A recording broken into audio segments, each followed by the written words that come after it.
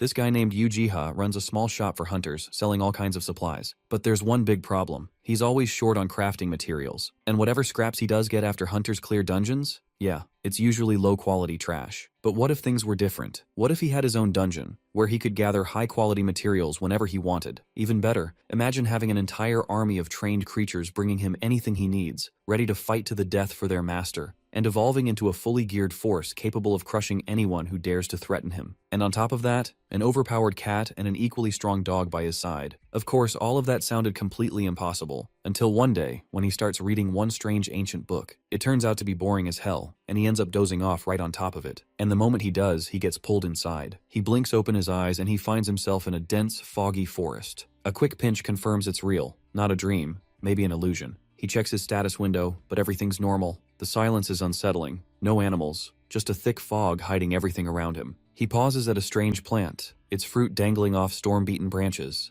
They don't look familiar. As he crouches down for a closer look, a description pops up, identifying it as a level 1 ether herb. Hunters burn ether to use skills, and stronger skills burn more. But with this herb, hunters can cast skills without spending any ether for 10 seconds, which amazes him. He regrets not bringing bottles to store the herb's liquid. Just then, he notices bright, lively leaves on a ruined tree and decides to help it, thinking it might die if he leaves it like that. He siphons water from nearby and lets it rain down on the tree, hoping his efforts will be enough to keep the plant alive. A flurry of notifications hits him. Plant amiability level 1 and blessing of XXX level. He stares at the screen, wondering if watering a twig could really trigger this. Out of nowhere, the old tree behind the herb lights up, and then vanishes into thin air right before his eyes, like it was never there. That's when he jolts awake, snapping back to reality. At first, he brushes it off as a dream, but it felt far too real. Then he notices the dirt clinging to his hands. His eyes widen as the realization sinks in. Everything he saw actually happened. Still not sure what to believe, he wonders if he had sleepwalked somehow. But there's no dirt anywhere near his place, so that doesn't make sense. Maybe he really went somewhere else. Just to test it, he grabs the same book and starts reading it, hoping sleep might take him back to that strange forest. Turns out he was right. After falling asleep, he wakes up in the same forest. But he notices subtle changes. The mist is thinner, and the place looks more open. That's when he realizes this is a dungeon that appears only when he sleeps, a concept completely new to him. Inside the dungeon, he spots a solar apple level, one hanging from a tree, an item that's rare even in top-tier dungeons. Health potions on their own only restore 10% of max health. But when combined with this apple, they heal an extra 20% and the recovery time drops by nearly 80%. The most shocking part is the abundance of these rare solar apples. He thinks that if he can gather these along with the ether herbs, he could craft a potion that's incredibly powerful. He thinks grabbing a few apples shouldn't be a big deal. But while he's still wondering how to take everything with him, something falls out of the sky and hits him right in the face. He catches it just in time and stares in disbelief. It's a dimensional pouch. The discovery is both exciting and a little scary. With it, he can carry things out of the dungeon and maybe even sell them at his general store. To his surprise, it even has a few bottles tucked inside. The scene shifts to the next day at Hunting Ground, a well-known hunter specialty chain store in Seoul's District 7. Supplies are running dangerously low. Hunters rush around, desperate to prepare, since they have just 30 minutes before heading into the dungeons. Paralysis resistance potions are especially scarce, with other stores like Witch's Cauldron and Pyramid already sold out. The 12th ranked hunter, Seo Hyejin, the Sword Witch, arrives at the store, turning heads with her rare Tier 4 dungeon gear. It's the first time a hunter gets a close look at her. She goes straight to the manager, who's surprised by her unexpected visit. She explains her calls weren't answered and wants to know if the potion she ordered yesterday is ready. The manager apologizes, saying the potion is still in the works due to the heavy workload and asks her to wait. However, Hyejin insists she cannot wait. Her dungeon run starts in 30 minutes. Pulling out her phone, she starts searching for other shops. Meanwhile, our guy is deep into experimenting with the items he brought from the forest. Checking off purified water, Undine's tears, and ether herb liquid from his mental list, he confirms nothing's left out. Then he adds the solar apple concentrate and mixes it all thoroughly. Suddenly, a bunch of notifications appear, showing that XXX's Blessing Level 1 triggered a great success on his potion. He earns Alchemy Level 1 and successfully creates a Special Potion Level 1. The potion grants 14 seconds of zero ether consumption for skills and heals 14% of max health over 15 seconds. He holds the flask, amazed at the alchemy skill he gained, something self-proclaimed alchemists do not get. He wonders what this XXX's blessing is that made his potion so potent. Selling it crosses his mind, but he is not even sure how to price something like that. The potion is way too good. Just when he decides to keep the potion and test it himself first, Hyejin, the huntress from earlier, steps into his store and heads straight to him. urgently asking if he has any potions, making it clear she's in a hurry. Her eyes catch the potion on the counter. She asks if it's a health potion. Jiha says it is, but it's not for sale yet. She shrugs off the warning, apologizes, and says she has no choice. She drops some cash, tells him to contact her guild if it's not enough, and walks out fast. He stands there, calling after her, worried the potion might backfire. The narrative shifts to the sword witch deep inside the dungeon, locked in a rough fight with mole-like creatures. She uses her skill to fire glowing swords that tear through the monsters as she pushes ahead, clearing everything in her path. 2 male collectors follow behind, impressed by the way the 12th ranked hunter handles the fight. The taller one says there's nothing left for them to do, a clear sign of her dominance. The shorter one agrees but feels uneasy and believes they need to raise their skills. The taller guy tells his partner to drop the idea of bothering the sword witch and just focus on quietly gathering resources instead. He mentions that if Hyejin were still the person she used to be, she'd have called them for backup. But after a certain incident, she's gone fully solo. The other guy tries to ask about that incident, but before he gets a word out, she rushes toward them, yelling for everyone to run. They're caught off guard, stunned by the sudden alarm. The reason for the alarm comes into focus: a giant creature with purple glow and razor-sharp claws. This manstalker, an aversion-level monster from Grade 4 dungeons, is notorious for its deadly poison and massive size. Panic sets in as they realize how bad their situation is. The men remain frozen despite her warning, so she steps back to face the manstalker alone. She swings her heavy sword at the towering horned beast, fighting fiercely. Still, the demon's strength overwhelms her, and her ether is nearly gone. All she can do now is hold it off long enough for the others to get away. In the heat of danger, her thoughts flicker to her partner Sung-yuk, someone she wishes were here right now. But she knows he's gone, no longer around to help. Facing the reality that she's on her own, she recalls the potion she bought earlier from our guy's store. With nothing to lose, she drinks the potion, finding it surprisingly tasty. A sudden surge of ether washes over her, filling her with power. Feeling renewed, she steps back into the fight, ready to take control against the demon. With her skill, Powerful Sword Rampage, she slices the creature in two. Surprised that the potion's health recovery and 0 ether consumption let her hold the skill for 10 seconds, far beyond her usual 3 seconds. Staring at the empty bottle makes her curious about the shop she bought it from. The next day, Hyejin bursts into Jiha's shop, demanding answers about the potion she bought and intimidating him. Onlookers murmur, recognizing her as the famed hunter who single-handedly wiped out a swarm of manstalkers. Realizing her tone is too harsh, she apologizes and inquires about the potion that healed 14% of her health at 0 ether cost. He reveals it came from a solar apple in a 0-tier dungeon, confusing her even more considering how rare the apples are. Jiha, feeling nervous about revealing too much, tries to stay vague. When Hyejin notices a glowing blue vial, he explains it's an ice resistance potion, 32% for 40 minutes. She's stunned, knowing most barely give 10% for 15 minutes. Curious, she asks its origin, and he recalls finding rare winter strawberries in a magical forest, though at the time they were only level 1 and gave 20% ice resistance for 30 minutes.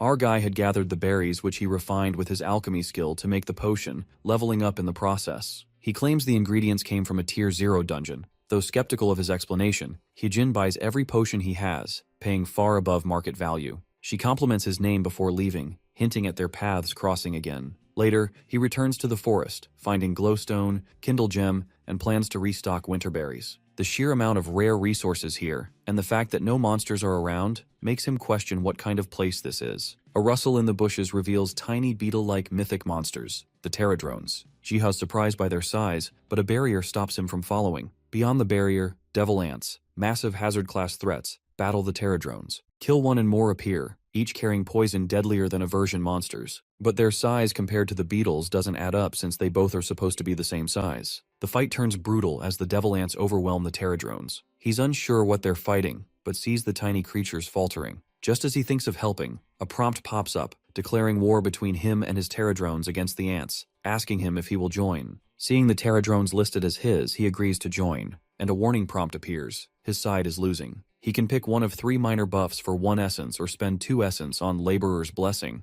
Choosing the latter, Jiha restores the pterodrone's strength, and they quickly sweep the devil ants aside. After the battle, Jiha thanks the tiny creatures for protecting the forest. They gather and offer him a pile of essence stones. The barrier falls and the mist surrounding the area lifts. Although Jiha planned a brief visit, he now chooses to explore the forest further. The story shifts to Hunter's Net, the hub for dungeon hunters buzzing about Seo Hyejin, the Sword Witch. She's ranked 12th, but chat rooms are questioning her latest victory. In a private chat, a red-haired woman discusses the Sword Witch with a user online. In the conversation, it's revealed Hyejin has been hunting solo ever since her partner, Sung-yuk, vanished 3 years ago. Yet the user dismisses it, saying she should move on. The redhead bristles at the cold, ignorant tone. Knowing how Hyejin has searched dungeons for years, she can't stomach such careless words. Then suddenly Chulhyun, her guildmate, a leading alchemist from the Eternal Flame Guild, interrupts her fuming and reminds her to take care of herself. She asks him to update on the information she asked him to gather on Ujiha. He reports that the store owner is just a low-ranked hunter, notable only for selling the rare solar apple. She presses for details and learns that the solar apple significantly cuts usage of ether,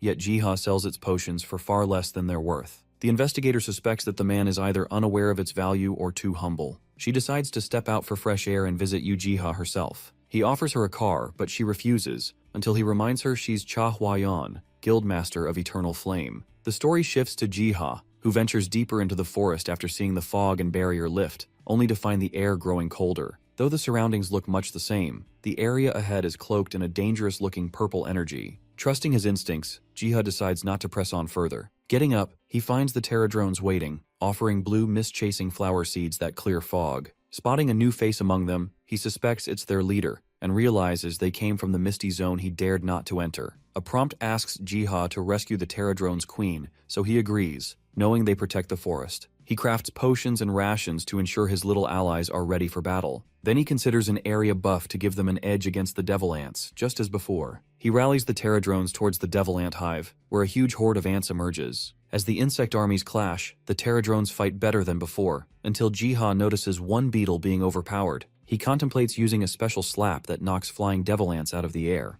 Our guy targets a winged messenger trying to call the main army and stops it with a timely strike. Meanwhile, Huayan visits Jiha's general store, curious about the rumored solar apple and intrigued by talk that Seo Hyejin beat the manstalker after coming here. The shop looks plain from the outside, but she's determined to uncover its secrets. Finding the door locked despite the open sign, she asks a cleaner about the schedule. He says it hasn't opened since yesterday and that the owner is rarely around, hardly professional. Remembering it's closed on weekends, she suspects the store owner makes himself hard to find and senses there's more to him than he shows. While she searches, Jiha has taken down the winged devil ant to aid his legion. The Terradrones return victorious, carrying their rescued queen. When the queen tries to move, he warns her not to overexert. She then offers a contract, making him their sponsor in exchange for valuable rewards and support. Jiha accepts immediately due to the mutual benefits, sealing their partnership. Then suddenly, right before his eyes, the Terradrone general evolves into a powerful warrior, now fitting his title perfectly. Soon, a line of beetles arrives with another huge haul of essence and ether stones, far more than he'll ever need. 10 essence and a sprinkle of ether stones would have been enough, but the group clearly thinks otherwise. Jiha examines the seeds from the Terradrone general. The wild grape seed seems ordinary, but the world tree fruit seed feels mysterious. He decides its secret will reveal itself once planted and trusts the forest to handle the rest. He then considers building a cabin nearby. The next day, hunters led by Hyung-nim enter a dungeon, certain the devil ant queen is inside. Instead, they find it already cleared, the nest completely empty with no ants and no trace of the queen. Hyung-nim can't comprehend how it could be done so fast since the dungeon just opened, which leads them to suspect someone else cleared the dungeon,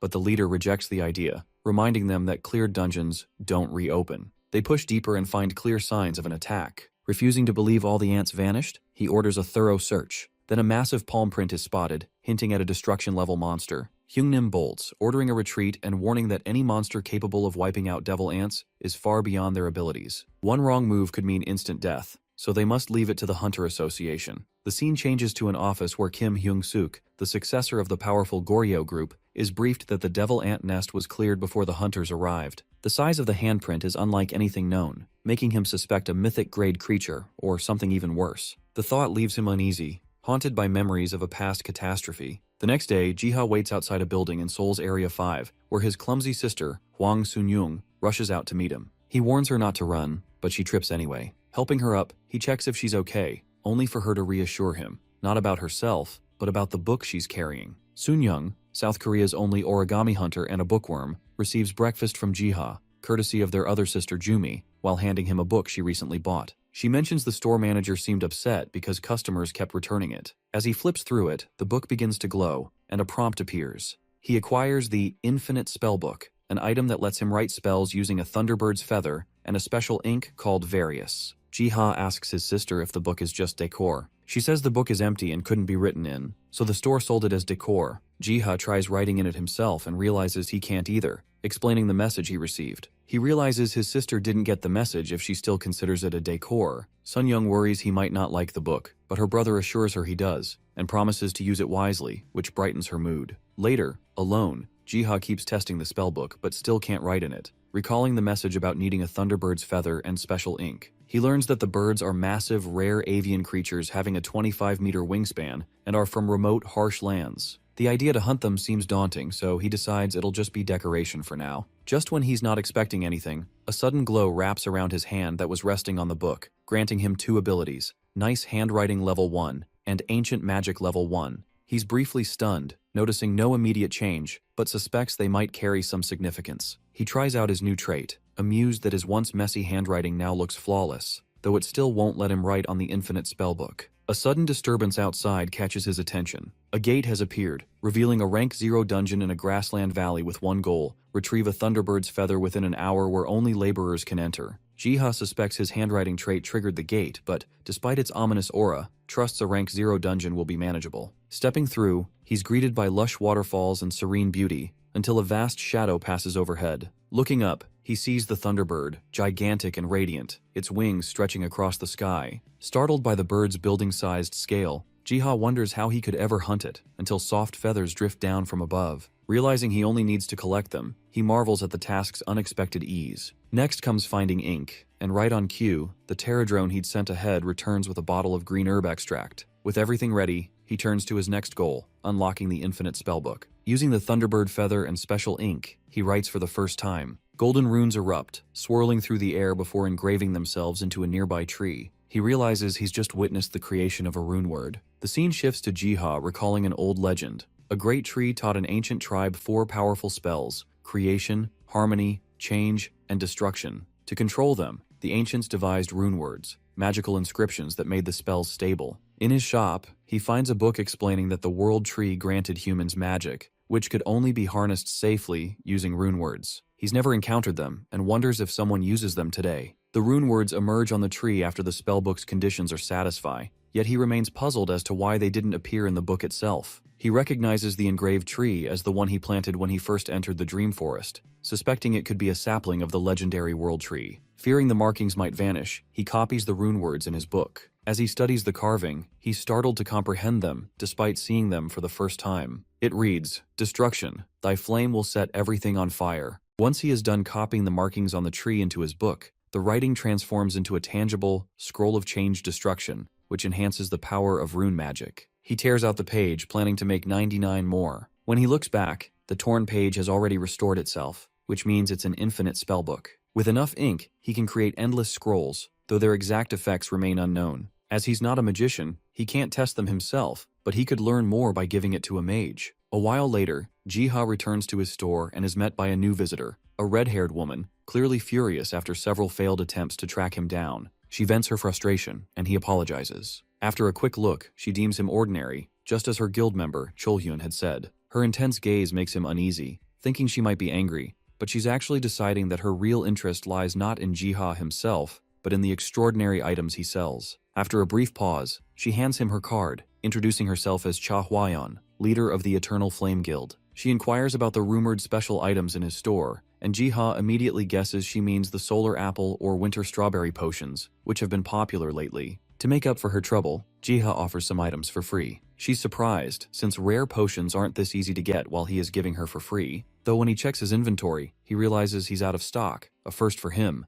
caused by recent distractions with the pterodrones and the infinite spellbook. Jiha, embarrassed, apologizes and promises to have the items ready by the next day. Hwayeon, though disappointed and unsure whether he's kind or simply naive, accepts his apology and agrees to wait. The redhead turns to leave, disappointed since she hoped to try his potions that very day. Then it hits him that she's a flame magician, so he quickly offers a flame scroll he made as a sample, not wanting her to go empty-handed. She takes the scroll politely, opens it and finds a fire spell. After testing it, she praises the incantation as she turns to leave. He notices her glowing staff, curious if the magic caused it. Afterwards, Hwayeon leads her guild in the spider dungeon, swiftly defeating a sentinel spider. She orders them to advance while staying alert. As she wields her staff, she feels her power surge, the embedded runestone glowing fiercely. A sudden warning from her team alerts her to a toxin splash aimed at her. She evades it without harm, and spots numerous glowing eyes lurking in the shadows, far more foes than their report had suggested. Recognizing the danger, her teammate apologizes for the oversight and suggests retreating to regroup.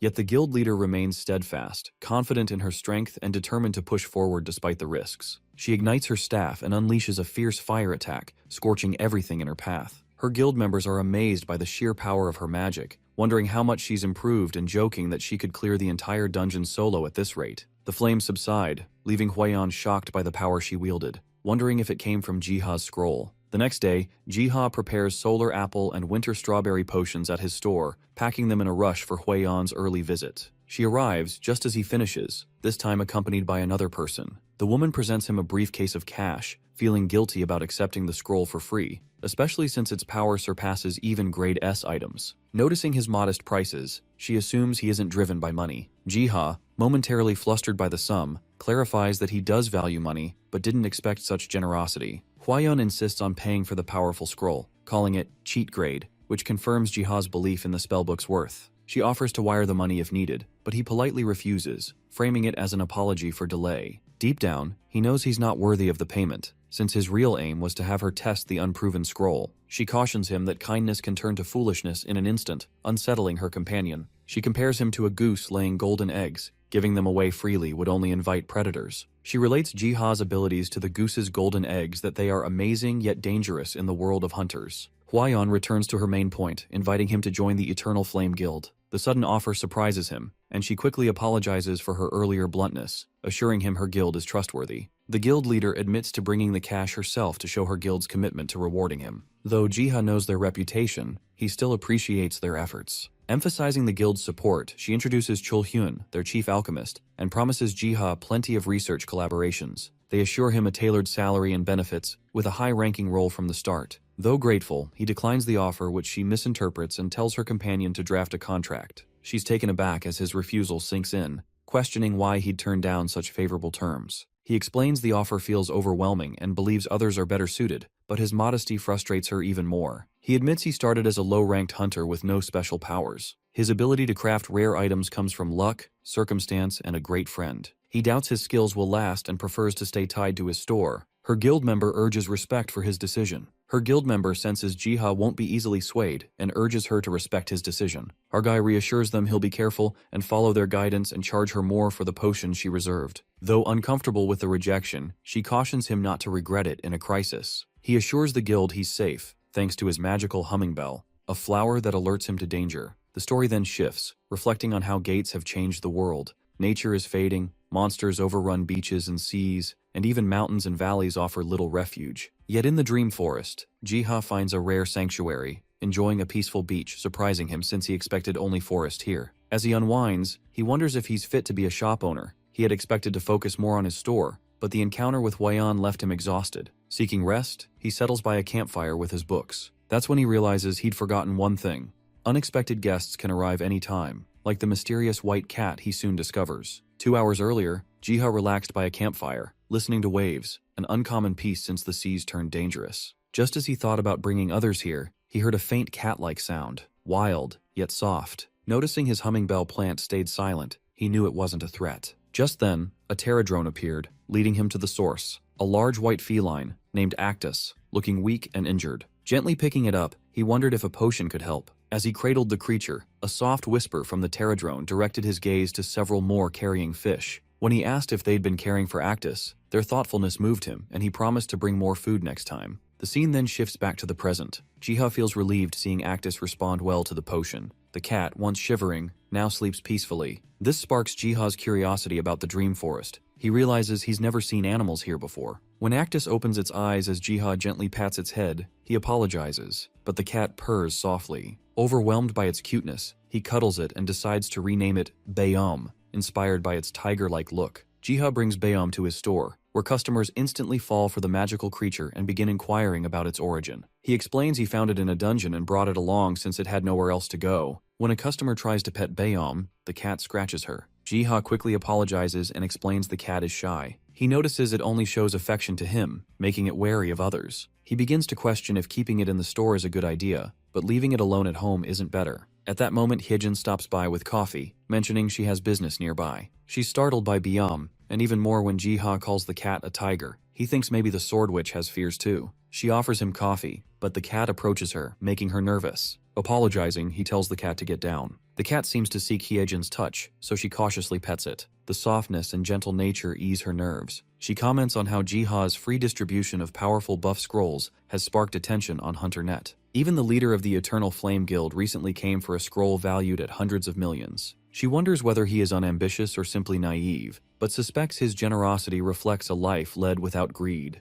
Perhaps the very reason she keeps returning to his shop. Suddenly, the magical humming bell in the shop rings loudly, signaling danger. A Type 4 catastrophe warning blares, ordering nearby residents to evacuate immediately. Hyejin shouts at him to flee at once, urging haste, but he remains frozen, clutching Byam tightly. Hunters arrive, guiding civilians to safety as the street descends into chaos. Jiha hears murmurs that a Type 4 warning signals a Level 4 dungeon which only top hunters can handle. He tries to soothe the cat, yet the shaking ground reminds him danger is imminent. Dungeon catastrophes occur when hunters fail to clear a dungeon. Low-level dungeon breaks are manageable, but a rank 4 or higher dungeon catastrophe poses serious danger. Authorities evacuate civilians within 20 kilometers, launch military and armored operations, and assemble high-ranking hunters at the front, which is why the Eternal Flame Guild is here to control the threat. Things begin to escalate and skeletal monsters pour out from the catastrophe gate. The military responds immediately, launching fighter jets and missiles to stop the monsters. But the city plunges into chaos as the horde advances. The manager Hyun-suk, leading the military,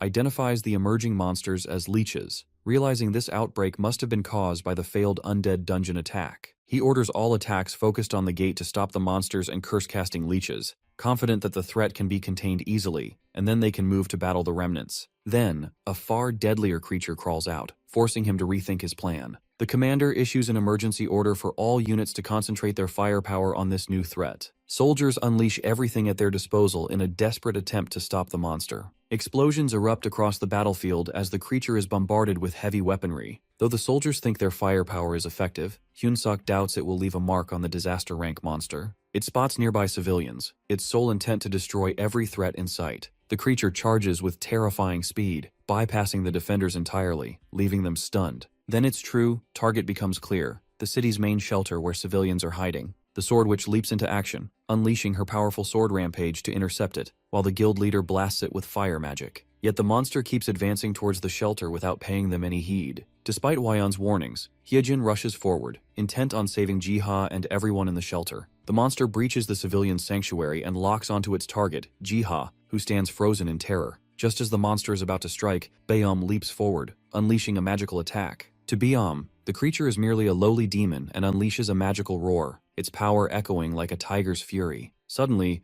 Hyejin senses a surge of ether radiating from the shelter that freezes the monster in place. She takes the chance and rushes forward, signaling Cha Hwayeon, who is already casting a powerful flame spell. Her sword rampage synchronizes with the fire magic in perfect unison, engulfing the beast in a storm of blazing sword strikes. With the monster finally defeated, silence descends on the battlefield, prompting them to believe the fight is over. But the sword witch alerts the leader about the ether she felt earlier. As the dust settles, Hyejin is surprised to see Jiha still kneeling in the shelter, holding Byam, while everyone else has fled. With the authorities concluding the situation is resolved, they begin tending to the wounded. Hyejin, however, can't shake the memory of the ether she sensed. It has disappeared. Meanwhile, Jiha returns home, exhausted from the day's chaos. Post-shower, he sits at his desk with Byam, noticing the cat's calm expression and recalling the anger it displayed earlier when confronted with the monsters. Still intrigued by what happened, Jiha begins recording it in his legendary spellbook. As he writes, the information appears directly on the Mir Wiki, a world database that was previously thought to be uneditable by anyone.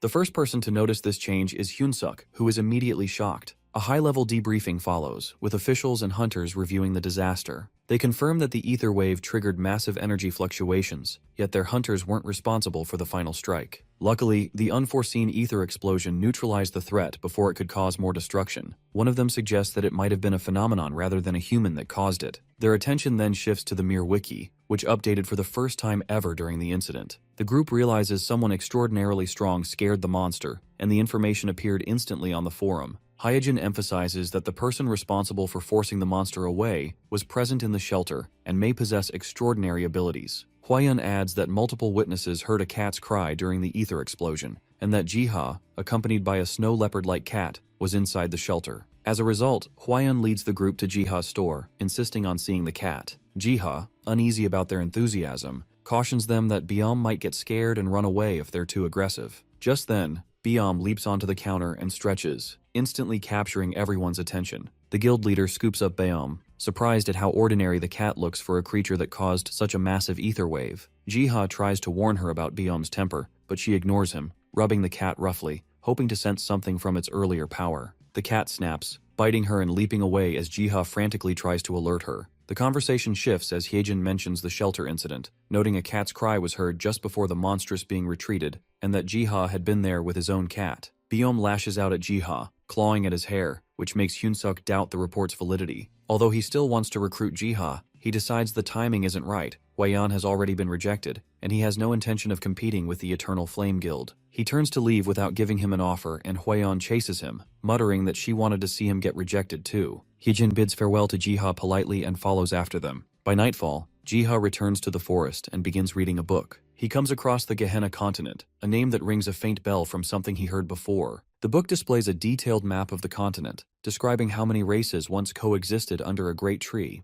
It explains that the tree created the nature gods to protect Gehenna. Jiha freezes at an illustration of a nature god, a white feline with black spots, labeled Nature's Raging Fang. Though Bayam seems ordinary, the memory of the ether explosion convinces him his cat might be far more than it appears, possibly a nature god. The realization hits him. The tree from his dreams might be the legendary world tree. Everything clicks. The feeling that the tree was giving him a purpose, the laborer class he acquired, helping the Terradrones, and saving Biom, all are tied to the world tree's blessing. At that moment, his spellbook glows and flips open. A new status window appears, revealing his class as XXX's worker, with the trait XXX's blessing, listing skills in plant and animal taming as well as alchemy. The book flares brighter, forcing him to shield his eyes. Jiha flips through channels and stops at a news conference discussing the constant threat of undead creatures led by an ancient lich. 10 years after the government abandoned their hunt, corruption runs rampant, food is scarce, and people are starving. Officials debate bombing the area, knowing they must use every resource to succeed.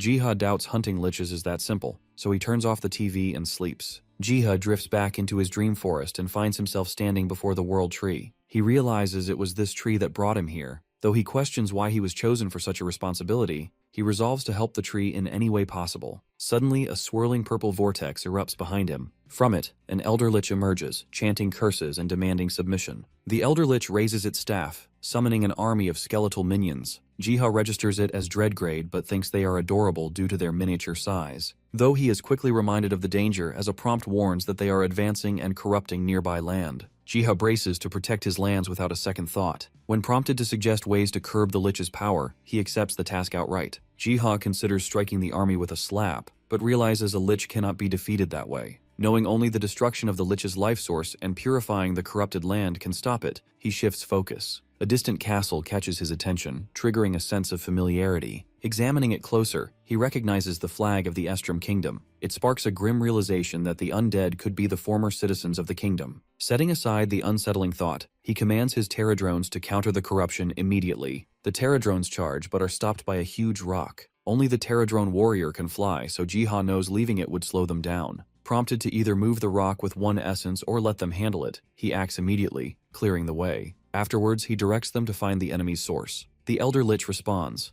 ordering undead minions to protect its tribute box and unleashing a spell that devastates the advancing Terradrones. The tide turns against the Terradrones, but the warrior charges its leader with a forceful headbutt, while Jiha casts Worker's Blessing, boosting the entire army. Amid the clash of Terradrones and undead, the Elder Lich is driven to the ground and torn apart limb by limb. Yet he only laughs, declaring that destroying his body is pointless. His true weakness lies elsewhere. Suddenly its eyes flare, it senses the enemies closing in on its life source. However, their strength is not enough, so Jiha is prompted to evolve his Terradrone warrior for 5 essence. He hesitates due to high cost, but ultimately accepts. The creature evolves into a fearsome knight, and it storms towards the castle's heart, urgently ramming the cursed box with its horns. As the life source shatters, the lich howls in agony before its body and army dissolve into blue mist. Jiha, savoring the victory, is soon greeted by his Terradrones, who bring spoils from the battlefield and present him with a treasure chest. To his surprise, the chest expands in size, and inside lies the Estrom Kingdom's royal seal,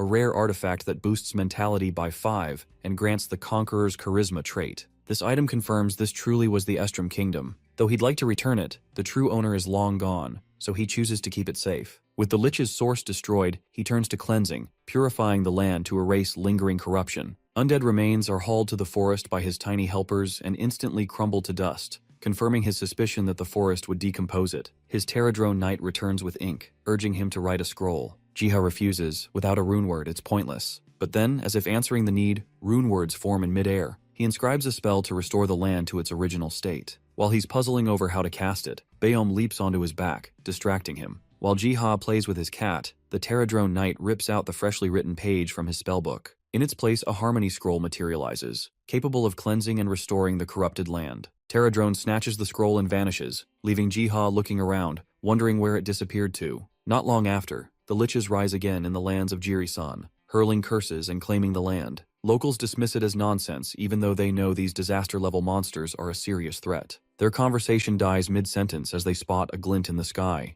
As their curse swells, the Liches claim divine right over the land and send their minions charging. Their army surges, then stops cold when a Terradrone Knight emerges from the gate. The Elder Lich instantly recognizes the creature as the race of the Cursed Tree, the Guardians of the Forest, commanding his army to finish it. The Terradrone Knight gores a skeleton, only to be blasted by the Elder Lich's curse, but the Terradrone Knight shrugs it off like a mild itch. The Lich freezes in disbelief as the Knight calls its army forward to crush the undead. The scene cuts to the shop, where Jiha's sister bursts in, flicking on the TV for the news. Footage shows Jirisan, where traces of battle remain and the once purple lands are now cleansed. Officials suggest the Liches may have been wiped out. Jiha frowns, unsure what to make of it, until the anchor mentions a never-before-seen monster, possibly destruction level, and displays the Terradrone Knight. His confusion deepens, wondering what would a Terradrone be doing there. The Eternal Flame headquarters buzzes with debate over the news footage. Hyunsok is certain the creature isn't destruction grade, yet Heejin claims they are mythic grade. Hwaeun just sits in confusion at the strange events.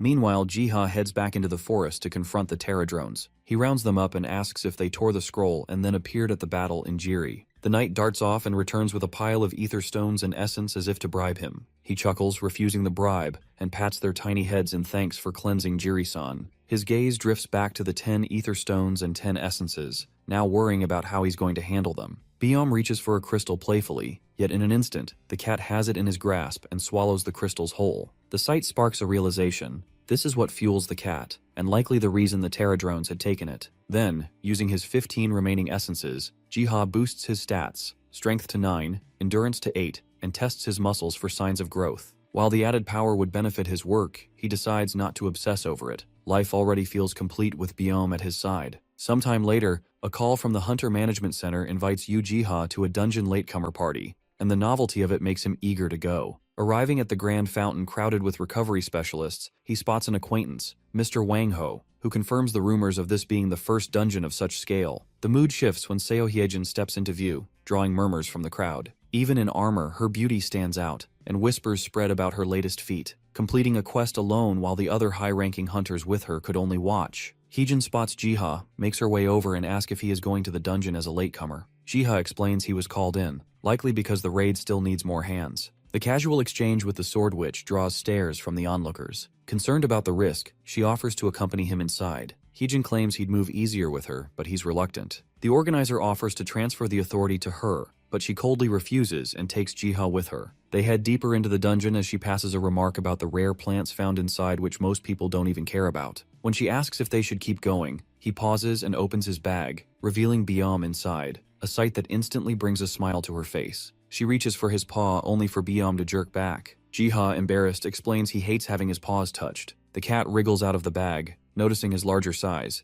Hyejin guesses Jiha's been feeding him well. Jiha admits it's expensive to feed him, remembering the 1,000,000,001 ether stone he swallowed. On the way, Hyejin casually asks if Jiha saw the news on Terradrone. Though hesitant to share more, she tells him about giant traces found in the Busan Devil Ant dungeon. He gets nervous hearing her compare their hand size to buildings. It finally registers to him that she might be talking about the same dungeon where he flattened an ant with his palm. When she adds that the raid was cancelled due to that mythical level giant, he smirks inside, knowing that giant was him. At least the miniature forest's connection to the real-world dungeons is confirmed now. Suddenly, Bayom starts acting strange hearing the monsters approaching. Hyejin tells him to fall back and draws her sword. Then a deja vu hits her hard as she links this place to where her partner Sung-hyuk vanished. Considering a hunter who was ranked first in Korea disappeared here, Jiha thinks this must be a level 5 zone. Surrounded by Venus human traps, Hijin downs a potion and readies her stance. She instructs Jiha to run towards the entrance when the monsters attack. However, our hero, being the good guy he is, refuses to leave her to face a swarm of high-class monsters alone. Then Byum suddenly sprints in the direction of the monsters, making Jiha even more stressed. What Jiha witnesses next is jaw-dropping. The monsters in the vicinity begin to flee in terror as Byum advances. Then, with a brutal bite, the cat rips through the wild plant, leaving both hunters rooted in place. Returning with something clamped in his jaws, Byum drops it into Jiha's hands,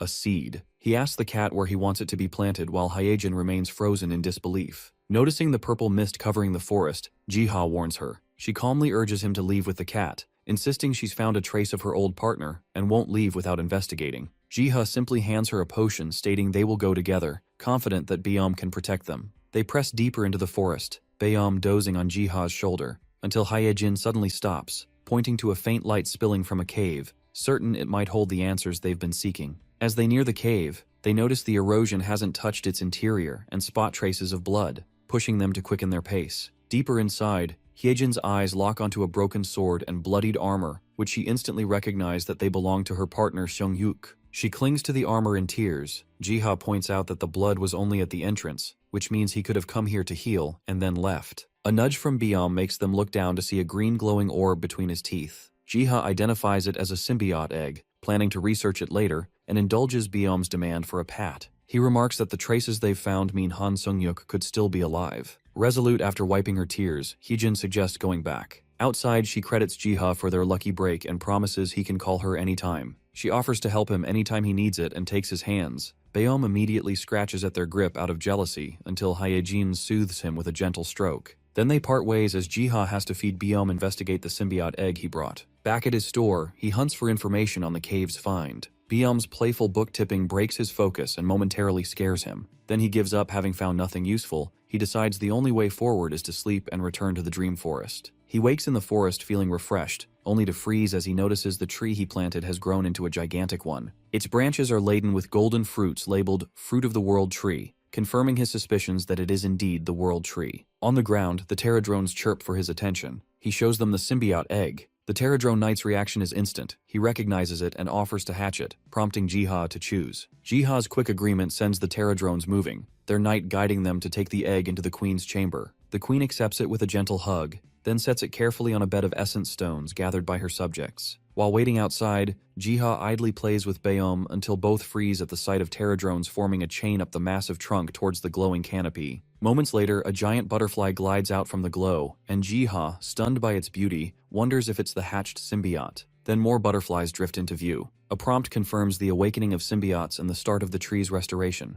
leaving Jiha and Byum awestruck. With the world tree fully restored, Jiha runs his hands down its trunk, feeling relieved. In response, the tree bestows a blessing, awakening his destiny as a world tree's worker. Jiha gazes in awe as the forest expands and the solar apple fruit levels up to 2, allowing him to craft twice the amount of potions. Though visions of getting rich tempt him, yet he refocuses on his fate, realizing the world tree may have chosen him to help restore the world. Byum signals his hunger with a meow and Jiha readies a fishing rod, promising trout. Excited, the cat leaps at the hook. They celebrate as a large fish lands on the line. Suddenly, a prompt appears identifying it as a red trout, granting level 1 extrasensory perception, which boosts senses and reflexes by 20% for 30 minutes. The realization that he never got this much description on an item before sparks his curiosity. He digs through his backpack, questioning if other items will reveal new details as well. He pulls out his dimensional pouch, which also has newly added description that it can carry items safely, even while entering other dimensions. He scoops up Byum and hurries to the store, inspired by a sudden idea. He sets his plan in motion, and sometime later hunters pack the street outside Jiha's store. Byum threads through the crowd and delivers a token to a woman. They all have gathered here to buy potions from Jiha's store,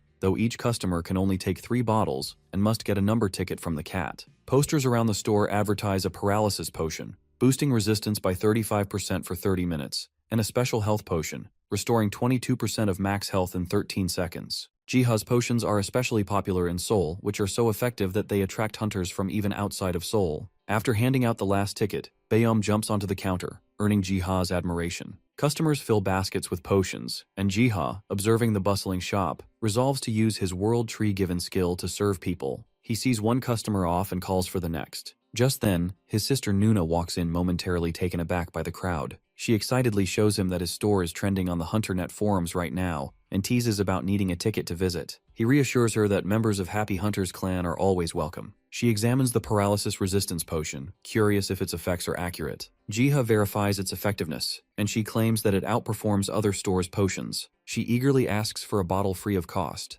but Jiha declines, offering a scroll instead. She marvels at its writing despite its messy look. Jiha explains it's a scroll of creation wish, granting 2 small wishes and also a charm to bring her good luck. Hesitant at first, she uses it to wish for a rare old book. Later, Sunyoung's guild battles small fish-like entities in a dungeon. Their tank, struggling to keep up, is mocked by his sword-wielding comrade. The swordsman hurls the creature with full force, which lands on Sunyoung, leaving her injured on the ground. He apologizes while they all check on her. She gets up, nursing her head. Suddenly, the scroll of creation glows and prompts that her mishap raises the chance of finding special items by 70% for 30 minutes, with only 1 use left. The earth vibrates unexpectedly, splitting underfoot, and the team plunges into the abyss, while the ancient book slips from her grasp. Their fall ends with the ground beneath them, and she questions the repeated misfortune. Realizing the fall isn't from a trap, the mage casts a magical light, revealing a hidden chamber brimming with treasures and legendary equipment. As they explore, the white-haired man spots the night troop's longsword, while another deduces the area is a secret hideout. Sunyoung discovers an ancient book of the Black Lion Knight from Gmark Empire, and she jumps in joy, thinking her wish for an ancient book came true. A groupmate warns of the unstable dungeon and urges them to gather what they need and leave. Just as they move, the swordsman falls as the ground beneath him breaks apart, but is saved by the tank. Right then, another earthquake hits them. They attempt to calm each other and head back, but a sudden swarm of monstrous creatures blocks their path. Panic forces them through the corridors, only to be pursued by an even larger, terrifying monster. Sunyoung prays to God Ark, shielding herself with the book, but receives no aid. She opens her eyes to find her team huddled together, surrounded by miles of barren sand with no escape.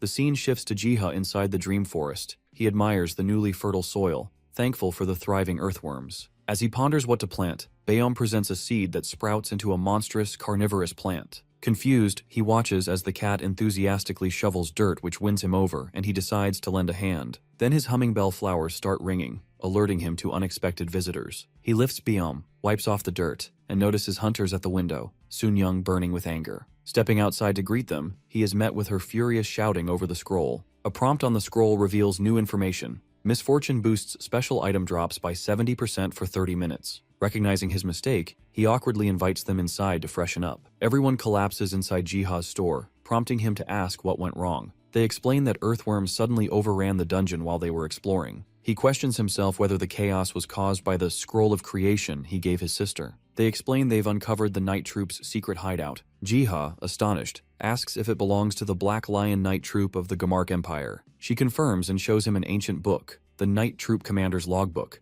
but admits most of it is unreadable due to the ancient language. Jiha glances at the logbook and surprises her by reading the ancient language, revealing that monsters have started crossing into the Estrom Kingdom. Impressed, she pulls out an old paper, and his eyes widen in shock as he realizes it's a damaged map of the Gehenna continent. Realizing how useful the map could be in the Dream Forest, he eagerly requests to borrow the logbook and map for a few days in exchange for a huge pile of potions. Seeing their excitement, he adds more for an extra month, charming them all. After sending the customer off, Jiha makes a mental list to improve business for his store and reads the Night Troop Commander's logbook. Seeing Baeom dozing off, he pats its back and settles on the desk and decides to check Nuna's map first, leaving potion making for later. Jiha examines the map and notices its detailed monster listings, identifying the Elder Lich's origin near the southern Estrom Palace and the forest from his run-in with Hyejin near Mount Apeto. Frustrated by the map's incompleteness, he thinks the Terradrones might hold more knowledge, so decides to sleep, and wakes up in the Dream Forest. In the forest, only Baeom's movements breaks the silence while the forest feels unnervingly still, making Jiha wonder where the beetles went. In an instant, the humming bells suddenly ring, indicating a powerful monster's presence. Suddenly, a Cyclops with a single red eye emerges, flanked by a Terradrone army. The gardener identifies it as a disaster-grade monster previously seen only in China. He notes its unprecedented size and lethality, remembering that dozens of hunters sent after it in other lands were crushed by its massive club.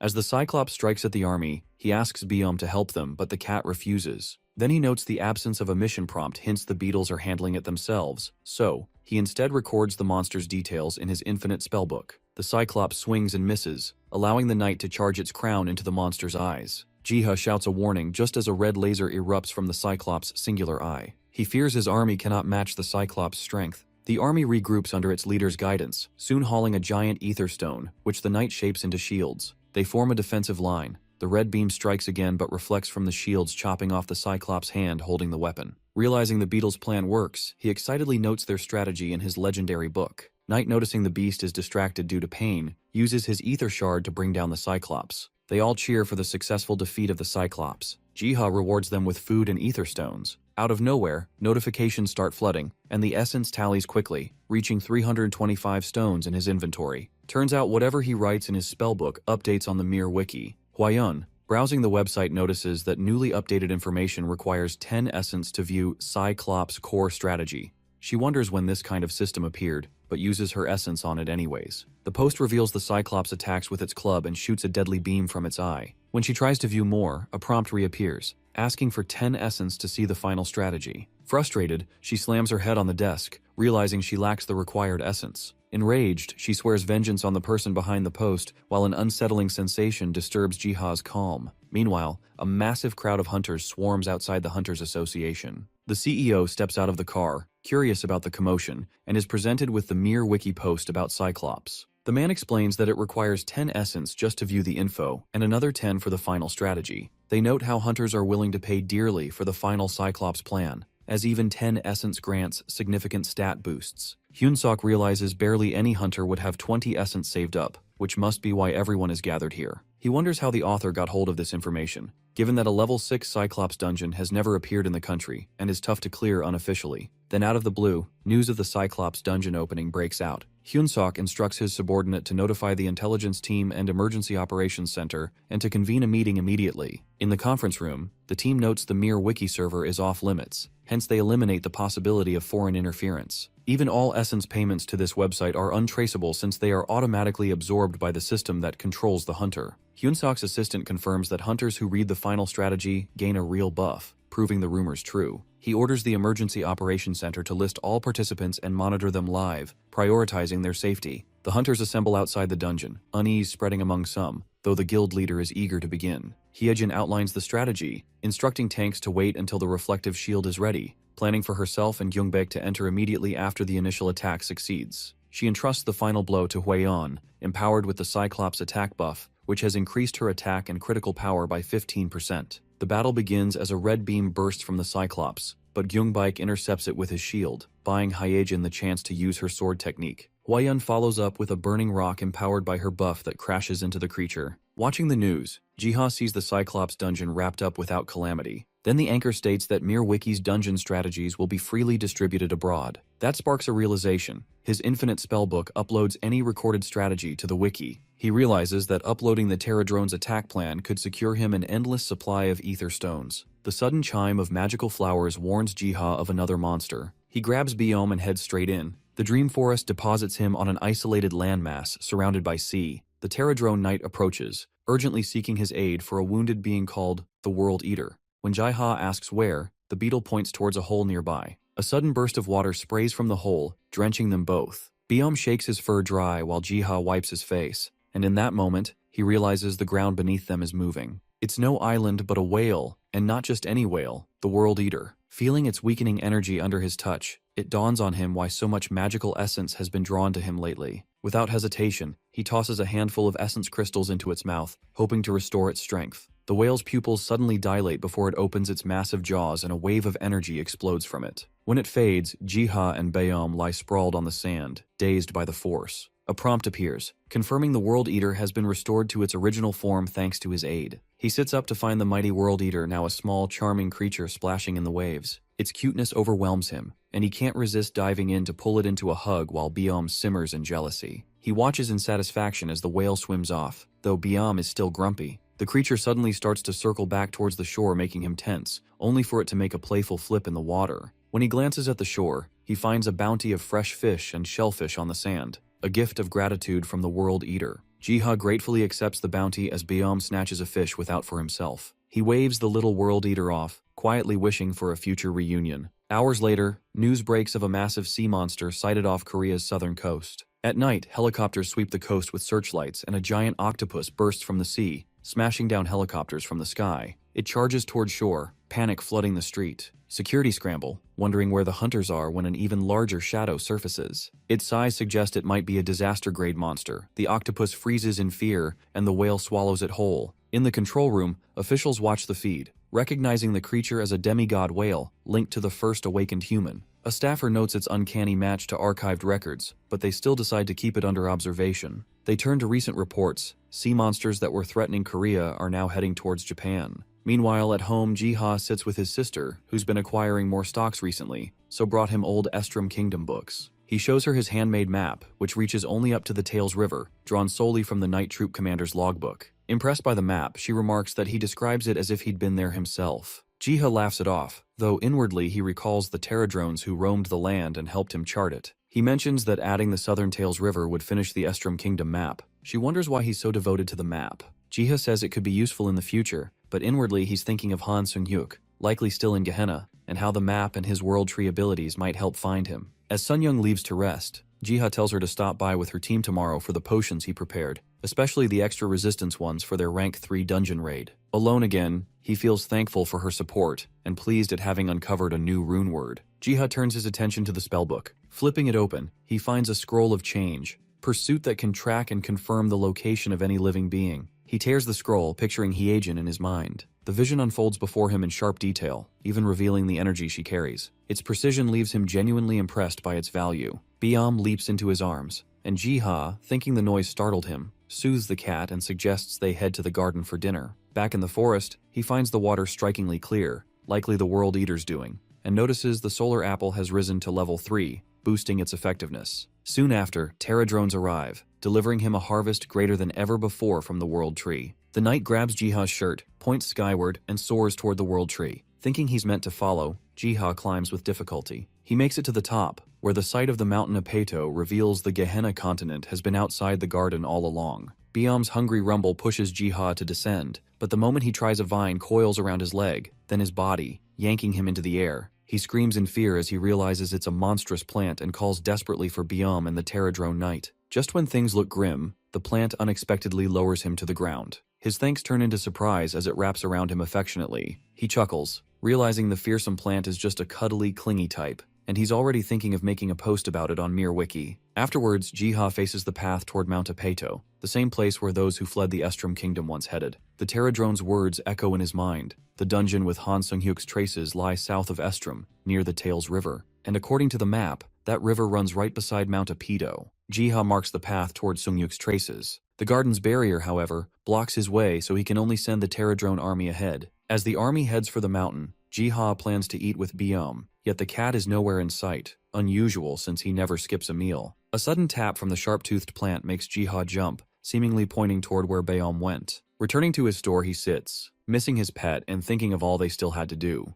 Lost in thoughts of Byam, he looks up to find Hyejin entering with a well-dressed man. After he greets him, the man introduces himself as Kim Hyun-suk from Hunter Management, explaining he'd requested her help to see Ji-ha again. Hyun-suk commends his remarkable potions. Ji-ha offers them tea and uses the moment to explain to Hyejin why he'd contacted her. He reveals a scroll found in an ancient book, believing it could help locate Mr. Sung-hyuk, the Scroll of Change. Trace leaves them astonished. Upon learning he translated it all by himself, they vow to keep it confidential. The air turns tense when Hyun-suk suddenly asks him if he has a contract with a demigod. Shocked by his knowledge, Ji-ha listens as the man clarifies he's not here to pry. Instead, he praises his potions for raising hunter survival by 20%, calling him invaluable, and offers his business card as well as the Hunter Management's full support in return. Ji-ha, taken aback by the praise, wonders if he truly deserves it, but his guests insist he's the organization's future. Hyejin cuts in, explaining that the man only wanted to meet him personally and apologizes. Ji-ha thanks them, promises a meal in return, then presents the manager with potions and walks him out. Remarking on Kim Hyun-suk's dedication and charm, they step inside. Ji-ha starts sketching in his book, prompting Hyejin to ask about it. He reveals a near-complete map, which she immediately connects to a mountain and river near the Estrom Kingdom. Ji-ha tells her to match the terrain to the map and activate the scroll while thinking of Mr. Sung-hyuk,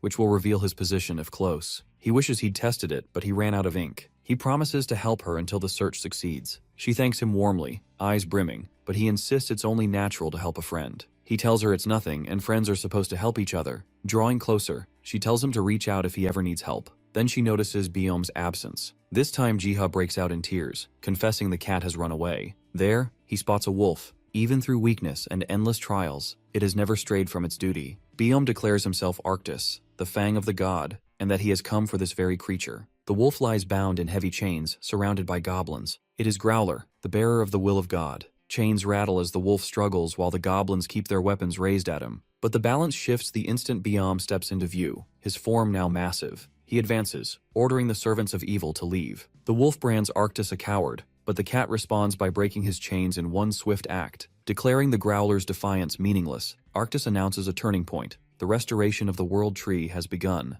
Growler rejects Arctus's authority, recognizing only the will of the gods. Without hesitation, the towering cat snatches him and flings him aside. Stunned and powerless, the wolf hears Arctus declare he isn't asking for permission, reminding him that he stands as the god's proxy. Arctus clamps onto the wolf's scruff, running with purpose despite the beast's protests, urging it to surrender. The scene shifts to Jiha exploring a Category 3 dungeon with fellow hunters. Sunyoung inquires why he decided to tag along since there is nothing more than an item box in a ruin-type dungeon. He explains the Black Lion Knight commander had helped Estrom refugees escape through here, hinting that hidden tunnels might still exist beneath the debris. Sunyoung points out the familiar architecture, but her teammate is more interested in discovering a rare artifact here. Jiha's eyes fall on Gyungbaek's sword, and he explains it's a rare knight's longsword, enhancing strength and endurance by 5, agility by 3, and igniting the knight's pledge skill to raise attack by 7% for 5 minutes. The group gasps in shock, questioning how he knows such specific details. Realizing only he can see the item descriptions, he invents a story about recently gaining an appraisal skill. Sunyoung immediately sees the connection, understanding why his potion effects are so precise. Spurred on, another teammate asks him to appraise his armor, and Jiha identifies it as light chest armor, which boosts defense by 10% and critical defense by 5%. The group teases Jiha, congratulating him on his new skill and joking about the fortune it could bring. Sunyoung, furious at their greed, smacks them with her book and warns Jiha to watch out for opportunists everywhere. Jiha ponders Sunyoung's warning while navigating the ancient stone corridors, thinking of seeking advice from Mr. Hyunsuk on managing his abilities. Ahead, they spot a fortress wall torn apart, evidence of a recent monster attack. The party pauses at the banks of the Tails River, awed by its breadth and clear waters. Jiha studies its depth, wondering how the commander carved the tunnel. He sketches the river in his book and makes a mental note to explore behind Mount Apedo later. The others crowd around, impressed by how accurately his drawing captures the scene. Sunyoung's scroll of creation glows, granting a temporary boost to finding special items during minor setbacks for 20 minutes. At the same moment, a page from Jiha's spellbook tears off and flies through the air. He lunges to catch it, startling Sunyoung, who topples into the river, and he immediately runs to rescue her. Sunyoung is carried off by the river's strong current, prompting Jiha to dive after her. Beneath the surface, the World Eater whale appears and surfaces, carrying them both safely. He ensures she is okay as she coughs up water, thankful for the creature's timely intervention. Jiha thanks the World Eater, gently patting it in gratitude. As the party regroups, they call him over to investigate an unusual sight, a glowing pattern etched into the grass. They wave off the whale as it departs. Sunyoung sighs, frustrated at her repeated misfortunes. Her guildmate retrieves a shiny object from her hair. She recognizes it as the last brooch of the artisan, an artifact boosting handcrafting by 10%. Inspired, she tears a page from her book, conjuring a paper dragon that delights everyone. Before leaving the dungeon, the group shares thanks for their day's work. Jiha feels pleased to have found a magic circle which he even copied in his book. He opens his book and the description reveals it as a god-granted dimensional portal, usable only to destinations where the same circle exists. Jiha contemplates the magical circle, determined to uncover how the Terradrones travel freely between Earth and Gehenna. Returning home, the absence of Bayam unsettles him, but he reassures himself it is temporary and focuses on work to distract from the void. Later, Jiha moves through the empty forest, calling for his companions. Biom appears from behind, carrying a small pup in his claws, and the gardener immediately feels relieved and notices how much his cat has grown. Then he sees the small creature and scoops it up, and a prompt reveals the pup's name as Growler, messenger of the gods, and asks if he will help treat its injuries. Without hesitation, he accepts, and the World Tree's radiant power flows into Growler. The wolf regains strength and tries to glare at him, but Jiha, charmed by his cuteness, hugs him. He names him Doggo and welcomes him home, while Growler internally critiques his choice. Some days later, the gardener notices the pterodrone's numbers have grown significantly since Doggo's arrival. He deduces it is due to the wolf's unique demigod traits, which enhance animal affinity and leadership. Consequently, the herd has increased by 1.1x in size, and their movement speed has improved by 1.2x. Jiha realizes that as Doggo grows stronger, the entire group will benefit. With its persistent hunter skill that detects any movement within 2 km, he thinks they can safely cross the Grand Plain toward Mount Apito. He rewards him with a red trout ball, but Bayom greedily steals it, and the two clash in a chaotic fight. Their master intervenes, lifting Bayom and Doggo while scolding them for fighting. Then humming bells start ringing, signaling a visitor to his store. Bringing his pets inside, he wonders if he is feeding them too much. As the door opens, Doggo growls at the visitors. Manager Hyunsuk accompanied by the alchemist Chul Hyun. The discussion shifts to Jiha's artifact appraisal skill, which he confirms, delighting in earning a firm handshake from the alchemist. Curious, Jiha inquires why they came. Choi explains it's not a recruitment attempt and commends Jiha's exceptional potions and scrolls, subtly revealing his jealousy as an alchemist. Mr. Hyunsuk proposes a sit-down, emphasizing that both parties have plenty to discuss. They question Jiha on the scope of his new skill. He explains it allows him to accurately determine an artifact's name, description, stats, and skill ratios. He uncovered this ability while crafting potions and confirmed it by testing on various artifacts. The manager observes that it resembles an appraiser class, but he is uncertain of its practical applications. Hyunsuk explains that he brought Choi to help him refine his appraisal skill. Noticing Jiha's willingness to assist hunters, he warns that appraisers are rare worldwide, and if news spreads, crowds of hunters could disrupt his life. He assures Jiha that preparations to manage the influx of hunters are ready. Hwayeon stumbles across a popular post online about artifact appraisers, sparking her curiosity about whether a new hunter with such a skill has emerged. Looking into it, she discovers her own guild, the Eternal Flame, is offering the appraisal service with a strict limit of 60 reservations per day. She's stunned to see all reservations were taken while she was still reading the post. People line up outside the Eternal Flame headquarters, all waiting for Jiha, masked as Master Cat, to appraise their artifacts. Explaining each item's properties, he enjoys the task despite the mask's discomfort, and appreciates having Min Hyunsuk's support. He briefly considers greeting Hwayeon, but hesitates as he previously declined her offer. Meanwhile, Hwayeon erupts in fury before Chulhyun, leaving him anxious as he tries to calm her. Her anger stems from fully booked reservations, but he fears it will worsen once she learns Jiha is the appraiser. She complains that slots are taken for the next 3 months and criticizes him for not informing her earlier. He clarifies that the appraisal service is managed by the manager, and the location was only assigned yesterday since he had free access to the basement. Frustrated that her prized artifacts will take 2 years to be appraised, Cha Hwayeon urges Chulhyun to do something. He just decides to leave, insisting he cannot intervene and urging her to be patient and avoid causing disruption. Still furious, she becomes determined to uncover the newcomer's identity and bend him to her service as an appraiser. At the same time, Master Cat feels an unusual itch in his ears, sensing that someone is talking about him. Later, Choi and Jiha brew their potions side by side and compare their effectiveness. The special potion nullifies ether consumption for 11 seconds and heals 11% of max health over 15 seconds, whereas the very special potion increases the duration to 16 seconds and restores 16% of health, offering a stronger effect. Though the preparation steps were identical, Choi finds Jiha's potions more potent. Jiha blames the ingredients, hiding his advanced alchemy skill as the reason. Confident in their work, they complete the batch for sale tomorrow. Choi, impressed by the potions, suggests they shouldn't be confined to one store. He proposes expanding operations and recruiting more alchemists, bowing to him, calling him sensei and requesting guidance. Our modest alchemist reminds him he's learning too and shouldn't embarrass him. After the senior alchemist left, Jiha dozes off in exhaustion. He wakes in the forest to some of the pterodrones collecting fruits while the wolf and others stack essence stones. Smiling, he greets them and apologizes for arriving late after a long day of potion lessons. Both pets leap into his arms but squirm at the closeness. The pterodrone knight signals urgently and Doggo leaps away to lead Jiha forward. Moments later, an alert warns of monsters in the Great Plains. Growler immediately spurs into action and uses his command skill and rallies the army, and together they drive the invaders from the Great Plains. As a result, the pterodrone army receives the demigod's blessings, triggering an evolution into a new species. The knight transforms into a scout, while Jiha's efforts purify the Great Plains, unlocking Mount Apito for exploration. He commends his companions, particularly Growler, who revels in the attention. The cat and wolf boast against each other, leading to a brief scuffle. Jiha gathers them both and sets their course toward Mount Apito. As he scans the area, he spots a distant building, realizing it may have served as a Black Lion Knight's shelter. Remembering the map places their shelter on Mount Apito's southern side, he suspects a tunnel could run through the mountain. Touching the protective barrier, he is informed that the world tree's restoration has finished. Physical interference in Gehenna is barred, yet he can now converse with its bound entities, and his destiny as the deity's representative begins to manifest. Unable to physically interfere in Gehenna, the gardener questions if he can still command the Terradrones. Suddenly he gains a skill, God's vision, letting him see the area from a divine perspective. While testing the skill, it grants him a godlike view, propelling him high into the sky. Surveying the land, he sees armored survivors forming a defensive stance against a goblin horde.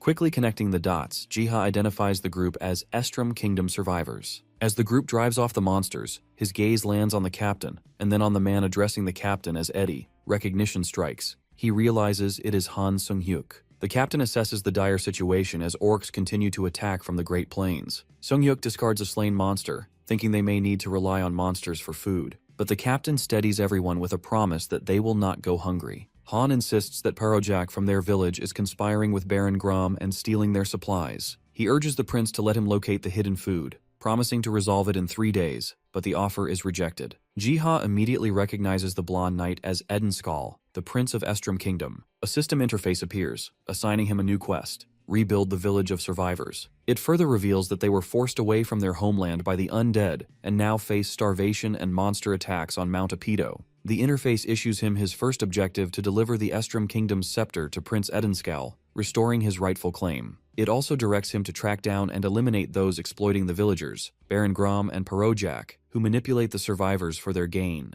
Though unsettled by the unusually detailed quest, he quickly shifts his attention to the importance of locating Han Sung-hyuk, feeling eager to share the news with Hyejin. He shakes off his excitement, realizing that first he must find a way to bring Sung-hyuk back. Unable to interfere physically, he searches for alternatives, and then it hits him. He can rely on his animal companions. Gathering Biom, Doggo, and the assembled Terradrones, he asks if they know anything about the magic circle. The beetles gather around 2 magic circles to demonstrate him as the scout places essence stones on both. The circles glow green and yellow. Jiha deduces the green is the entrance, the yellow the exit. Acting on this, they fly into the green circle and emerge from the yellow as a demonstration. Confident in his understanding of the circles, he realizes the survivors likely used this very magic circle to escape instead of secret tunnels. He deduces the exit must be near Mount Apedo, and locating it could allow him to bring Sung-hyuk back. Jiha studies the circle's sigil, which mirrors a Terradrone, and questions his helpers about their travel methods, only to learn they do not use circle. The scout gestures towards the world tree, making Jiha think it may connect Earth to Gehenna and serve as a bridge. So, he orders the leader to search around Mount Apedo for a magic circle. Meanwhile, the scene shifts to a bustling settlement, where villagers unload food supplies, but anxiety spikes as they realize it will barely last a week. Prince Edenskal confronts Parojak, pointing that the received food doesn't match the amount of minerals traded. Parojak deflects, claiming the other party struggles too, their farm overrun by monsters. Sung-hyuk doubts his honesty, yet the prince instructs him to drop the matter. Edenskal questions Parojak on ways to secure more supplies, but he admits he lacks knowledge. At that moment, a man steps forward, suggesting the wild elves might trade for mithril, revealing himself as Baron Grom. Though the prince is well aware of the dangers outside the village, still he listens as Grom explains a valley in Mount Apeto, where mithril is abundant. He suggests trading it could solve the food shortages. One of Eddie's men, John, seethes with anger, but he stops him, asking for directions to the valley as his people gasp in shock. Rumors of ogres and griffins at Mount Apedo unsettle the villagers, but Baron's grin only widens. Undeterred, Prince Edenskal, driven by duty, resolves to venture out for mithril to prevent his people from starving. Baron Grom decides to plan for a swift return to resume trade afterwards. The prince declares he will join them personally to trade with the wild elves after retrieving the mithril, but they warn him that their village shuns outsiders. He reminds Baron that he too was once a stranger to them. Sung-hyuk, concerned for his life and his lover waiting afar, is reassured by the prince's promise to keep him safe during the journey for mithril. The scene shifts to a sanctuary, where a woman kneels in prayer to a higher being. From the shadows, Baron watches her, sensing that the moment for his plan is drawing near. The story recounts the rise and fall of the Estrom Kingdom on the Gehenna continent. Once a realm of peace and prosperity, it is devastated by a relentless war against monsters. Survivors rally behind Prince Edenskal, fleeing their ruined homeland for Mount Apedo to escape the army of undead. However, monsters still threaten, and food remains scarce at the mountain as well. Amidst the turmoil, Baron Grom and Parojak manipulate trade with the wild elves to selfishly hoard resources, forcing Prince Edenskal to take a stand for his people. The narrative then transitions to a present moment, where through God's vision, Jiha watches the group advance toward Mount Apito. Frustration grips him when he realizes that the group has set out to confront the ogres alone. They are dread-grade creatures with thick skin, rapid regeneration, and immense strength despite their low intelligence. With the villagers granting only a vision instead of access to his terra drones, his intervention is complicated. Yet seeing Seunghyuk's unmatched skill and Edenskal's victories over the Black Lion Knights, he thinks they could still shift the battle's outcome. Suddenly Jiha hears someone's mysterious prayer. Far away, in a dim sanctuary, a saintly figure named Selena kneels in prayer, her thoughts devoted to those who bravely fight for their people. Then he receives ethereal messages revealing that Selena, the saintess, is calling for his aid. A new mission, God's merciful prophet, tasks him with spreading belief by helping the village through her guidance. He also learns that whenever Selena prays, he gains a 3-minute window to communicate and exchange items with her. He expresses his excitement, which Selena senses mid-prayer, and he quickly covers his mouth in astonishment. Determined, he organizes the garden's resources, seeking a way to fulfill the mission. A swarm of terra drones gather, some sporting sunglasses with an air of confidence. Jiha confirms both scouts and warriors are present, then briefs them on their next mission. Locate a magic circle at Mount Apito, monitor the survivors, and report anything unusual tonight. He directs the Terra Drone Knight to deliver a weapon to Prince Edenskal, aware their current gear is inadequate. As the army marches off, Dago and Beom watch from behind. Dago demands to know if the cat will leave Jiha be, but Beom asserts their master must grow stronger before confronting their true presence. Tension rises as Dago's restlessness meets Beom's caution, and the two break into yet another quarrel. Baron Grom and Perojak relish the prince's absence, seeing it as a chance to advance their schemes. They are convinced that the young prince's inexperience and over-reliance on his sword make him as well as his companion easy targets to the monsters. Baron questions Perojak about a substance the wild elves use to hunt monsters. Perojak confirms that even one sniff sends ogres into a deadly frenzy instead of killing them instantly. But he reminds the fat man to keep quiet and save their celebration for after their scheme is complete. Perojak steps outside, seething with rivalry and loathing for Baron, unaware that some hidden Terradrones are watching his every move. Baron Grom laughs confidently, envisioning himself as the new king of Estrom once Prince Edenskal falls, even imagining the Saintess Selena ultimately bowing to his will. Seeing Baron Grom's cruel intentions, Jiha grows desperate and longs for Selena's prayer, knowing he can only act through her. He draws some comfort from the progress being made by the prince who is battling fiercely, breaking ogres apart. Amid the chaos, Edenskal and Han Sung-yuk take charge, pushing back the monsters, and our guy gains confidence that victory may yet be possible. Edenskal strikes down an ogre. It struggles to escape only to be finished off by Han Sung-hyuk. Afterwards, he asks Eddie if he has another sword since his became dull. The prince offers him his own, but he declines the offer, wishing his own hadn't broken. A massive orc suddenly grabs him and flings him through the air. The prince commands his allies to flee, yet he stands firm, ready for battle. Before anyone can react, the orc is struck by a heavy blow from nowhere, leaving both in shock. Meanwhile, Selena kneels in prayer, pleading for divine protection over the prince and his people. A notification flashes to Jiha that Selena, a disciple of Ark, has successfully offered the first prayer. Then he is prompted to send God's apostle to help the disciple. He presses yes, activating the divine intervention by using the Terradrone Knight as the apostle. On the battlefield, suddenly, the knight descends from the sky, striking the ogre with full force. The monster swings its massive club, but the knight blocks and crushes it. Seizing the moment, Sung-yuk leaps onto the ogre's arm while Edenskal strikes its leg, their coordinated assault driving the beast towards defeat. Han lands after slashing the ogre's arm, but the cut isn't deep enough. Eddie warns him to be cautious. In the next instant, the ogre's leg hurls him through the air, leaving him coughing blood. He crashes but quickly recovers with his companion's support. Han orders everyone to stay back. The Terradrone Knight leaps in, clamping the ogre's hands and smashing it into a second ogre, toppling them both. Edenskal, standing beside the knight, wonders why the creature is helping, but the knight simply winks in response. Jiha notices the Terradrone Knight's strength got better as a god's apostle.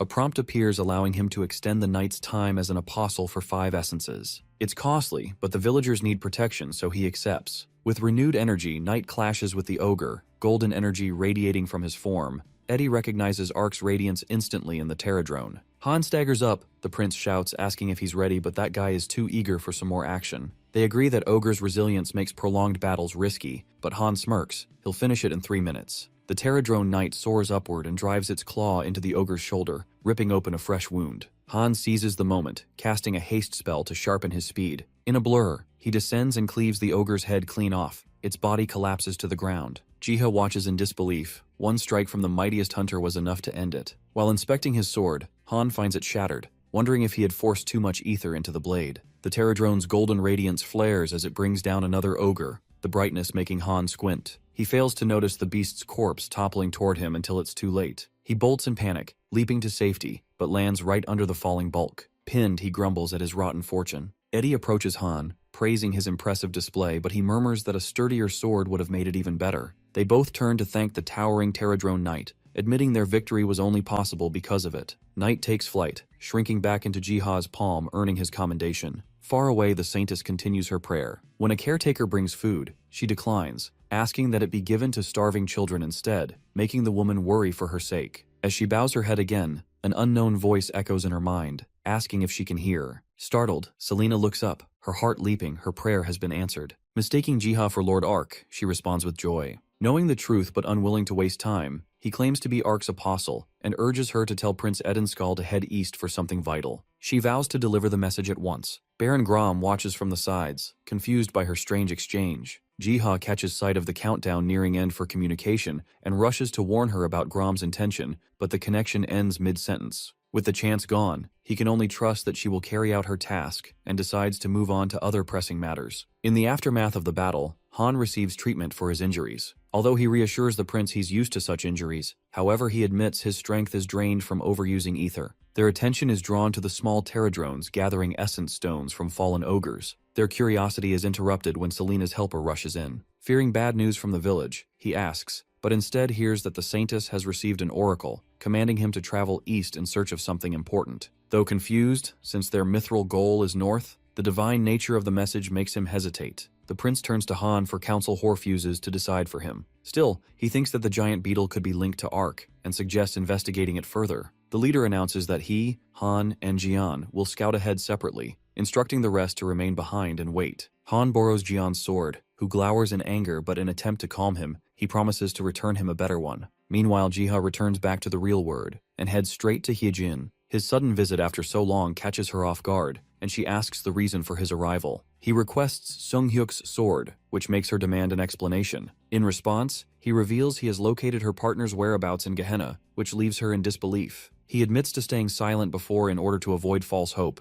but now needs her help to bring Sunghyuk back. Stirred by the chance, Hyejin agrees without hesitation. She gives him the Crying Warrior's sword, a weapon bound by contract to Growler, only fully wieldable by its true owner. Jiha recognizes it instantly, which leaves Hyejin surprised enough to ask how he knows the name, which makes him confess his secret identity as the Master Cat Appraiser. When he takes the sword, its sheer weight almost makes him drop it, and she explains it carries ether matching Sunghyuk's immense power. He thanks her for the sword and offers his appraisal skills in return should she ever need it. She offers words of encouragement that strengthens his resolve, and he promises to bring Sunghyuk back before leaving. When he gets home to check on the Estrom survivors, Doggo and Biome block his door. Curious about their presence, he asks why they are there, but they only push each other to speak first. Then Doggo taps his foot, urging him along, and together they venture into the dream forest. Meanwhile, Han pauses at an iron-barred doorway, asking if it has always been there. The prince recalls using it in his escape, and that the Black Lion Night Troop once hid here. Sharing a determined glance, they step in, ready for what's ahead. As they move through the dim tunnel, Eddie explains that many such paths lie beneath Mount Apito and are rumored to be remnants of a lost tribe.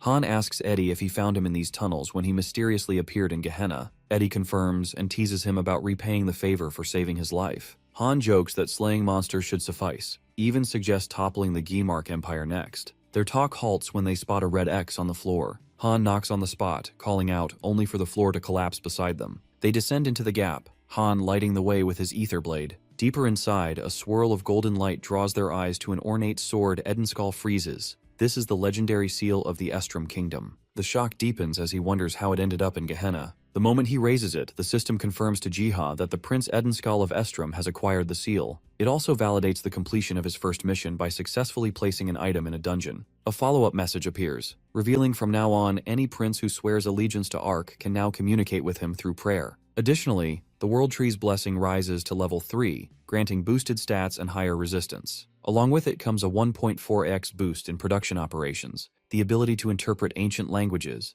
and a new skill, Observation Level 1, allowing him to assess an ally's progress and help them awaken new skills once their conditions are met. Arriving at Griffin's Valley, Jiha scans the landscape, spots a cluster of people in the distance. A notification blinks into view, His Terradrone squad has discovered the valley and requests his aid in hunting griffins. Accepting instantly, he looks down at the disciplined ranks below, and his observation skill reveals a progress bar above his Terradrone knight. He wonders how formidable it would become if it awakens a skill. His eyes shift to smaller warriors, finding similar bars. He orders the griffin hunt and distributes pieces of ether stone among the troops. Suddenly, Doggo approaches, barking urgently. Jiha kneels to check, but the wolf leaps onto his backpack and pulls out Han's sword. Golden energy engulfs the wolf as it howls. Notifications reveal that Growler seeks to reclaim his power as the messenger of the gods by safe heal, but at the cost of 2,000 essence, and the risk of reverting to a primal state if it fails. Jiha doesn't hesitate, sacrificing nearly all his essence. A blinding surge of gold swallows the wolf, and he shields his eyes. As the golden glow fades, Jiha lowered his hands and finds himself in a vast cosmic expanse. Before him stands Growler, now a majestic, towering wolf. Reaching out, the hero tries to confirm if this is still his doggo, but it growls in protest, refusing to be addressed by that hideous nickname, even by a god's apostle. As his time in this form ends, Growler urges Jiha to grow stronger, calling him Kid with rare affection.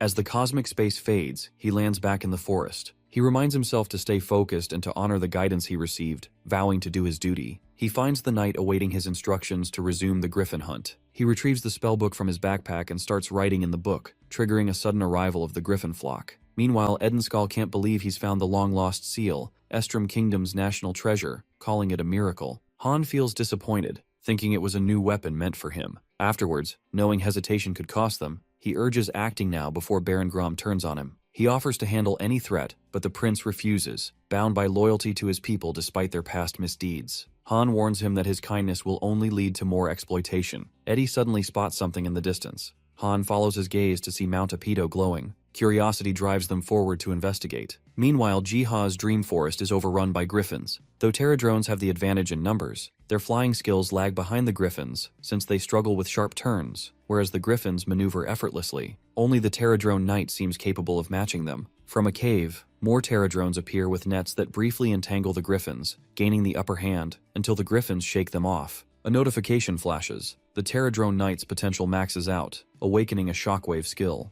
It releases a violent burst of energy, toppling griffins from the sky. The thunderous crash of the griffin's fall echoes through the Apido Valley, reaching Eddie and Han. They spot the same giant beetle that helped them before. It draws a house in the dirt and points towards the village. Realizing the urgency, Eddie thanks the beetle and leaves the area to its care. Watching from afar, Jiha feels sad. This indirect aid is all he can offer for now, but trusts them to keep the survivors safe. They stride towards the village to meet Jian, but stop cold at the sight of a dead man. Edenskal quickly identifies the man as one of Baron Grom's soldiers. Han jokes it's Jian and vows revenge, earning Eddie's annoyed rebuke. The prince is convinced that Baron Grom has likely taken the saint as hostage. Han teases again about Eddie's fiancée being abducted, only to earn a sharp warning that his joke borders on blasphemy. Turning serious, Han asks where Jian could be. Edenskal guesses he's hiding near the village, unlike Han, taunting him to be reckless. Meanwhile, at the village gate, a long line of captured prisoners is herded inside. From the village emerges Selena surrounded by guards. Parajak reports the prince wasn't among the captives. Grom is confident that he'll come to them soon of his own accord. Jian is shoved to the ground as the fat man accuses the prince for abandoning his people. Jian, seeing his true nature, snarls that he regrets not killing him earlier. He orders Jian hanged and the others imprisoned. Selena defiantly screams that they will face Ark's judgment. She lunges at him but stumbles, landing at his feet. Grom crouches, gripping her chin, mocking her god as powerless, and demands she swear loyalty to him instead. Before he can press further, a blade appears at his back. Prince Edenskal, disguised as his soldier, removes his mask and declares he will no longer allow his people to be sacrificed. Parajak rushes to his men demanding action only to find Han among them as he drops his mask. He yanks the man down, dragging him to the prince, warning his allies to strike any who resist, and calls out to Jian that the charade is over, signaling him to join the fight. The tide shifts instantly. Grom and Parojak are dragged to kneel before Edenskal. Grom pleads his worth, but Edenskal reminds him of the trust he betrayed. Lifting his sword, the legendary seal gleaming, he leaves Baron staring in disbelief. With conviction, the prince vows to rebuild the Estrom Kingdom on these lands, and the villagers erupt in celebration. Jiha's interface confirms the second mission's success, the banishment of Baron Grom and Merchant Parojak.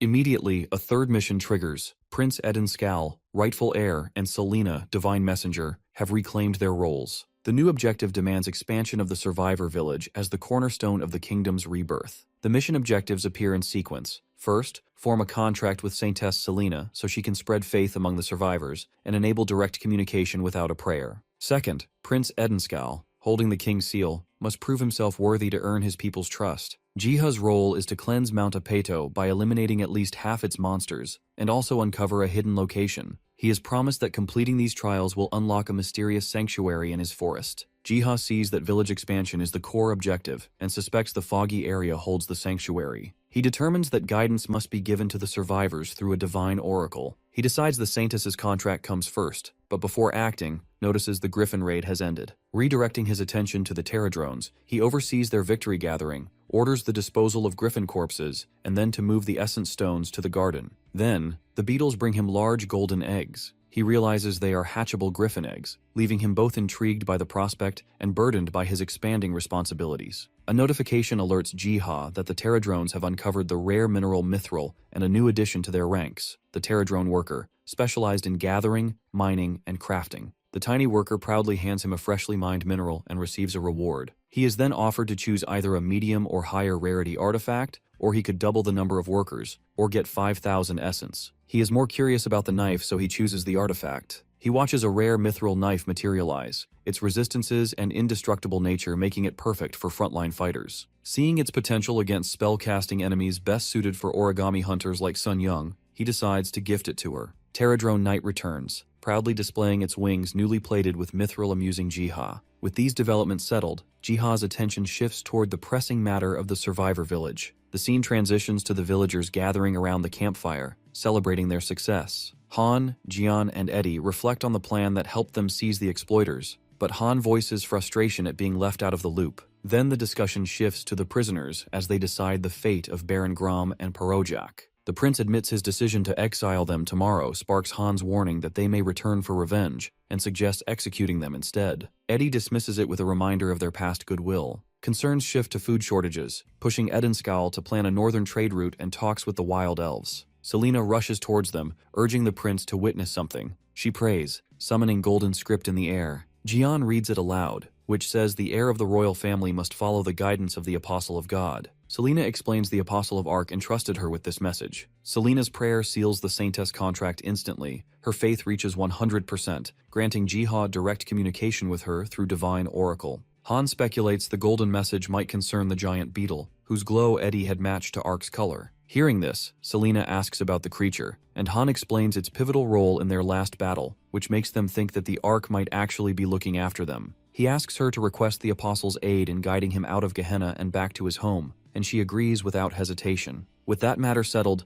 Jiha turns his focus toward leading them to Parojak's hidden food stores, as the Terradrone Knight's time runs short as an apostle in Gehenna. Back in the garden, Jiha calls for Dogo and Bayom, only to remember Dogo is still in Gehenna, which unsettles Bayom. Then he spots a pile of golden essence that he gained by posting the Griffin strategy on Mir Wiki. Meanwhile in Griffin Valley Dungeon, Sun Young's team is testing out the strategy on the Mir Wiki. She unleashes a flurry of glowing pages forming a web-like trap that descends upon the Griffins. Their movements abruptly halted mid-flight and sending them crashing down. Hyojin charges in, slicing through the grounded Griffins with her sword rampage. The group marvels at how simple the Mir Wiki walkthrough made the fight. Huayun then unleashes a sudden firestorm, startling her allies. They remind her of their presence on the field, but she teases them for standing there. The ground suddenly shakes. A boulder crashes from a cliff, revealing a hidden cave in its wake. Inside the cave, they speculate it could be a hidden dungeon. Heejin urges a quick inspection and retreat, though Huayan pushes for advancing with combined firepower, but the Sword Witch stands firm on caution. As they proceed, Gyungbek accidentally triggers a trap, falling injured. The healer tends to him, warning others for more traps. Sun Young notices a magic circle beneath him, and when she pushes him to examine it, they find that it is the same circle they found before. Meanwhile in Gehenna, Baron Grom and Parojak are paraded through the village square. Jian questions the prince's choice of exile over execution, but Edenskal is resolute. When Grom threatens him, Edenskal's sword flashes to his neck with a deadly warning to kill him if he ever disturbs his people. The two exiles are then set free and they flee, swearing revenge. Afterwards, Han questions the prince's leniency, but Jian silences him with a warning. Jiha, watching, feels proud to aid the kind-hearted prince. Sensing growing danger at Mount Apeto after the ogre's fall, he activates God's apostle skill to guide him. So he tasks the Terradrone Knight with protecting the survivors. A glowing magic circle appears in the village. The knight uses it to teleport straight to Gehenna, startling the villagers. Realizing this could be the God's apostle guiding them, the leader orders the group to follow at a safe distance northward through the forest. Remembering the beetle's role at Griffin Valley, they guess it must be aware of something they are not. They surmise that the path they are taking might be the same one used for trading by Perojak. Han expresses hope of finding a better weapon, just as the knight halts in front of the base of a cliff. They watch in confusion as suddenly the knight smashes through the rock face, revealing a hidden barrier, something they missed earlier. Startled, Han yells at Knight, but Eddie scolds him for being mean to the beetle. Thanking Knight for his assistance, the prince assures it they can proceed on their own, so the beetle flies away. Moments later, the rest of the party arrives, worried by the noise, but are calmed by the prince. Han then takes Jian inside to investigate, where they uncover hidden food supplies and crates, proof of Baron Grom and Perojak's treachery, and the reason the villagers were starving. Han rushes back to inform the prince of their discovery about resources that could sustain the starving village for weeks. The prince feels relieved, their most urgent problem solved, while Jian urges them to leave quickly before monsters close in. Han, disappointed at not finding any weapons, begins thinking about searching for a way home. Edenskull offers his help. Before they can plan further, a massive wolf suddenly emerges, towering over the villagers. Panic spreads, carts are abandoned, and the crowd scatters. Han instantly realizes the area's lack of monsters was due to this predator's presence. Edenskull and Han draw their swords. The prince tries to form a strategy, but Han reminds him that a leader's duty is to protect his people, urging him to evacuate while he holds the beast off. As the villagers flee under their leader's command, Han steps forward to face the wolf. A sudden notification appears. The Howling One's trial begins. Confused, Han has no time to ponder. The wolf lunges, forcing him into battle. The trial between Han and Growler turns brutal as the beast's crushing blows drive him back. Realizing this isn't an ordinary test, Han activates the Ether Blade and his sword crackles with energy. He charges, but the wolf evades and counters with a paw strike that hurls him through the forest. Staggering up, Han realizes the monster's strength is at least disaster grade. At the same time, goblin-like creatures swarm the supply cart, forcing villagers and knights to fight their way back to the safety of the village. Though Edenskull is helping the others, he feels compelled to help Han in the deadly trial against the wolf. Even Jiha panics as he sees his god's apostle skill still on a 22-hour cooldown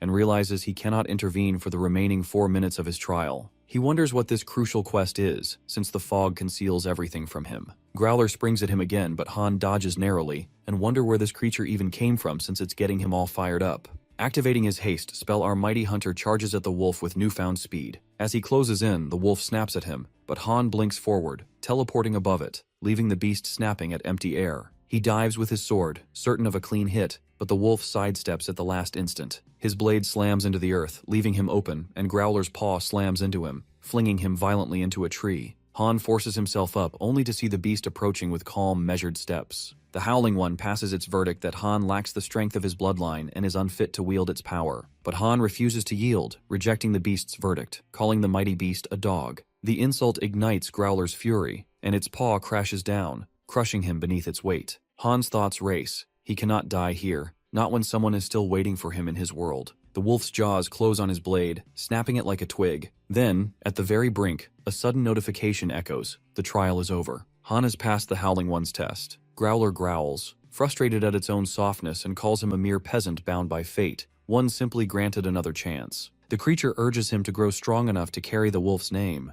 As a reward for passing the trial, the wolf conjures a sword with its power. As it descends, Han's eyes widen. This is his own sword, the very one he once earned as a dungeon reward. This makes him question the Saintess's words, whether a divine being truly exists. But the cries of villagers tear through his thoughts, and he resolves to hurry back to Eddie and the others. With the trial complete, Growler's colossal form fades, shrinking into a small, cuddly wolf as it returns to Jiha. He can't contain himself. He scoops the pup into his arms, marveling at its cuteness, and smothers the once dreaded beast with playful affection. The prince and his knight race for the village gate as the goblin horde chases them. A massive goblin lord bursts through the horde. Edenskull charges, carving down enemies desperately to slow the tide, but the goblin lord reaches the gate. The beast tries to smash the gate, while the villagers strain to hold it closed from inside. The horde closes in and their master channels dark energy in its weapon, preparing a powerful attack. At that decisive moment, Han appears astride Growler. With a single swing of his legendary blade, the goblin lord is beheaded,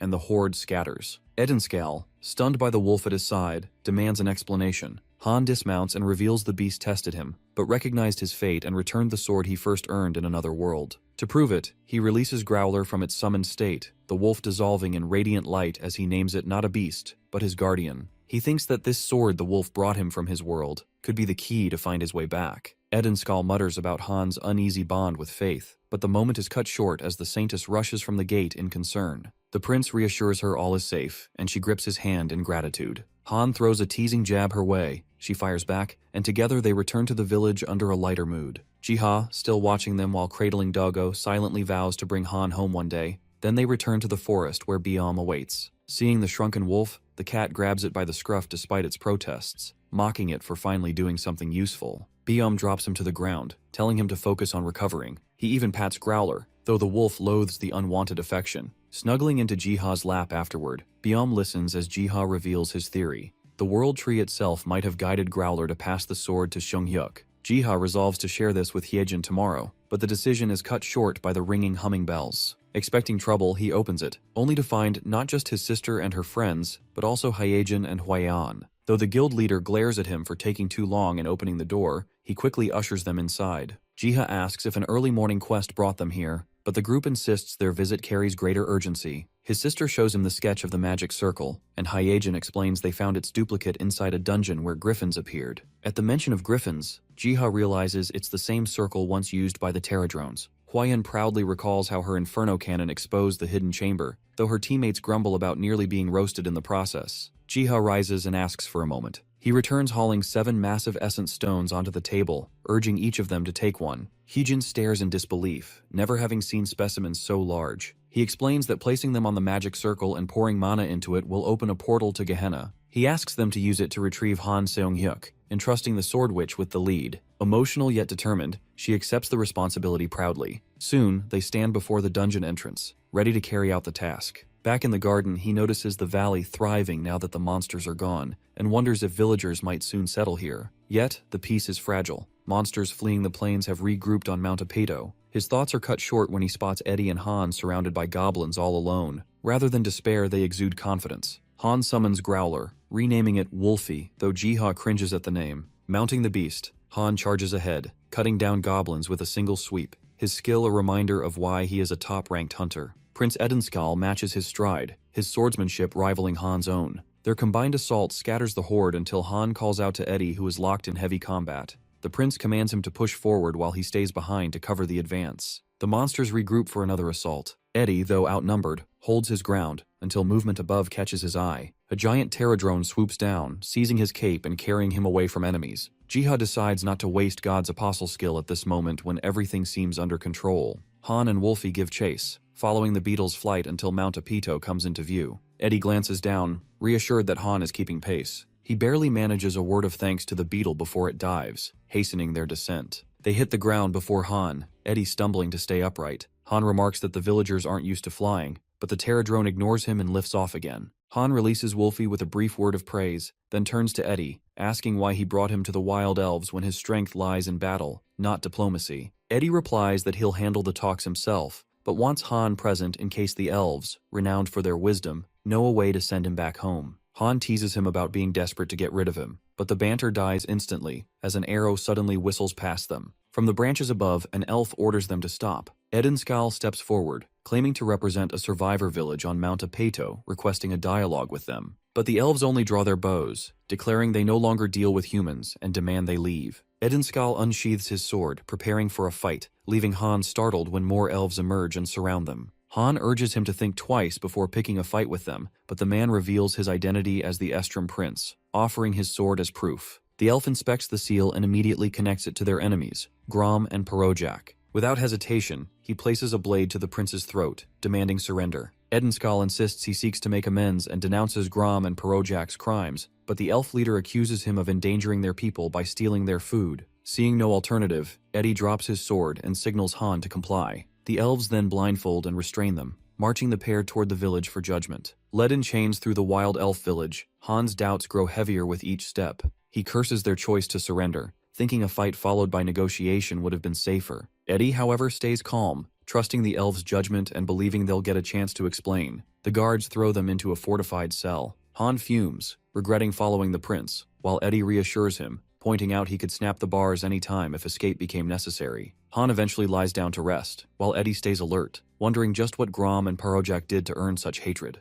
As night falls, curious young elves gather outside the cell, whispering at the rare sight of humans. But before long, older elves chase them away with harsh words. Moments later, the archer escorts the elder elf to their cell. The elder takes one glance and immediately recognizes the prince. He commands the guards to release the captives, remarking that Edenskal could have easily broken free if he truly wished. Edenskal, startled by the recognition, asks how the elder knows him, only to hear that he had once seen the prince from afar in his youth, back before Estrom lost connection with the elves. When asked why they had come, Eddie requests clarification about Grom and Perojak's actions. Croydel, the archer, snaps at him, convinced the prince is playing dumb, but he calmly explains that he came to take responsibility, even without knowing what crimes were committed by them. The elder presses them further, and Eddie recounts how the Mount Apedo survivors nearly starved because Grom and Perojak had hidden food, which they uncovered only after exiling them. The elder recalls the mountain was overrun with monsters, but Han counters they already cleared most of them with the help of the giant beetle, though a few still remain. Even so, the elves remain doubtful. Grom and Perojak had claimed their people weren't from Mount Apedo at all,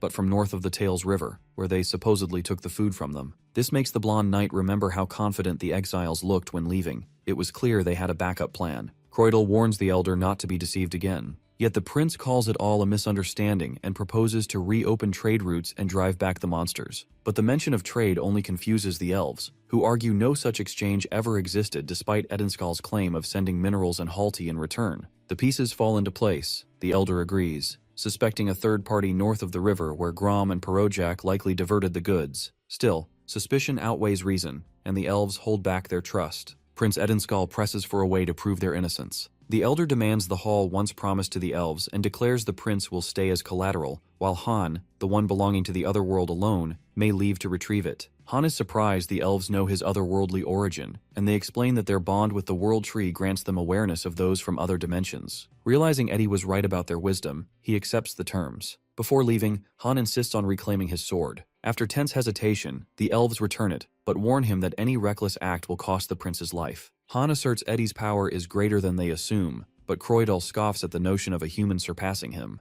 Just then, Mr. Beetle descends from the sky and the elves are shaken, recognizing him as a Pterodrone, the legendary workers of the World Tree, long believed extinct. Meanwhile, Jiha observes the wild elf village unlocks as soon as Han and Prince Edenskal arrive. A string of notifications confirms that he can now access this new area. The countdowns on abilities are reset, but the fourth mission titled Secrets of the Wild Elf remains locked until the Survivor Village quests are complete, which means he must first deal with the monsters at Mount Apedo. Back at the Wild Elf Village, Han greets the Pterodrones. Acting under Jiha's command, the Pterodrone Knight delivers a massive mithril crystal to the Elf Elder. The elves freeze in shock not just by the crystal, but seeing the loyalty of the legendary Pterodrones to these outsiders. The Pterodrone Knight gestures toward a patch of green herbs, signaling its intent to take them. Herbs vital to its master's mission of sending Han back home. Freed on the Elder's orders, Han and Eddie step out, but Croydel's hostility toward Eddie nearly sparks a clash. Han intervenes to calm things, only to be brushed aside. At that moment, the Elder returns Han's sword. Seizing the moment, Edenskal politely inquires if his companion, drawn into this world 3 years ago, has any chance of returning. The Elder answers that the World Tree may still open a path, guiding him back the way he first arrived. Edenskal recalls the scene of Han's arrival, unconscious by the river, near the ruins of the royal palace. The Elder explains that the real link is at the roots of the World Tree. He reveals that Han's world and theirs are parallel realms, joined by the same ancient root, and that intersections occur when energy flows through the tree. He identifies Mount Apedo as one such convergence point. He points out that Mount Apedo sits at the end of one such route, making it a place where people from other worlds occasionally appear. Since they have befriended the Pterodrones, he suggests seeking their aid, for they are workers of the World Tree and able to travel along its routes. Han recalls the Pterodrones' use of a transport circle and realizes they may guide him back. Eddie expresses gratitude and agrees to the Elder's advice. The topic shifts to the trade routes blocked by monsters. Though short on soldiers, the prince resolves that they must at least attempt to reclaim the path. The Elder entrusts Croydel with the task of guiding the humans and judging their sincerity, reminding him that his return is essential to the village. Eddie gives his word, and Han, irreverent as always, jokes about teaching the archer some social skills. Though Croydel's discomfort shows on his face, the Elder reminds him to put the village first. Mounted on Growler, the party sets out under Croydel's lead. Edenskal soon notices their route differs from before, and questions it. He learns they are headed for a hidden tunnel beneath Mount Apedo, though Croydel warns the passage is infested with griffins. Han insists the beetles cleared them, provoking yet another petty quarrel with the skeptical elf. After some time, they reach the tunnel's entrance, remarkably intact despite centuries passing. As they proceed deeper, the elf explains it was once built by the World Tree's workers, though most such routes have long been lost to monsters. His calm tone almost fools Eddie and Han into thinking he's warming up, but Croydell shuts that thought down, saying he's only here because of the Elder. He warns them to stay alert. Roots of the World Tree tend to attract monsters. Eddie asks if the World Tree even exists, calling it a myth. The elf scoffs, saying humans are too insignificant to even question such a being. Suddenly, Han's sword begins to shine. Startled, the elf demands to see it, and upon closer study, declares it a divine instrument forged by the god who watches over the World Tree. When Han asks why it glows only now, the elf answers it is reacting to some disturbance hidden within the cave that will require the sword's power. Meanwhile, the hunters at the Griffin Cave struggle against a horde of revenant warriors. Hwayun's firestorm wipes out most, but one remains standing. Hyejin follows up with a fluid water spout, yet they keep coming. The endless resistance makes the group realize they face disaster-level undead beings far stronger than expected. Determined to end the battle, Hwayun warns her allies to stand clear and summons a wave of molten fire, reducing the undead to ash. The display leaves her companions in awe, swelling her pride. But just as the flames die down, Hyejin spots a looming shadow behind her leader. She shouts a warning for her leader but is too late. Hwayun turns to face a towering armored figure, the Revenant King, a disaster-class threat. The sudden threat forces the team to retreat, but Hyejin is knocked back. The Revenant King pushes toward Hwayun, but Gyungbak protects her. Sunyoung blinds the enemy with paper charms to stall the monster. The hunters regroup, quickly checking on each other's safety. Hyejin senses the power of this enemy is far overwhelming than dead grade. Just then, divine text appears before her eyes. She receives the worker's blessing, a scroll of change bestowed through Jiha's essence. With God's wind, her stats surge, movement speed doubled, attack speed boosted by half, and a new passive skill, Wind of Victory, restoring health with 3 chained strikes. Though she isn't sure how it all happened, but her hope returns. In truth, Jiha had quietly used his essence to empower her, and another notification tells him he can invest more essence to grant even greater support. Seeing the Revenant King's terrifying strength, Jiha is grateful for the green herbs he gathered from the wild elves. He prepares more scrolls to help the group. The Revenant King launches a savage blow, forcing Sungho to raise his shield. The impact rattles them, but the hunters instantly recover and press forward, knowing the fight must end before Sungho falters. Hyejin tests her newfound strength, aiming for the monster's armor, but her blade cannot pierce it. Recognizing the flaw, she shifts her focus to the joints. On her command, Sunyoung creates an opening with her paper spell, and Hwayun follows with an explosive incantation that consumes the monster in fire. Gyungbak mutters aloud, wondering if the explosion had finished the monster, only to earn Hwayun's furious glare for jinxing them. As expected, the Revenant King emerges, barely harmed, its armor scorched but intact. Yet the melted gaps are enough for Hyejin to unleash a flurry of daggers, slicing through the exposed openings. The counterattack is immediate. The monster swats her aside, sending her crashing back. Hwayun snaps at Gyungbak, blaming his words, but Sungho reminds them to quit bickering and face the real threat. Watching this unfold, Jiha panics. He burns more essence, forcing enhancements onto the hunters just to buy time till Hyejin and Hwayun recover. He sends them scrolls of change. Iron blood surges through Sungho, increasing his defense by 30%, with a 12% chance to nullify attacks entirely. While Gyunbek is blessed with the god's wind boosting his speed by 70% and attack speed by 30%. He also gains a passive skill, Wind of Victory's healing effect, that converts 7% of the damage from last hit into health upon 3 consecutive hits. Even so, Jiha doubts it will be enough, silently praying Hwayun can turn the tide when suddenly a radiant glow appears. From it, Growler's massive form bursts forth, tearing into the Revenant King's shoulder. Jiha recognizes the radiance of Han Sung-hyuk's sword and feels overwhelming sense of relief at his arrival. Han's blade tears into the Revenant King's shoulder, stunning the hunters who gape at his sudden arrival. Hwayun recognizes him instantly. He releases Wolfie from the summon, but soon realizes his sword strike wasn't enough to finish the enemy. The Revenant King rises once again. Han braces himself, distracted only when he spots the healer's golden light over Hyejin's unconscious body. Concern gnaws at him for his spouse. Hwayun comes up behind him, surprised by his sudden return. He presses her for answers, though she has some questions of her own. She insists that they must deal with the monster first. Meanwhile, the Revenant King sends a signal summoning a wave of skeletal reinforcements. Sungho checks Hyejin, but even constant healing won't wake her. So, he coordinates with Gyunbek to stall the horde while Han and Hwayun handle the Revenant until she recovers. Hwayun blasts the monster with her blazing inferno cannon, while Han slashes in frustration, realizing that even their combined power isn't enough to bring down the beast. Its armor shrugs off every blow, forcing him to decide there's only one option left: shatter it to pieces. Channeling Weapon Breaker into his sword, he collides with the Revenant King in a cataclysmic explosion that shakes the cavern. The backlash sends Han crashing to the ground, blood running from his nose. He looks up only to find the Revenant King still standing, completely unfazed. He refuses to believe that this is a disaster-grade threat. To him it feels like destruction-grade. The king lunges at him. Huion fires a massive explosion to intercept, but the Revenant breaks through and slams Han to the ground before he can dodge. As the dust clears, his eyes widen. Prince Edenskull is atop the monster, with his blade lodged in it. A voice suddenly resonates in Eddie's mind, the apostle telling him the weakness lies in its core. Snapping out of his shock, he immediately warns the others. Meanwhile,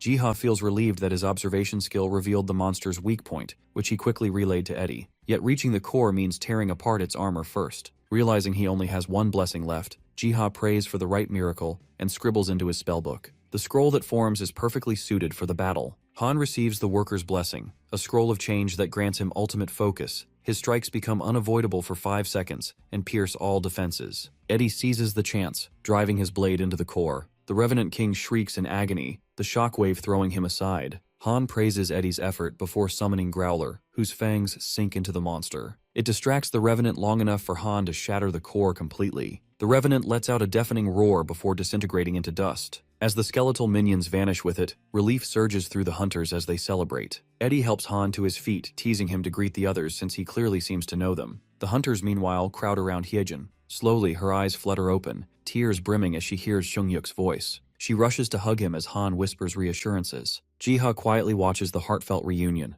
At that moment, a notification reveals the hidden tunnel is cleared, restoring the flow of energy to the World Tree and accelerating its restoration. In the distance, the cry of a being named Arkfoot echoes, a sound Jiha wonders might belong to a new demigod. A golden unicorn bursts across the sky, its speed breathtaking, leaving a trail of light in its wake. Growler and Biam freeze, stunned by the sight, then whisper strategies on how to intercept it. Biam catches the faint scent of the ocean clinging to its mane, guessing it has returned from the far edge of the continent. They suspect it must be restless in the absence of a god at the moment. Growler weighs blocking or striking as the unicorn nears, but Biam reminds him of its incredible speed. Any mistake could land them in its crosshairs. Neither of them is confident. Meanwhile, Jiha hears Doggo barking from the garden and peeks to check on the pets. His eyes widen as a radiant golden figure flashes past. At first, he mistakes it for a horse, but the way Growler and Biam react convinces him it might be a demigod. Then it clicks. This must be Arkfoot, the demigod once ridden by the Ark. He attempts to communicate with the creature but can barely track it as it streaks across the landscape. It pauses only briefly before charging toward Jiha, who shields himself with his hands. Then,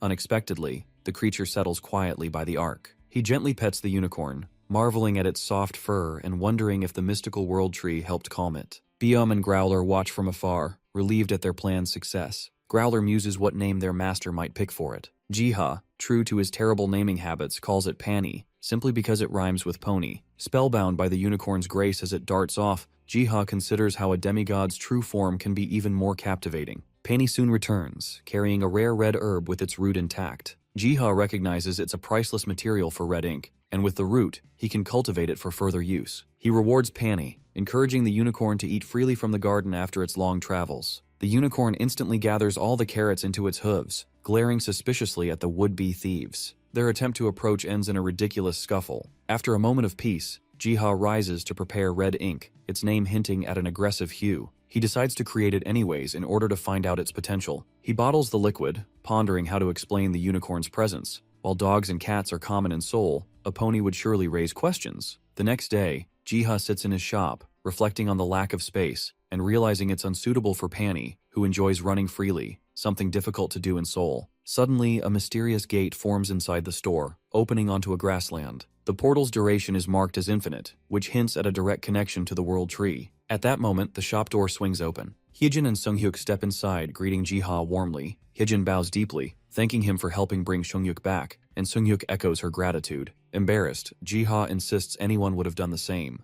Hyejin presses the point, acknowledging the risks he took, and he welcomes them inside for tea. Noticing Pani, Hyejin crouches to pat the adorable creature, asking him where he found it, but he politely declines to say. Jiha conversed with them for quite a while and found that Seongyuk, though safe, still dreams of the other dimension, unable to fully let go. For a while, peaceful days follow, but the calm is shattered when a flock of griffins appears in Jiha's dream forest, leaving him anxious over how to handle them. Overwhelmed by a brood of energetic baby griffins, just 4 days old, Jiha worries about feeding them all. Their rapid growth and massive appetites quickly deplete his meat supply, leaving Biom and Doggo exhausted from constant supervision. He calls to his Terradrone Knight, directing it to lead the hatchlings to the mountains better suited for their needs. Hovering above, the beetle captures their attention, and the baby griffins obediently follow to their new home. Jiha receives a message from the World Tree, acknowledging that his legion is guiding purified monsters to the Sanctuary, a place modeled after Gehenna. He is tasked to restore its ecosystem. The World Tree's blessing upgrades, raising his animal amiability to level 3, and grants him a new skill, Sanctuary Development. Alongside this, Jiha gains the ability to observe allies' potential, including whether they possess awakening skills,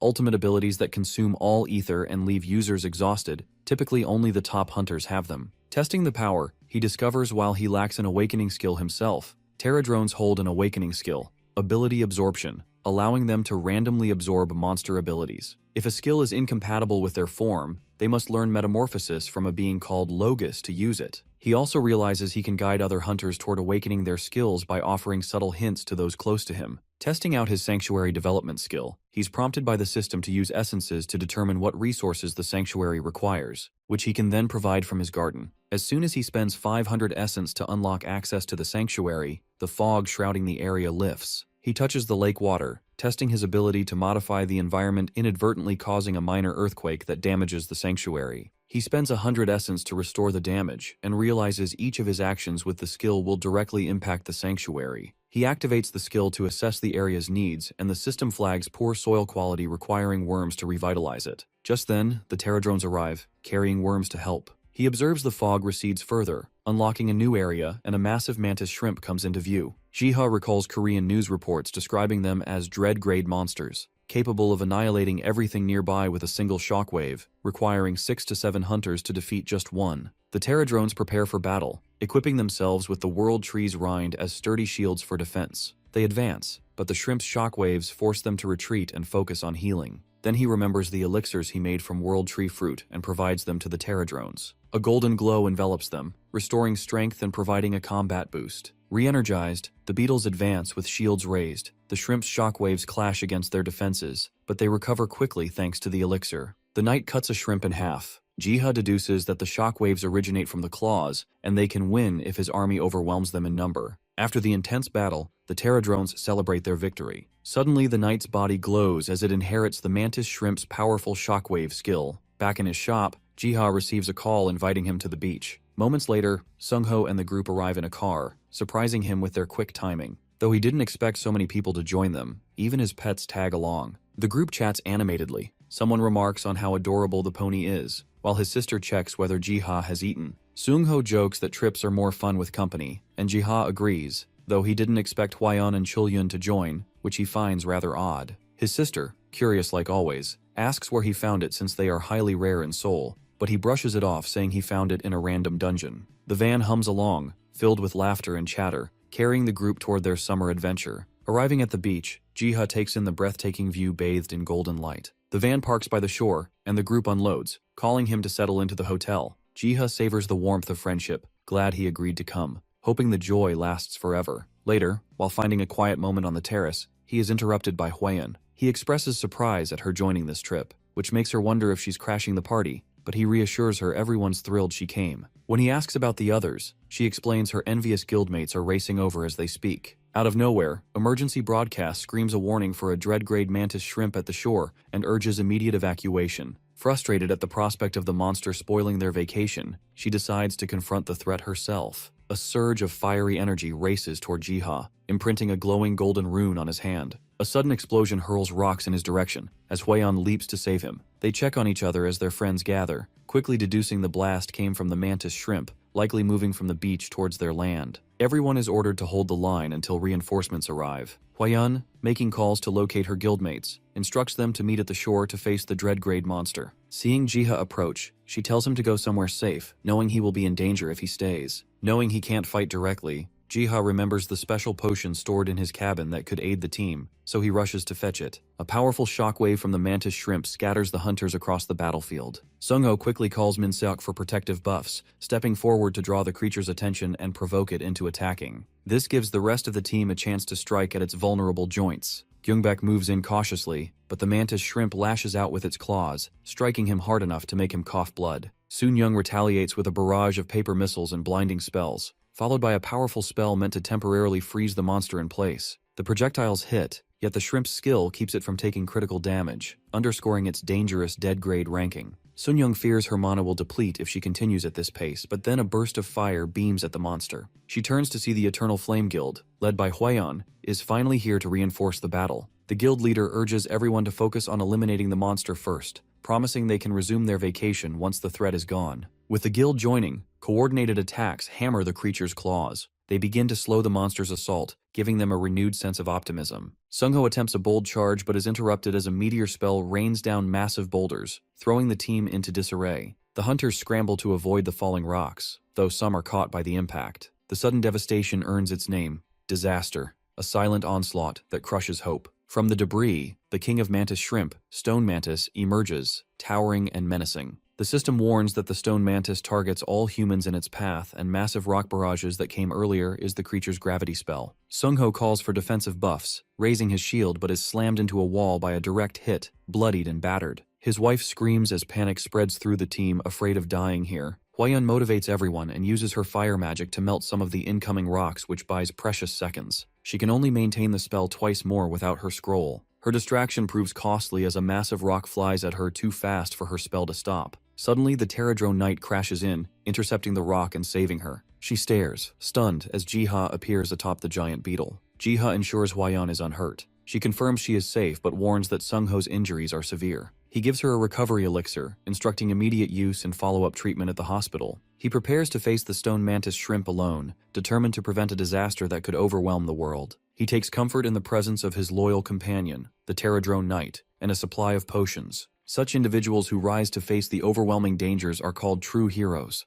Flashback 10 minutes. Jiha had dashed to his store to collect potions and spell-boosting elixirs to assist the hunters safely. A sudden gust had signaled him to look up, and he spotted Knight hovering, signaling that the situation is far more severe than he anticipated. Back in the present, Knight intercepts debris flying from the battlefield while the hunters tend to Sungho. A system notification warns, Stone Mantis Shrimp is enraged, and sees it forming a massive rock sphere. Flying atop the Pterodrone for the first time, Jiha feels the weight of the air and admires the hunters who are accustomed to fighting in such chaos. He pours the elixir he brought into Knight's mouth, enhancing its strength. The monster casts its deadly spell, Fused Silica, hurling the huge rock sphere toward them. Knight channels its awakening skill, Shockwave, which is now enhanced by the elixir into a devastating Void Wave. The attack annihilates the rock sphere, sending shards flying back and striking the Mantis King. The shrimp immediately counters with Gravity Spell, Dimension Refraction, shaking the earth violently. As Minseok tends to Sungho with the potion, Huayan marvels at the creature's strength but recognizes that it's nearing defeat. Exhausted from its awakening skill, Knight can no longer continue, leaving Huayan in charge. Jiha organizes the hunters. Some defend against falling rocks while others focus on the Stone Mantis King. He stresses urgency, warning that any moment, the monster could unleash another spell, feeding a recovery potion to Knight. Jiha formulates a strategy, recognizing the 14 smaller mantis shrimps are shaken after witnessing their leader struck. Exploiting their confusion could turn the tide of the battle. So Huayan rains down fire while Soon-young defends against flying debris with her paper barriers. Relief begins to settle when suddenly, a far more terrifying menace emerges.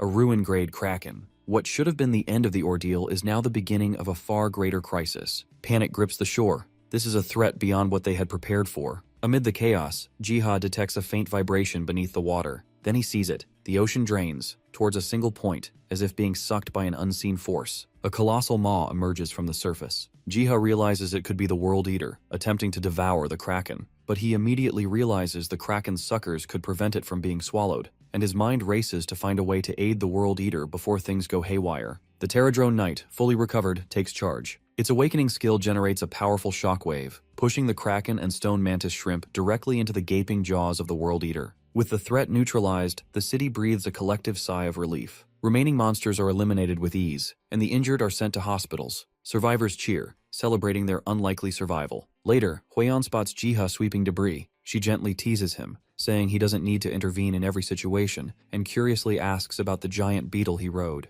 Jiha can only tell her that it's a friendly, human-helping creature. He inquires about Sungho, learning he has recovered fully, astonishing the doctors with his miraculous potions. Huayan expresses her gratitude, and Jiha humbly attributes it to luck. She suggests swimming, but Jiha stops her in fear of her getting trouble so late at night. Their playful banter continues, exchanging compliments and gentle teasing. Yet unknown to them, another divine threat quietly lurks in the shadows, biding its time. The group's vacation comes to a peaceful end as they drive home. The car is quiet, the atmosphere relaxed, everyone asleep except Jiha. He shares a few light-hearted words of gratitude with Sungho, quietly wishing for more vacations like this, and hoping that such peaceful moments continue in the future. When his stop arrives, he climbs out with his pets. Sungho asks him to craft a potion that enhances resistance. Our ambitious alchemist plans to improve his craft, aiming to create a potion with both defensive and healing properties. At that moment, Jiha's sister calls to confirm his safe arrival. Sunyoung explains she discovered something she cannot decipher and seeks his help. He identifies it as a destruction rune word, a spell granting critical damage enhancement for attacks. Excited, she squeals, asking him to recreate it with his red ink and to make an extra one for her. He figures the red ink suits the rune word perfectly. After transferring the rune word onto paper, it becomes a physical damage enhancement scroll, distinct from the mage's focused ones. This new scroll can be used by almost any hunter, promising a significant boost in damage. Yet Jiha knows that as hunters grow stronger, so too will the monsters, escalating the dangers they face. Determined to empower his allies, Jiha enlists the help of his magical companions to craft these scrolls. Before diving into the intensive work, he decides to rest, gathering strength for the task ahead. A few days later in the Dream Forest, the air feels unusually fresh. As he surveys the landscape, he spots two familiar figures in the distance, Sunghyuk and Hyejin, along with South Korea's top hunters. He wonders why they're together as they approach Taoti's supposed seal, only to hear Hyejin point out that True lies further east, beneath a valley cave. Jiha thinks back to the stories of Taoti, blamed for the destruction in Sichuan, China. Despite the legend, its true form, size, and abilities remain unknown,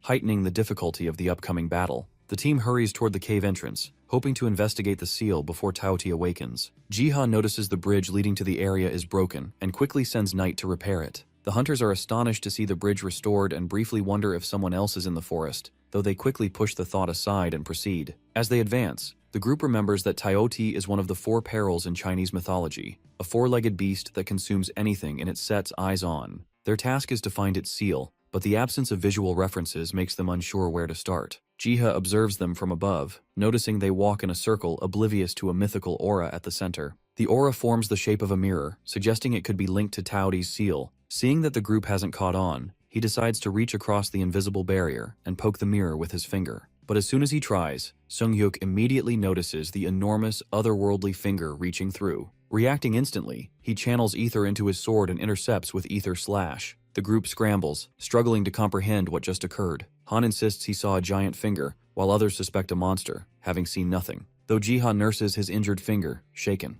However, at least he succeeded in helping them discover the Taoti's seal mirror. His efforts were successful as they have found Taoti's seal mirror, but the seal is weakening and close to breaking. Han inwardly questions whether they are strong enough to confront Taoti alone, fearing the consequences of failure. A chilling voice suddenly reverberates through the chamber, condemning the hunters wicked and arrogant, accusing them of awakening evil. From the ground emerges the temple's guardian, Seok Gamdang, declaring his intent to punish these sinners. The hunters were completely oblivious to the existence of Guardian protecting the mirror seal, are thrown into panic. Sunghyuk quickly asserts control, calming the team. The Guardian, angered by their trespass, vows to annihilate them. He draws his sword and signals for cover, ready to engage. The Guardian casts the Jewel of Karma Flame, sending torrents of fire. Han invokes Blink, teleporting above the Guardians and shattering them with a single precise strike. The Guardians are stunned by his display of strength, giving the hunters the impression they may have weakened with age. When Han touches the mirror, a system message confirms their quest's completion. They have located Taoti's seal. Moreover, Han's actions have dealt significant damage to the Guardians, temporarily halting their movements. Jiha, witnessing Sunghyuk's skill, is impressed. His pets, sensing Taoti's awakening, dash off to confront the remaining Guardians. While Jiha prepares scrolls using green herbs from the wild elf village, he hesitates, realizing that retrieving the herbs himself, or using the Terradrones, might alarm the villagers. A solution occurs to him. He could employ Selena, guiding her as an apostle to gather the herbs. Jiha finishes preparing several scrolls, a task made possible only through Selena's help. At his request, she had approached the wild elves to obtain green herbs from their village. Since directly demanding herbs would upset the elves, Jiha advised her to trade instead, offering food and salt, luxuries the elves lacked. She admired his cleverness, especially when he provided her with salt for the exchange. Setting out with Edenskal, she managed to deal with the Radiant Knights on the way, while also securing a plentiful stock of herbs. Thanks to her efforts, Jiha no longer needed to worry about supplies for a while. Just then, a commotion in the garden drew his attention. He found the pterodrones huddled together, surrounded by scattered essence stones. The sight reminded him of Korea's miniature dungeons that began appearing in the Dream Forest. Hunters had been clearing them, yet the rewards proved disappointing. Low and mid-tier dungeons yielded little value, their treasure chests offering barely enough profit to cover costs. Interest among hunters steadily declined when they couldn't even afford to upgrade their stats, but Jiha longed to change the system. For a time he saw no solution until the pterodrones appeared. These creatures, using claws and horns as tools, were cutting, hammering, and even melting metal in their mouths to craft sturdy wooden treasure chests. To Jiha's surprise, they were also the ones retrieving dungeon loot and packing it inside, which he just found out that day. He wonders whether this has always been their role, or if their behavior shifted because he is chosen by the World Tree. While praising their diligence, he admits the rewards still lack real value. Yet, an idea begins to take shape in his mind, one that might finally solve the problem. A few days later, a hunting party gathers near a dungeon entrance, teasing Deo-kun, the timid shield-bearer of their team. Just before they enter, a sign carved with a shield emblem catches their eye. This is Jiha's very first reform, marking dungeon rewards so hunters of matching specialties know what awaits them. The battle that follows is fierce. Deo-kun hesitates during a key moment, yet manages to contribute enough to help the team succeed, earning both teasing remarks and encouragement. But when another monster suddenly appears, his hesitation returns, forcing a teammate to step in and scold him for his fear. Despite this, he gradually improves by the end of the battle. Once the fight ends, the group consoles the emotional Deo-kun, lifting his spirits. They then rush to check the rewards and are shocked to see not 1, but 5 treasure chests waiting. This is Jiha's second step, multiplying rewards to amplify excitement. They discover the cost to open each box has been cut down to just 2 essences, Jiha's third improvement. The contents confirm the fourth step, unique rewards prepared personally by Jiha. A radiant apple potion, a dazzling shield tailored for Deo-kun, a rune-marked note, and a candle inscribed with strange writing. Their curiosity drives them to Master Cat to have their 3 new mysterious items appraised. The new reward system, offering multiple boxes and unique loot, leaves the party thrilled and eager to hunt more, exactly as Jiha planned. Already expecting their arrival, Master Cat receives them warmly. His evaluation shows Deo-kun's shield is no ordinary gear. It is a unique grade item while the dungeon note is written in rune script. He analyzes Deo-kun and observes an awakening skill called Iron Maiden, which deflects melee attacks with amplified damage, a 200% multiplier per level. Master Cat reveals that the awakening skill can indeed be unlocked, provided certain conditions are met. Yet, he cautions, activating it comes at a cost. All ether will be consumed, leaving the user completely drained.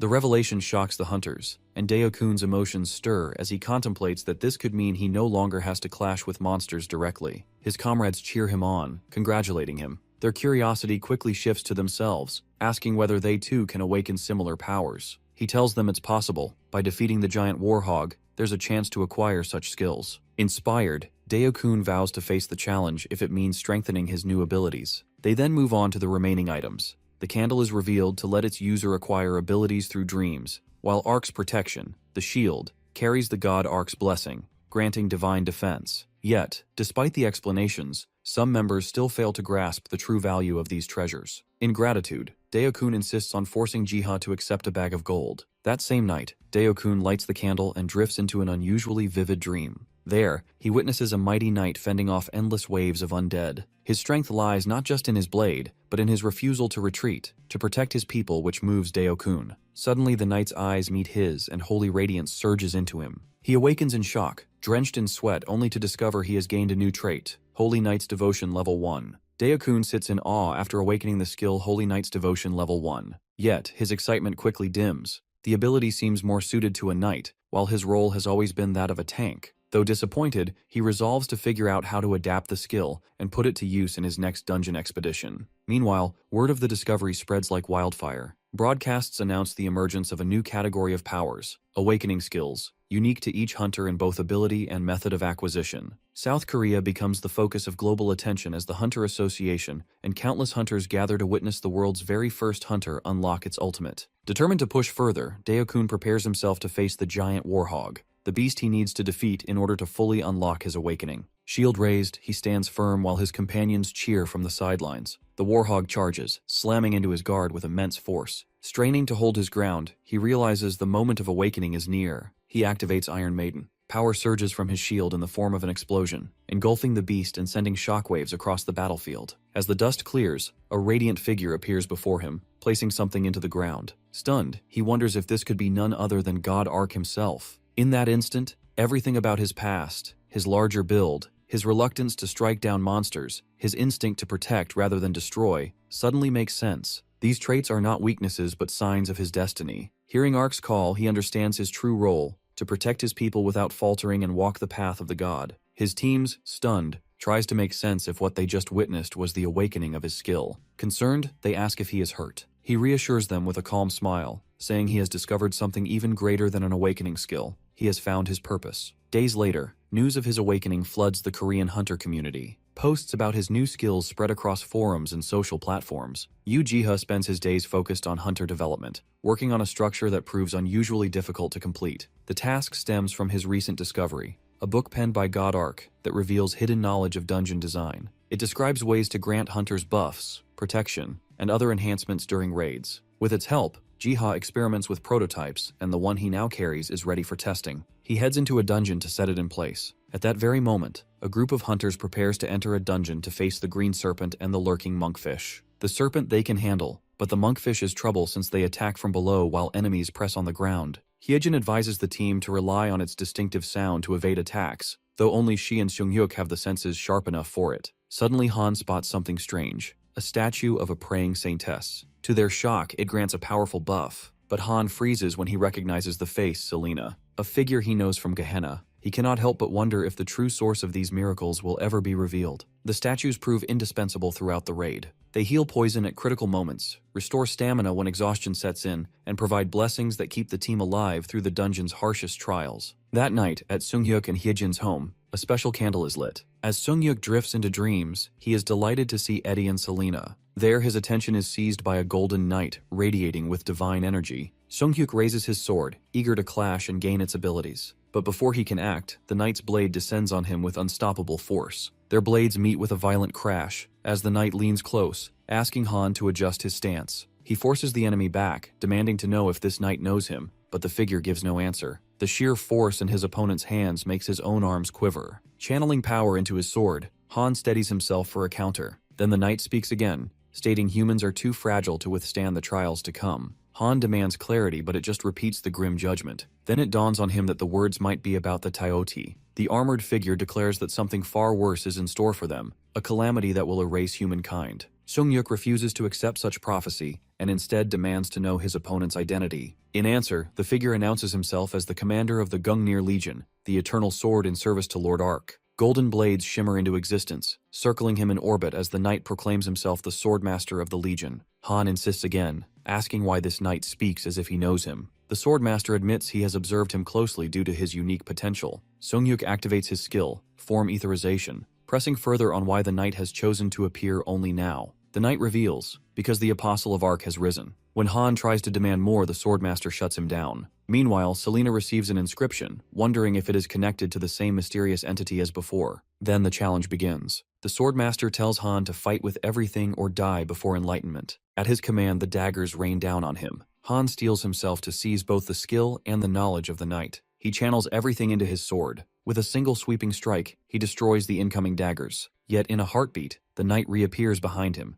praising the attempt before conjuring a new skill. First sword technique, Stormblade. Its first form spins Han across the hall. Before he can recover, a whirlwind strike follows, detonating into a torrent of energy. The scene shifts to Jiha completes brewing a red potion, pouring it carefully into a flask. He exhales in quiet satisfaction as Master Alchemist Chulhyun applauds from nearby, astonished by the precision of his work. Chulhyun inspects the potion and is stunned. It restores 200 health in only 10 seconds, whereas the previous batch required 15. More surprising is Jiha's flawless timing, achieved without tools. That natural precision makes it clear why Hwayeon respects him so deeply. Once Chulhyun leaves, Jiha reflects that reaching alchemy level 4 has raised both the quality and ease of his work. Deciding to rest, he drifts into the dream forest where he enjoys the fresh air and searches for his pets, Biam, Doggo, and Panny. His peace shatters when the humming bell tolls, warning of an earthquake near the Tauti's seal. An alert confirms the seal is on the verge of breaking, urging him to deploy terra drones. He rushes to the site and finds them already encircling the seal, forming barriers instead of engaging directly. The choice puzzles him, though he suspects a deeper logic. Still, he fears these defenses may not withstand the Tiote's might. At that moment, the nightmare begins. Black lions, classified as disaster grade, emerge, minions of the Tiote. The terra drones swarm forward in unison to fight it. Time seemed to pass like quicksand as he carefully observed and recorded their combat tactics against the monster. By fall, a massive portal tears open in Seoul's District 7, drawing crowds of startled onlookers. A hunter party investigates, only to recoil when their analysis reveals the truth. This is a Category Level 6 dungeon. They retreat immediately, rushing to deliver the news to the association. The dungeon demands a clear outcome: seal or slay Tiote in 47 hours, 57 minutes. Though marked as plain, the Level 6 classifies it as a Destruction Class threat Eternal Flames Elite. The single numbers, ranked from 1 to 9, assemble at the gate. Han Sung-hyuk, once convinced this was a simple Hunter Association call, now suspects someone is deliberately orchestrating District 7's downfall. Hwa-yun dismisses his grim humor, but voices her thoughts about how different he looks ever since he returned. Han thinks the same. Every member of the clan feels different too. The core team has completed their awakening, thanks to Jiha's guidance. Before entering, Hyejin recalls Jiha's potions and distributes them. These aren't ordinary elixirs. Each restores half health, stamina, and ether in an instant, boosts all stats by 23% for 2 hours, and grants 7 seconds of invulnerability. Fully buffed, the hunters step into the gate, rallying together. From his dream forest, Jiha monitors the miniature battlefield, knowing that while terra drones can hold against black lions, but none can face Tiote itself, the fate of the world rests on the awakened hunters. Nearing the seal, Han spots familiar Saintess statues and orders everyone to receive their buffs before advancing. One of the hunter downs one of Jiha's potions, shocked as his stats nearly double. Yet Sung-hyuk grimly warns that even this may not be enough, but Hwa-yun insists they stay optimistic. Black lions soon emerge. Han takes the first hit, using himself as bait so his team can strike back. Hyejin unleashes a ferocious sword rampage, while Hwa-yun follows with Phoenix Shot and Lava Inferno, drowning the field in fire. Their tank holds the line, countering with such force that the beast is stunned and driven back. All this gives enough time for Sung-hyuk to steady himself and unchains his newly learned skill from the Dream Knight, the Storm Blade technique. Its first form, Whirlwind Strike, explodes, carving the black lion down instantly, leaving the team in awe. However, the sense of triumph is short-lived as a blood lion rises stronger, faster, and one rank higher than the black lion. Han orders everyone to reapply buffs and drink potions. The beast lunges, its claws aim to tear him apart, but Han counters it with his ether blade. Hyejin cries out in fear, dreading he'll vanish again if he overexerts. Her teammate pulls her back to focus, reminding her that only Sung-hyuk has the power to withstand the monster. She snaps out of her emotions, asking her team to gather intel on the beast. At first, their search comes up empty, but then someone checks Mir Wiki and finds fresh details posted just moments ago. Meanwhile, Sung-hyuk struggles. Maintaining Etherblade after unleashing Stormblade drains his ether dangerously fast. Just as his stance falters, their tank unleashes AoE Taunt, pulling the beast's attention and exposing its stomach mid-charge. The opening is all the team needs. The mage unleashes a poisonous spell striking the Blood Lion's vulnerable spot. The Blood Lion reels back, staggering from the hit. Hyejin rushes forward with Sword Rampage, carving into its flesh with rapid strikes. She calls out for Sung-hyuk to finish it, and he summons Growler in his massive form. With one strike of his claw, the Blood Lion is flattened. Growler towers over the hunters, its single strike against the Blood Lion, leaving them shaken. Hwa-yun and Hyejin prepare to strike, but the beast roars to stop them, declaring itself no enemy. Sung-hyuk raises his hand, recognizing the beast. When questioned, he explains this is no monster, but a nature god bound to him by contract. When asked why it came, Growler warns Tiote's awakening has summoned its Dharma protector. Unlike ordinary monsters, a protector is a guardian whose strength cannot be measured.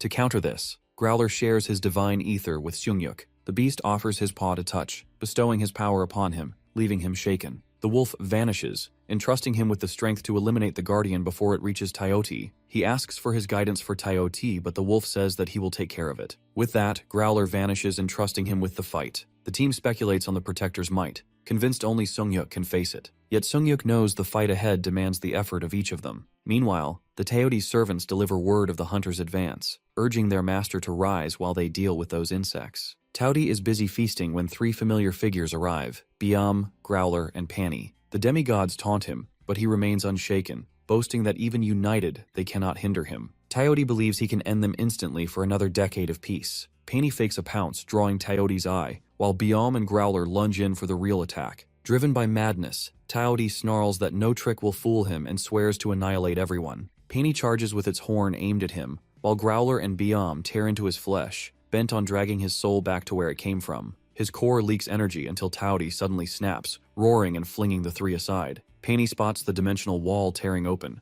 the crack widening into a large hole that begins sucking Biam toward it. The battle resumes instantly. Biam and Growler pin Taudi down while Painey drives her horn deep, landing a decisive blow. Taudi staggers, stunned at their resilience, then screams for his father, but before an answer comes, all four disappear without a trace. Jiha watches the scene in horror as they disappear. He searches everywhere but no trace remains where they vanished, not even signs of battle. Panic spreads through Jiha as the humming bell tolls. Fearing the worst, he rushes to the miniature world. There he sees the Seunghyuk's team facing the Grand Dharma, Taoti's guardian, a two-headed dragon known as one of the most formidable opponents. Flames pour from its mouths, setting the ground on fire. Seunghyuk orders Gangmin to shield him. The tank gulps an enhancing potion and braces, holding back the torrent. Straining under the pressure, he begs Han to act quickly. Seunghyuk blinks forward, activating his newly learnt Stormblade's first form sword technique. A storm of energy tears through the air, but the beast retaliates with its fire blast that sends him crashing down. The Guardian, impressed by his attack, recognizes the sword style and demands to know his link to the knight whose style he wields. Han connects it to Legion Swordmaster but dismisses its interest, threatening to reduce the beast to ashes. The Guardian, enraged, fires an annihilation blast, but Han blinks away just in time. Han charges the monster, unleashing his Stormblade's whirlwind strike, but the attack barely grazes it. The beast stomps down, shaking the ground with a quake. Han leaps to escape the shockwave but is caught midair and slammed into a wall. Jiha tenses as he sees Han cough blood on impact.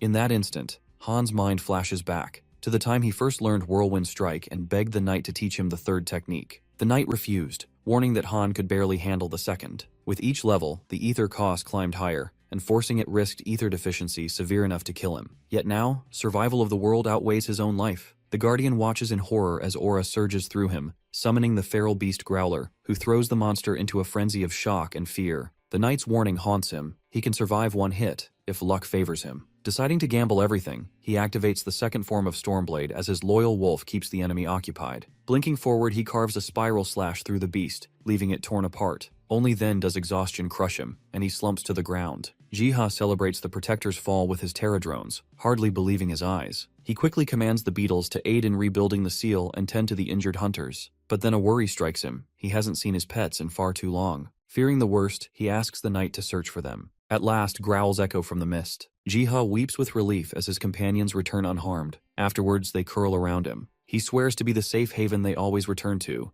for only they can face horrors like Taudi. After the clash with Taodi, Biam, Pani, and Growler lie battered and resistant to treatment. Jiha forces medicine down their throats as they vanish at every mention of it. Out of desperation, he threatens to withhold food. Only then do they obediently accept care, a cruel tactic he justifies as necessary for their recovery. Meanwhile, the world shifts from celebrating Taodi's defeat to questioning who had accomplished it. Reports surface of a Chinese helicopter spotting 3 enormous, unidentified silhouettes besides Tao Tie. They stirred fear among the civilians until the figures were identified as nature gods. The revelation that one of them is contracted with a Korean hunter sparked international concern. Thus, Korea convenes a secret conference Korea. Hyunsuk explains that Taodi and the nature gods started their battle at Gehenna, and a massive energy surge displaced it into China. The seal lies near Sichuan in China, yet the dungeon opened in Korea, an anomaly many dismiss as coincidence. He shows visuals of the battlefield on the screen. President Kim Jae-sung of Korea asks whether the visible damage is evidence of the combat, and it is confirmed dramatic changes, including a mountain range destroyed by a single breath, attest to the scale of the clash. Taodi's power was immense enough that China sent a UAV intended for a nuclear strike, only for it to be shot down along with all other drones, leaving no footage. Officials question whether the monster is truly dead.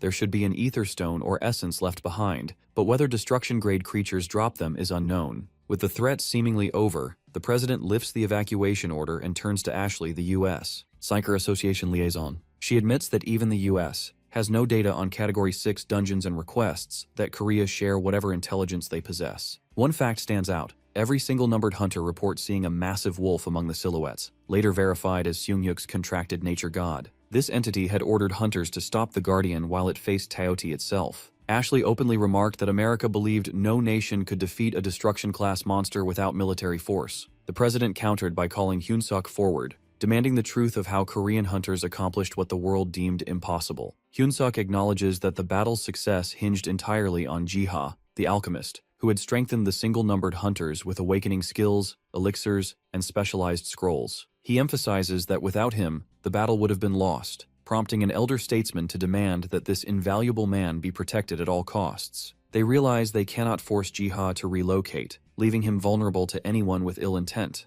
The president assures the committee he will devise a solution, and Hyunsuk infers that the Korean government will fully commit its resources to safeguard the alchemist. He then shifts focus to preparations for future destruction-grade threats, while Ashley's thoughts remain fixed on Jiha out of curiosity. Meanwhile, the ether stone the government speculated about is in Jiha's hands. He asks Bayam if it's from Taudi. The cat meows yes, gesturing toward the world tree, as if to suggest it should be offered there. As he approaches, a branch reaches out to absorb the stone. Leaves shimmer and a radiant glow spreads across the tree's branches, mesmerizing Jiha and his companions. Drawn by the spectacle, he notices a fluffy sheep approaching, opening a golden portal. Wondering if this is yet another nature god, he follows through the swirling light. On the other side, he finds himself in a vast library with towering shelves and countless books. The sheep pauses by a book on the floor, seemingly reading it, and he names it Youngie, thinking it must be the librarian. The gardener follows Youngie around, discovering that the books require essence to read. He speculates that the book he previously found on dungeon structures likely originated from this library. Movement above catches his attention, and he sees Terradrones inside the grand library. At first, he wonders how his helpers got here,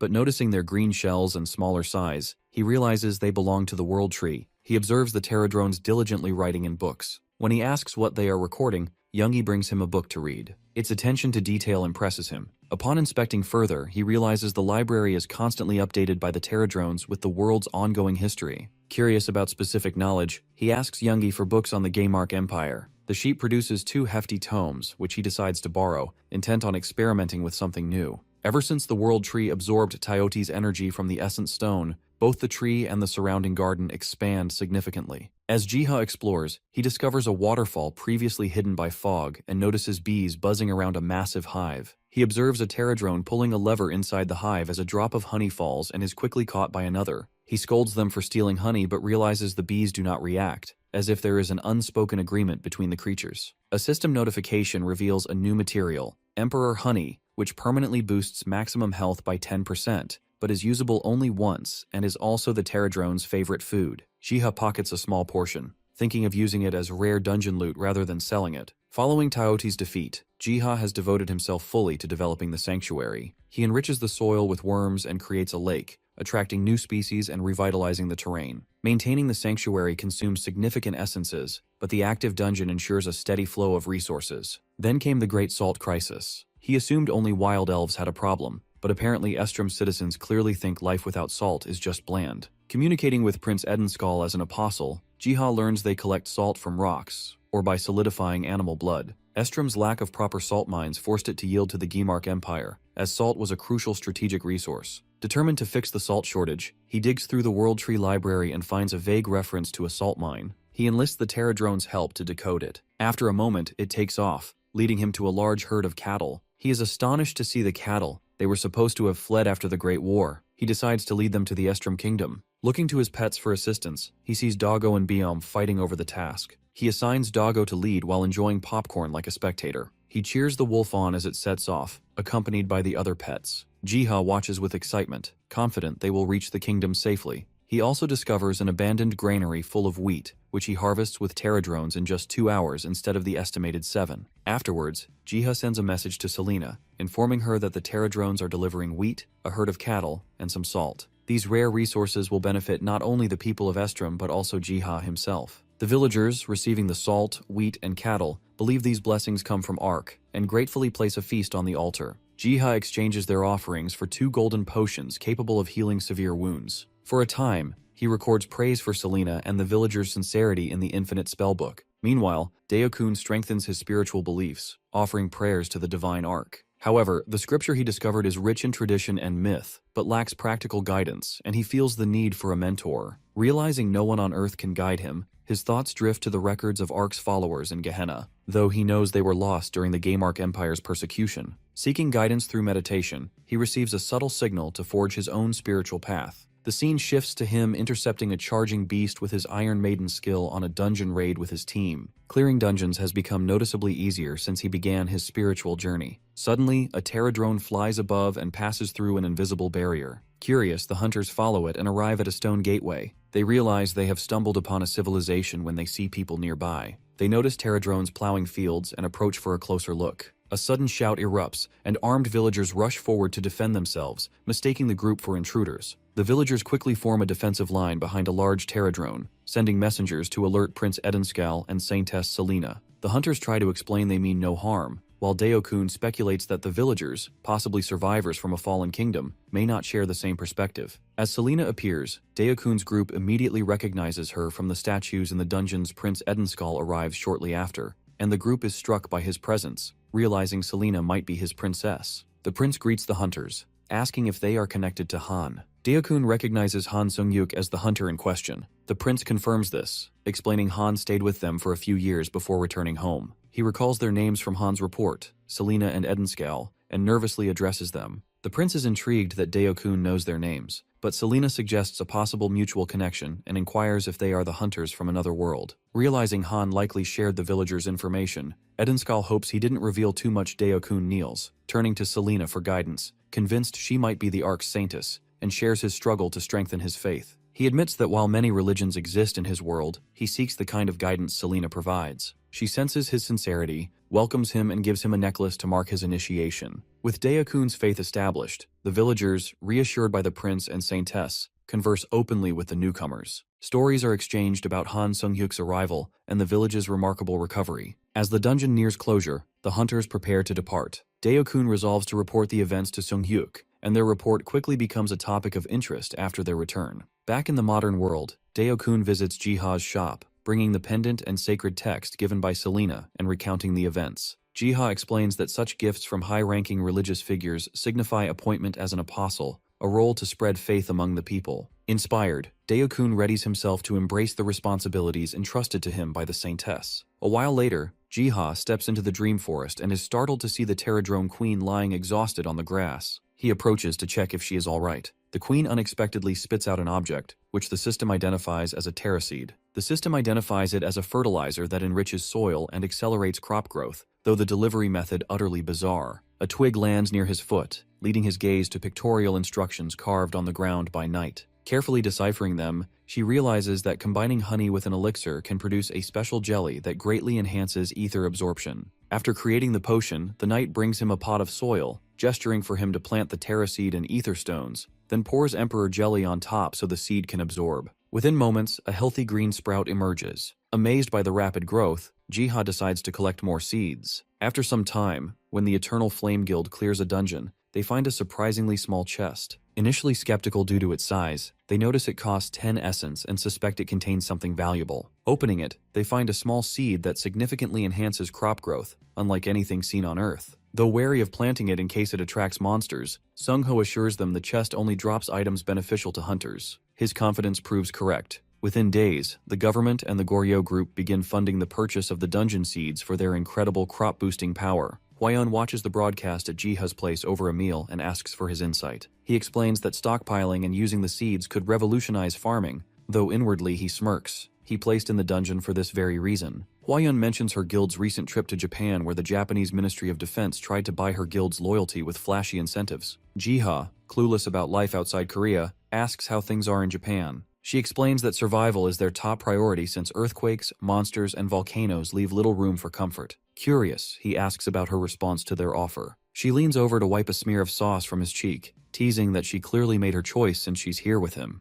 Jiha tries to ease the awkwardness by calling his pets over. Biom, Panny, and Doggo rush in like a stampede, chomping away, while he perks up at a strange noise outside. Hwayeon notices his sudden pause, but since she hears nothing, he chooses not to alarm her, and instead plans to investigate later. While the three pets gossip among themselves about the noise, he offers Hwayeon more food, and she politely agrees, only for the smell of burning to fill the air. After the comedic mishap, he heads to the forest to investigate the noise, suspecting a new nature god. At the World Tree, he spots a bright red parrot perched on a branch. Suddenly, Biom dashes past him, agitated by the parrot, making Jiha wonder if the two creatures know each other. The cat lunges in fury, failing to climb. Doggo only growls in frustration at both of them. Jiha concludes it must be a nature god if Baeom reacts this way, and names it Hong after its distinctive cry. Hong excitedly perches on his shoulder, and he welcomes it home. He immediately tests Hong's abilities and learns it excels at separating, collecting, and storing seeds. Like Youngie the librarian, Hong can open a gate, this one a vast storage vault for seeds. He digs deeper online and discovers that these vaults serve as seed repositories, designed to preserve food sources in the wake of global catastrophes. His research reveals that Korea's seed vault perished in the Great War, while the world's last safeguard, the Svalbard Global Seed Vault, is on the verge of permanent shutdown. To preserve them, he considers relocating the seeds into Hong's storage. However, the vault's remoteness near the North Pole makes the trip impractical. As he ponders, his pets gather, trying to help. Suddenly, Hong tugs his hair and to his shock speaks in human words, offering to take him there. Though stunned, he follows, only to watch in awe as the bird swells into a massive form and gestures for him to climb on. When Jiha asks about the destination, Hong reveals it intends to fly straight to Svalbard, leaving him astonished at how it even knows of the place. He voices his doubt about the distant journey, but Hong reassures him. Reluctantly, he climbs onto the bird's back, clutching its feathers as if his life depends on it. His nervous cries are quickly lost to the wind as they soar toward the Arctic. His fear slowly melts into awe, and the warmth radiating from Hong soothes him, making him wonder if the bird is a phoenix. As Svalbard comes into view, Jiha drinks a cold resistance potion to brace for the frigid weather conditions. Upon landing, he discovers his Pterodrone knight and its companions already waiting, prepared for the work ahead. As they draw closer, Jiha spots movement in the shadows, werewolves slipping out of the dark. He didn't expect monsters here, so he quickly divides his forces. The High Knight leads some Pterodrones outside to battle while Jiha brings the rest inside to collect seeds. The vault's interior is eerie, sealed for years, making him worry the seeds may have decayed. As they advance, a werewolf sneaks up from behind. The sudden noise startles them, but one Pterodrone lunges first, killing it with a single strike. Assuming the seeds must be ruined if monsters had already broken in, Jiha braces for disappointment, only to find them perfectly preserved. The group begins carefully moving boxes of seeds. Hong keeps the gate open as the Pterodrones haul box after box of seeds inside. It is a grueling task with nearly 4 million crates to move. He then steps outside with Hong, finding everything is buried in snow. He asks if the bird sees anything but the phoenix squawks that humanity has run out of time. Jiha freezes, realizing his biggest problem isn't monsters, it's explaining this bird to people, if it gets discovered. A thud breaks his thoughts as the Pterodrones drop the lifeless werewolves at his feet, proving that the battle is over. Jiha praises their work, and with the task complete, they prepare to return. He instructs the Pterodrones to deliver seeds to Estrom village and to Hyunseok. Soon, villagers plant and harvest them, while Hyunseok files detailed reports on it. The Goryeo group industrializes the process, unveiling soil-free smart farms powered by these seeds. A few days later, Jiha's sister visits his shop. They discuss HunterNet, the outdated trade market for hunters. She criticizes its lack of visibility and conservative name, while Jiha suggests renaming it into an exchange center. Soon-young points out that with a proper system, the market could thrive, but she leaves in a rush, promising to return soon for Biam. Left alone, Jiha turns to a book titled System by Arc, borrowed from Youngie's library, hoping to find a solution for the exchange center. The text explains the hunter system in depth: stars, traits, skills, dungeon structures, and even the HunterNet. The ancient language would have made it impossible to understand. His system design trait now lets him read it with ease. Gathering insight from the book, he devises a plan to upgrade the market into an auction platform through MirWiki, using essence as currency and Pterodrones for delivery. He plans to launch with potions and scrolls, before moving on to rarer artifacts once he collects them. When he discusses it with the Pterodrone Knight, it agrees but warns they'll burn out balancing both artifacts and chests. Jiha wonders about a solution, and the Knight gestures toward a worker tirelessly smelting a weapon. Its dedication fills him with awe. Then Knight draw a bottle of honey in the ground, implying they will work even more persistently if they get honey. They strike a deal.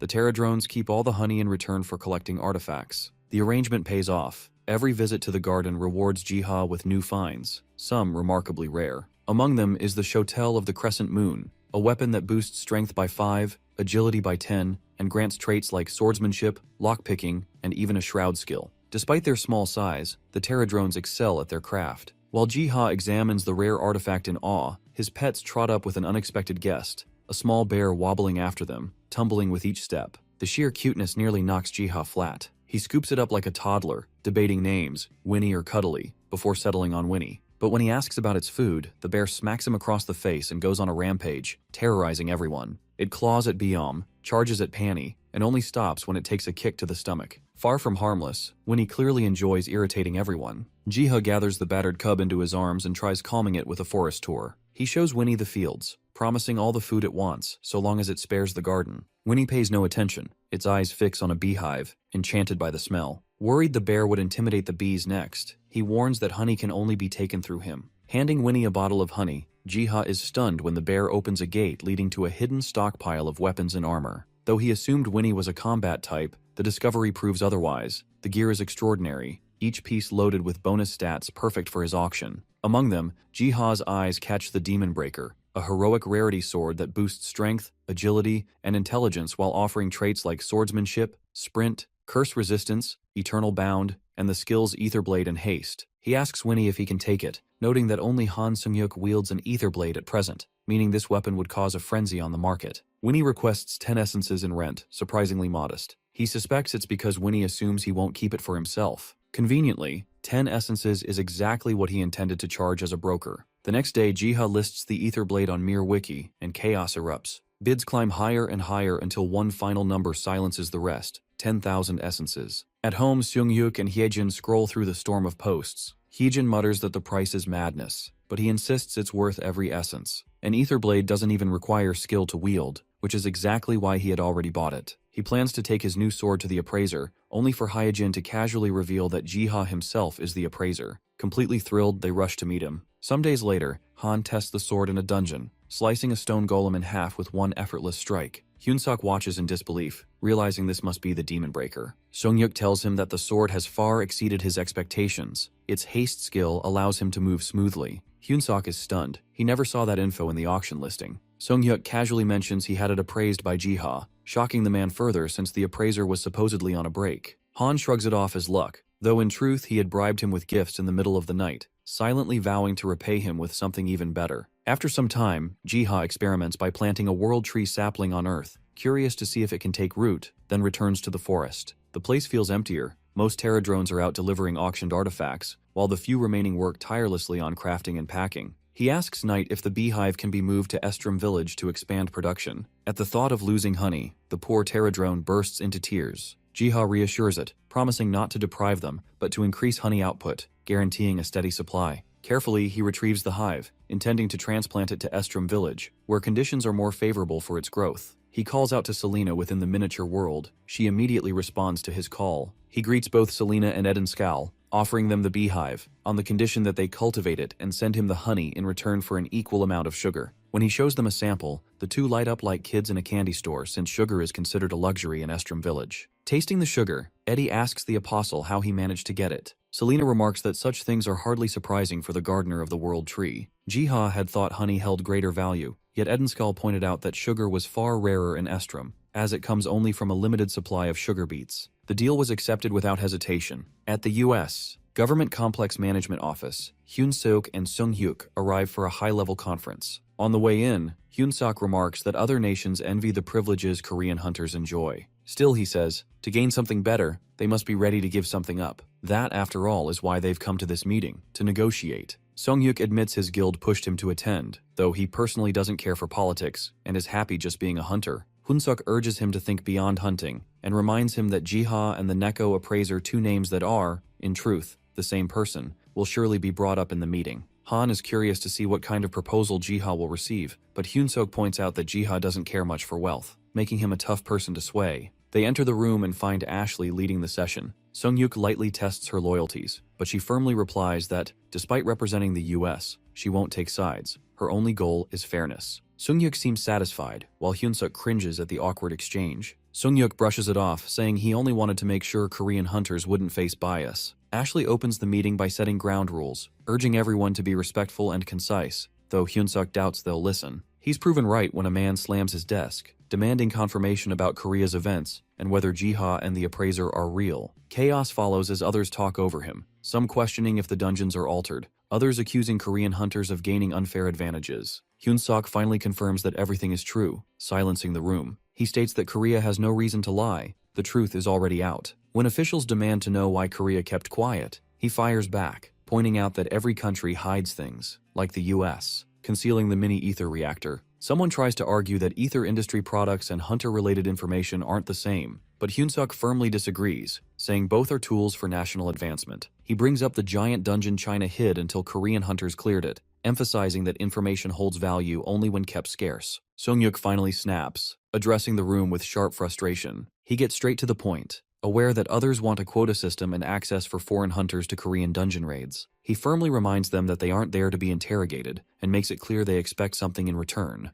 They got what they came for, the prototype ether reactor and 10 developers. After the meeting, Hyunsuk praises Sungyuk's negotiation skills. Sungyuk believes that sidelining Korean hunters is no different from sidelining Korea itself, something he won't tolerate. Besides, foreign hunter invitations were already a monthly demand. Hyunsuk, however, feels guilty Jiha gained nothing from the settlement. Sungyuk muses he would have refused anyway. Hyunsuk brainstorms ways to thank him, and Sungyuk proposes a treat box for Baeom, but the suggestion gets immediately rejected. He suggests setting up a container by Jiha's shop with alchemy equipment, charging a fee for every 2 hunters who use it. Part of the income goes to a hunter academy or orphanage, the rest to Jiha. Han, impressed by the idea, remarks that rich always find ways to profit. After a few peaceful days in Estrom village, Margreta, the vice captain of the Black Lion Knighthood from the Gaymark Empire, arrives at the gates. She pauses, taking in the transformed village, astonished that it has overcome food shortages far worse than those of Gaymark. Prince Edenskal and Selena greet her at the entrance and immediately ask the reason for her visit. Margreta explains she's come to inquire about Baron Grom and Parojak, as all contact with them has been lost. She's taken aback to hear they've already left the village with other troops. Surveying the surroundings, Margreta asks if they were the ones who left the cattle behind. Edenskal explains the cattle arrived after their departure. Farming only began once the previous troops left, due to differences and their failure to meet expectations. Still skeptical, Margreta doubts they would leave voluntarily, but Edenskal conceals the truth of their exile. Seeking a distraction, he whistles, and the Terradrone Knight descends from above. Margreta is left stunned by the towering creature. Edenskal casually asks for her opinion on Arc-sent soldiers capable of defeating ogres alone, and points to the smaller beetles tending the fields. She scoffs, reminding him that he once claimed no belief in any religion, and questions if he had lied. He apologizes for the misunderstanding, explaining that the village has recently made a contract with Arc and hopes she won't act rashly. She takes it as a threat, accusing him of planning a feud, but Edenskal calmly asks if they intend to give him a reason. He proposes a clean split, both empires leaving each other alone. When asked if they no longer require Gaymark's support, Edenskal declares they are under Ark's protection, making cooperation with non-believers difficult. Margreta then turns to Selena, assuming even the princess stands against Gaymark. Selena calmly replies that they're not against anyone, so long as they accept Ark. Margreta refuses to believe in unseen powers. Selena points that the beetles are a sign, but the vice captain dismisses them as merely well-trained monsters, not proof of Ark. Selena responds that while it's not proof, it's still a sign of Ark's presence. Seeking to assert her ego, Margreta declares she will accept Ark only if rain falls immediately. A Terradrone nudges Jiha, pointing toward the miniature world. Hearing Selena's challenge, Jiha scans the area and spots a sprinkler quickly showering water on them. She can't believe her eyes as a heavy downpour nearly drowns her and her knights. Moments later, she wakes up in Selena's chamber, struggling to recall what happened. Selena gently explains that she passed out after the rain, and now, as promised, she must join them, since Ark truly answered. Still doubtful, she questions if the rain was truly Ark's doing. Sensing her struggle, Selena takes her to the sanctuary and kneels in prayer, asking Ark to reveal himself. Margreta's eyes widen as a giant hand descends from the ceiling. Selena urges her to come closer, sensing Ark's will. The following day, Margreta reports to Bolander at the Gaymark garrison, explaining Estrom's transformation and the disappearance of Grom and Parojak. Although the tale seems unbelievable, the captain accepts it, trusting her implicitly. Bolander doubts Ark's existence when Margreta says she saw no other soldiers. She begins to recount what happened, but he cuts her off, reminding her that the garrison's survival matters more than any unseen deity. He orders her to keep quiet to prevent panic. Yet behind closed doors, Margreta silently prays for the divine's forgiveness, her faith now unshakable. Back in the modern world in the U.S., Management Bureau, the president of the Hunter Association approves a Korean proposed agreement that includes Jiha. He instructs his staff to notify Psyker Hunter Association and to investigate the peculiarities of Korean hunters, especially Yu Jiha. The next day, the president of the U.S. Hunter Association receives confirmation about all activities of Korean hunters, the auction house, the awakening system, and the Nico appraisal. Each revelation only strengthens his desire to acquire Yu Jiha for his own purposes. The secretary, sensing his intentions, warns that targeting Yu Jiha could provoke the Korea Hunter Association. The president, however, weighs the risks against the potential gains, reasoning that the benefits Yu Jiha would receive by coming to the United States outweigh the danger of him siding against South Korea. He explains that while systems like the auction house and awakening system are impressive, they pale in comparison to the value of unique items such as scrolls, elixirs, and potions, resources that only rare individuals like Ujiha can provide. He emphasizes that acquiring his allegiance is a top priority. Chaos returns to Korea as the World Eater senses new monsters lurking in the shadows across a land. To protect the living creatures it deems sacred, it filters out the undead. Determined to save as many lives as possible, it opens its massive jaws and swallows the land whole, relocating it to safety. Jiha sits in the forest with his pets reading a book when a mysterious humming fills the air, catching his attention.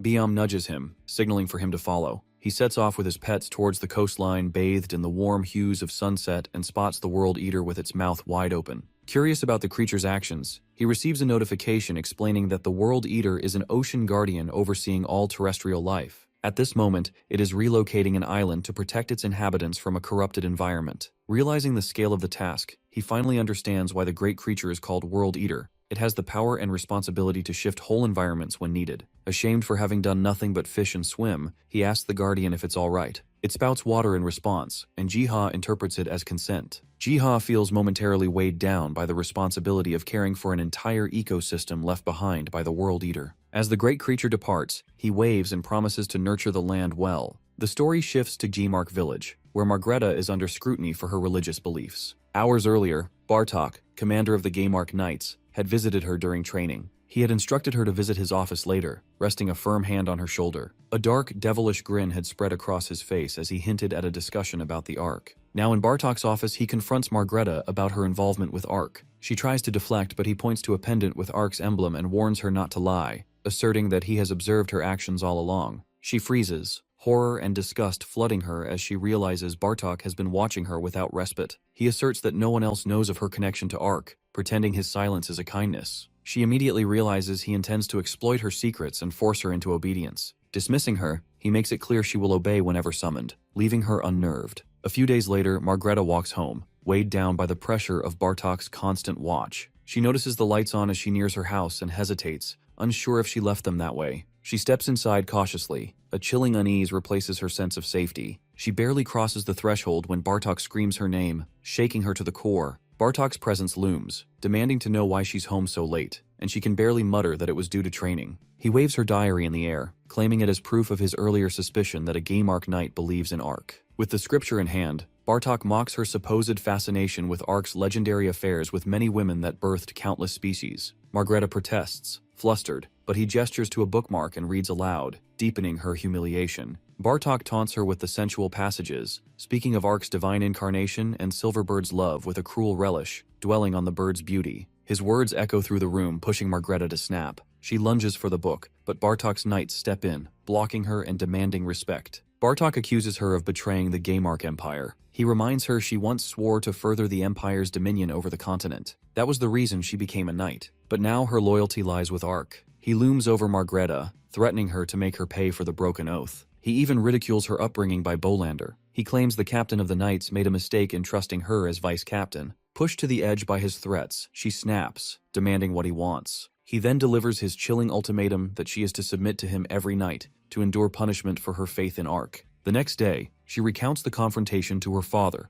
Bolander, who refuses to let her become Bartok's prey. She tries to protest, but he cuts her off. Though the diary Bartok found enrages him, his concern for her outweighs his anger, and he urges her to leave the village. Emotions cloud his thoughts as he reflects on raising her. He knew she might one day cause trouble, but never expected it so soon. He offers her a narrow path to freedom, declaring her an escapee. Bolander reassures her that Bartok still needs him, so he will not harm him. When Margreta asks what would happen if she simply accepts the situation, he questions if she truly wants to accept him as her husband. He warns that marrying the fat, corrupt man would reduce her to worse than a peasant, something he won't stand. He hands her a bag and a weapon, instructing her to prepare. His guards have orders to look the other way when she leaps over the wall. He urges her to rely on her skills to evade the Solar Knight, and asks her to leave at once, instructing her to find the place where she witnessed Ark's miracle. She silently vows to return one day and confront Bartok, ending his tyranny. That night, she dresses alluringly for the visit Bartok demanded, but her mind is fixed solely on escape. As she steps outside, two of his knights wait, their gaze filthy and intrusive. Using a restroom excuse, she puts her escape into motion, while the guards trade crude bets on her submission to Bartok. 20 minutes pass without her return. Both knights grow uneasy, and one heads to check, but it's too late. Margreta has already broken through the wall.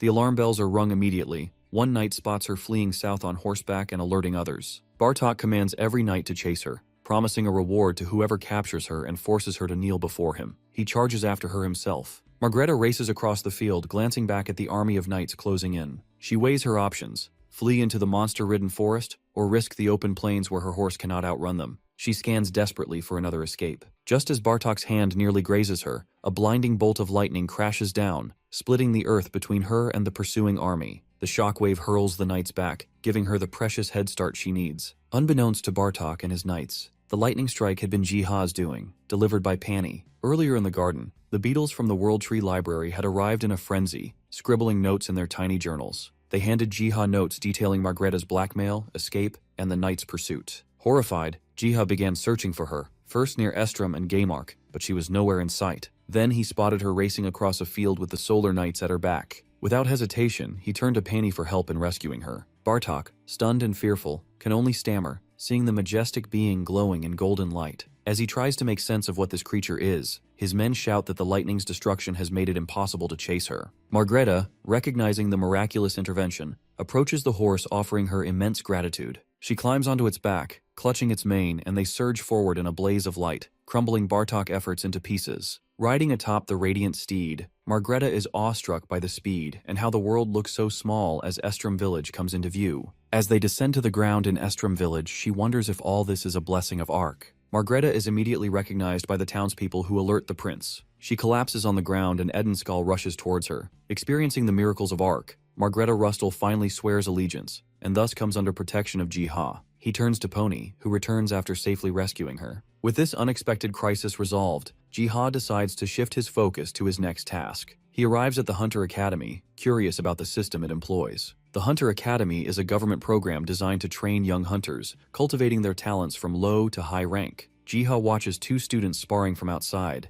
and as he surveys the facility, he thinks the place is far too small to prepare them for real-world situations. He thinks though theoretical and fundamental education seems fine, still students' experience is limited to controlled environments. He reflects, the place lacks real combat training, wondering if it is because students don't face real monsters. He thinks without exposure to actual threats, the Academy's graduates may struggle when confronted with real danger. Determined to find a solution, he decides to consult the system book for ways to bridge the gap. Gyunbek, who had personally invited him to visit the Academy and also volunteers here in his free time, arrives to greet him and asks for his impressions. Jiha praises the facilities and thanks him for the invitation, prompting Gyunbek to offer a guided tour of the Academy. After Jiha left for the Hunter Academy, all his animal companions gather in the garden and discuss how overwhelmed their master has been with work lately. When he is not around, their activities are simple. They eat grass, play in the lake, and afterwards curl up for a nap. While the nature gods sleep, the Terradrones get to work. They clean the lake, tend to the trees,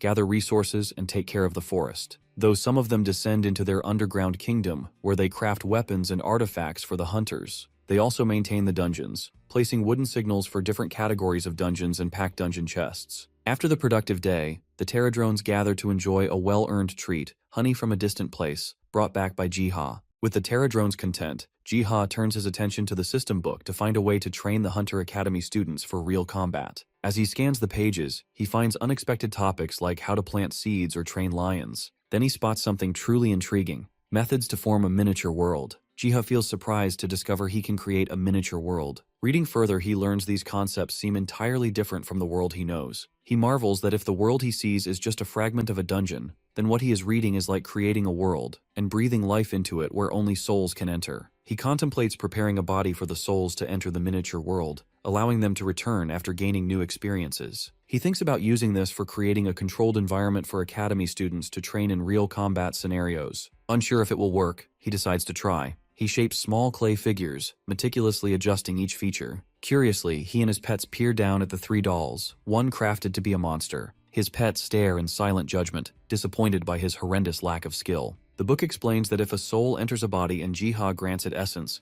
a miniature world will form. He decides to test it on the Terradrones, bribing them with honey to enter the clay dolls. At the thought of leaving their bodies, they panic, shaking like leaves, but he reassures them that it is harmless. Following his instructions, they hop through the portal. Once inside, their souls slip into the clay bodies, and they stare at their new ridiculous limbs. They feel even more unsettled by the fact they have become clay dolls. Outside, the remaining Terradrones collapse in grief. Convinced their friends are gone for good, the Terradrones come to life inside the clay dolls. Jiha tests whether skills and traits can be gained in the miniature world, setting a condition that whoever defeats the monsters while in doll form will receive double the honey. However, he notices that even if his helpers cannot use their original skills as dolls, it's still good for practice. He thinks the academy students could still benefit from this, but opening this miniature world in the academy would be costly. Once their trial finishes, the beetles return back to their bodies and gather around Jiha, who praises everyone and checks for injuries. Then he learns that the miniature world will restore the damages automatically after the completion of quest. Afterwards, he acquires the skill of world creation, and one of the Terradrones gains a new skill, Resolute Strike. Inspecting the Terradrone, he notices that one of its claws has transformed into a sharp, sword-like shape. He feels satisfied that new hunters can now train for dungeons realistically, and ranked hunters can practice against monsters without risking their lives. A notification then informs him that he has grasped part of the World Tree's purpose. His class changes from worker to sympathizer of the World Tree, and his World Tree blessings, plant amiability and sanctuary development, level up as well. The next day, he studies his improved stats and newly gained traits, observation and possession, and discovers he can inhabit any object, from trees and plants to rocks and animals. Possession even makes him invulnerable, allowing him to explore the miniature world directly. One day, he hopes to try it as a bird. His world creation trait proves equally powerful, allowing him to shape entire environments and craft both the world and the objects within it. The only drawback is the high essence cost. After thinking it over, he realizes he could set up a few miniature worlds and charge a fee for access. For the Hunter Academy, however, he decides to keep it free, though he wishes he could offer it for free to everyone else as well. Motivated by this vision, Jiha begins sketching out his ideas, determined to bring them to life. The scene shifts to the Hunter Academy, where a new instructor, Jin Suhei, is welcome to give a lecture on what it means to be a hunter. She introduces herself as both a manager and an enchantress class hunter serving the sword witch, Seo Hyejin. Her title alone stuns the students, most of whom have never seen an enchantress in person. Just as she prepares to take questions, a staff member bursts in with urgent news. A gate has opened inside the academy. Panic spreads through the room. Jin Suhei steps forward, instructing the teachers to keep the students under control while she investigates the gate. At the site, Gyunbak arrives to examine the anomaly. The instant his hand makes contact, his body collapses, appearing lifeless. Within moments, he awakens elsewhere, inside the dungeon, his form transformed into a larger, muscular build with a weapon he does not recognize. Clarity comes when a system notification greets him to the tutorial dungeon, explaining that gear is automatically assigned according to class and abilities. He is restricted to basic skills, yet the system assures that any injuries here will not carry over to his real body. Stage 1 begins with the objective of defeating the creepers lurking in the forest. The system's reassurance that his real body remains unharmed steadies his resolve, and a hovering screen reveals the monster's locations. He steps into the forest, suspicion rising. The timing of this dungeon's appearance feels deliberate, leading him to wonder who could orchestrate such a thing. Soon, he spots a group of monsters and chooses to press deeper, determined to uncover more. With a single decisive strike, he wipes them out, realizing that only basic skills function here. The restriction makes sense. It's a setup perfectly suited for students. Clearing the dungeon rewards him with a new ability, Power Strike, confirming his suspicion that this place is designed as a training ground for beginners with no skills. A notification offers entry into Stage 2, yet he refuses. The next moment, his eyes snap open in the infirmary, a doctor explaining that he collapsed upon entering the dungeon. Wasting no time, he rises to inform the other instructors, convinced this dungeon will play a pivotal role in the growth of Korean hunters. Gyunbak's intuition proves correct. The new training gate at the academy leaves a profound impact on hunters. It offers a rare chance to gain experience and even acquire new skills, all without real danger. The response is overwhelmingly positive, yet discontent soon follows. Many criticize the exclusivity, claiming it is unfair that only academy students can access the gate when countless new hunters outside need the same opportunity. Jiha, having anticipated such backlash, moves quickly to create dungeons that cater to both beginners and veterans. A few days later, a gate materializes right outside Jiha's store. The sudden eruption of chaos starkly contrasts the quiet scene from half an hour earlier when Hwayeon and Chulhyun were simply enjoying drinks together. Without hesitation, Hwayeon orders Chulhyun to rally the guild. When the members gather before the gate, she directs their attention to a hovering notification.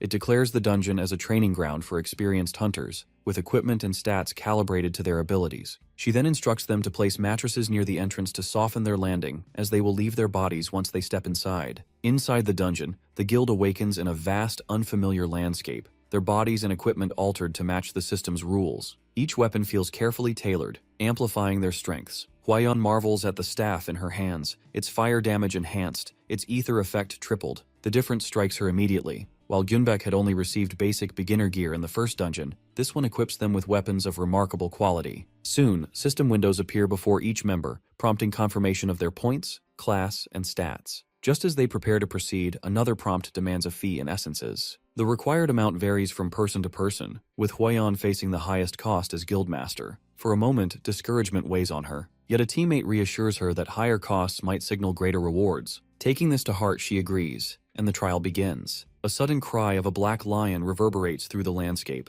The team freezes, shocked that such a disaster-class monster could appear in a training dungeon. Fear presses down on Hwayeon, her instincts urging retreat, but she steadies herself. Their lives are not at risk here, only their pride and growth. With renewed determination, she channels flames into her staff, commanding her guild to stay calm, fight together, and finish the quest. The victory leaves a lasting mark. At a press conference, Hwayeon recounts her experience, emphasizing how this dungeon proved that, with the right equipment, even disaster-class monsters can be overcome easily. She declares that such training grounds will accelerate the growth of Korean hunters. Meanwhile, Jiha watches events unfold with quiet satisfaction. Releasing the dungeon in Hwayeon's presence had been a calculated choice. The variety of monsters ensured every participant walked away with unique gains. In his mind, the credit belonged to Edenskal and Selena. Their knowledge of Estrom's creatures had provided the foundation for creating these varied trial monsters. At first, Jiha made mistakes. He accidentally created monsters too strong for the Terradrones to handle. Yet it became a learning curve. Even Margreta is thriving in her new environment, helping everyone around her. While researching, Jiha comes across a new idea to implement in the training. He considers occasionally providing better gear to push hunters to test their limits. Meanwhile, at the academy, a group prepares for their turn in the training dungeon. A girl named Young Dasil expresses anxiety, but her teammate Shin Hyesung reassures her, reminding everyone that their actual bodies remain safe, and the goal is to defeat as many monsters as possible. Sangmoon suggests aiming for a new record, but Yumi doubts they can even surpass Group 3. She presses him on how he plans to outdo Myung-hoon from that group. Sangmoon is confident that the monsters inside are weak and that if they face the same monsters, they can fairly compare their results. He notes that Group 3 reached Stage 3 in 8 minutes, so they only need to be faster than that. Still, Dasil worries, knowing Myung-hoon has a reputation as the Academy's version of Han Sung-hyuk. Their turn begins. The students launch into action against a monster called Flesh Thorn, a twisted entity inhabiting the soul of a Terradrone. As they rush forward, the thorns on its back shoot out at blinding speed. Their shield blocks the attack just in time. Hyesung counters with a 3-talon strike, sending 3 blades slashing at the monster. Hyesung and Sangmoon keep the monster engaged while Yumi calls for Dasul to ready her bow. The arrow detonates on impact, tearing through its flesh, but the monster counters, wounding Sangmoon. He forces himself to stay strong, telling himself that each wound is a lesson. Once Fleshthorn falls, the team takes a short moment to recover and check on Sangmoon. Hyesung urges them to focus, warning that the third stage awaits. The gates open to reveal a massive troll swirling with dark energy. The two boys rush forward, but the troll's huge fists slam into them, sending both flying. Yumi reacts quickly, summoning a barrage of fireballs that slam into the troll. When the smoke clears, the beast stands almost unscathed. Realizing her fire isn't enough, she prepares to switch to another spell. At that moment, a voice echoes in her head, asking if she really intends to use that skill here. Jiha blurts out his thoughts by accident, and the slip forces him to quickly find another way to guide the students. This leads him to write a tip into his spellbook. He advises her to use damage over time magic, also known as dot magic, to prevent the troll from regenerating its health. The advice sparks Yumi's memory. Her lessons had stressed that trolls were difficult opponents not for their raw power, but for their ability to heal. Remembering this, she calls on Hyesung to hold the monster in place so she can cast a firewall. The moment her spell ignites, the troll is engulfed in flames. Its cries shake the dungeon, and when the fire finally fades, the creature lies dead. The system immediately confirms their quest has been completed. Their performance is rated outstanding, granting them essence as a special reward. To their delight, they've even set a new record. Their excitement grows when they learn that Group 3, the rival team, had not earned essence as a reward. Jinsuhei's curiosity prompts her to ask how they managed it, and Yumi explains that they acted on a useful tip from the dungeon system. Clearing the stage motivates the students to request permission to leave the academy for a while. Jinsuhei grants their wish, though she chooses to accompany them. This decision leads them to Jiha's shop in District 7. When they arrive, the bustling crowd outside the store leaves most of the students wide-eyed, a clear reminder of why the place is called a sanctuary for hunters. Only Yumi keeps her composure. Seeing her classmates gawk like children, she mocks them to stop acting as if this is their first time outside. Heesung notices a Category 3 training dungeon nearby and marvels at how different it looks compared to the one at their academy. Diesel, however, is drawn to a towering armored figure among the crowd. The students soon recognize him as Kim Dae-kun, the hunter rumored to be an apostle of Arc, destined to advance into the Holy Knight class once it's available.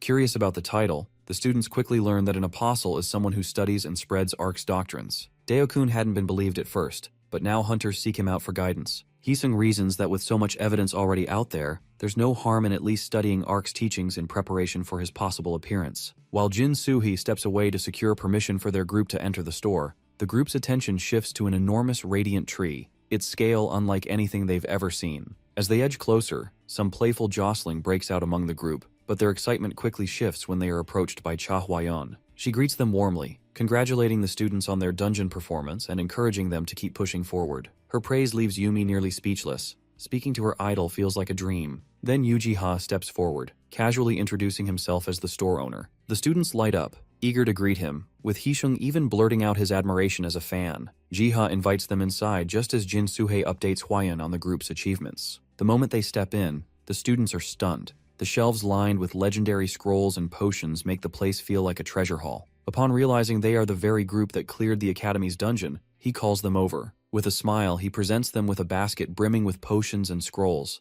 wishing them success on their path to becoming great hunters. Meanwhile, Soo-hee and Hwayeon talk about the effectiveness of the tutorial dungeon, agreeing it provides an incredible opportunity for students. The instructor expresses her satisfaction at seeing them so motivated, which Hwayeon admires. After that, Ji-ha strolls through the orchard, picking apples while reflecting on his unexpected encounter with the very students he had once guided inside the dungeon. Seeing their progress, he wishes more students could benefit from training dungeons, believing they could transform the overall hunter environment. His quiet moment is suddenly broken when his pets leap at him with excitement, startling him. He pets them and hands over the apples he gathered. As they eat, Ji-ha notices small pterodrones carrying away the leftover seeds and flying off to replant them. Before long, new saplings sprout, adding to the flourishing garden. Observing the orchard, Ji-ha realizes the vegetables and fruits have been staying ripe much longer than usual. After some thought, he connects this phenomenon to the presence of the world tree, which seems to preserve their freshness. Then, a familiar voice reaches his ears, Selena, reporting the amount of honey they've gathered. Curious how she managed to collect so much so quickly, Ji-ha asks her about it. She explains that by planting more flowers, the bees now move freely and gather nectar at a faster pace. He praises her effort, though Selena humbly insists it's nothing compared to the support he's given. After exchanging honey for sugar, he asks about Margreta. Selena admits Margreta has been conflicted, questioning how her struggles fit within Arc's plan,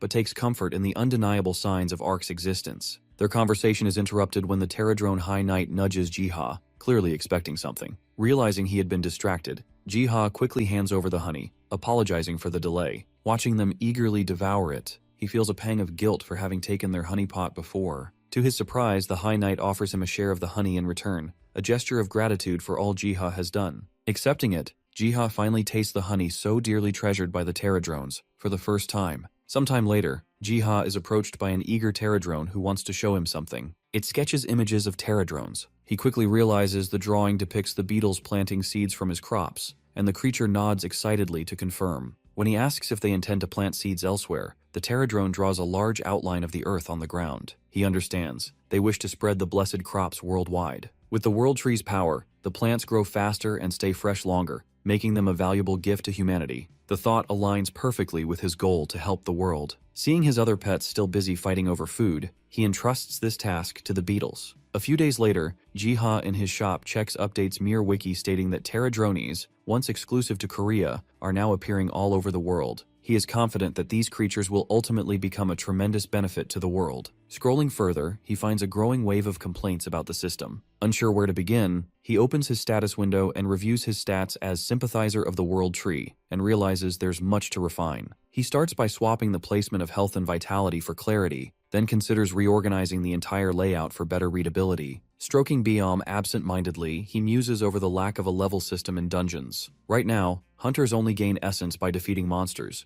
but Ji-ha thinks a level system could motivate them further. Matching monsters to hunter levels would provide clear goals and a sense of achievement. Yet the absence of a bonus stats system creates a problem. Without rewards, leveling feels empty. When Ji-ha checks the system manual, he learns any positive bonuses must be balanced by negative effects to avoid imbalance. The thought makes him sweat. He imagines hunters cursing his name over nerfs. Still, he decides to implement the level system first and refine the bonuses later. He sets the standard, Han Sung-hyuk, the strongest hunter, at level 50, while new hunters start at level 1. In time, he plans to add features like weapons that can only be equipped above level 30, even if restrictions draw some complaints. Ultimately, Jiha believes that this new structure will push hunters to grow stronger, collect better artifacts, and prepare for the unknown. To gather feedback, he posts a survey on Mir Wiki, inviting hunters and citizens alike to share their thoughts. Responses flood in, including one from Han Sung-hyuk himself, asking when health and vitality will finally be updated. Kim Hyun-sok analyzes the new level system and concludes it's simply another way of tracking points. He comes across a teaser for a new second class, showcasing powerful designs and abilities. He wonders how these changes will reshape their world. Before he can dwell further, an urgent call reaches him.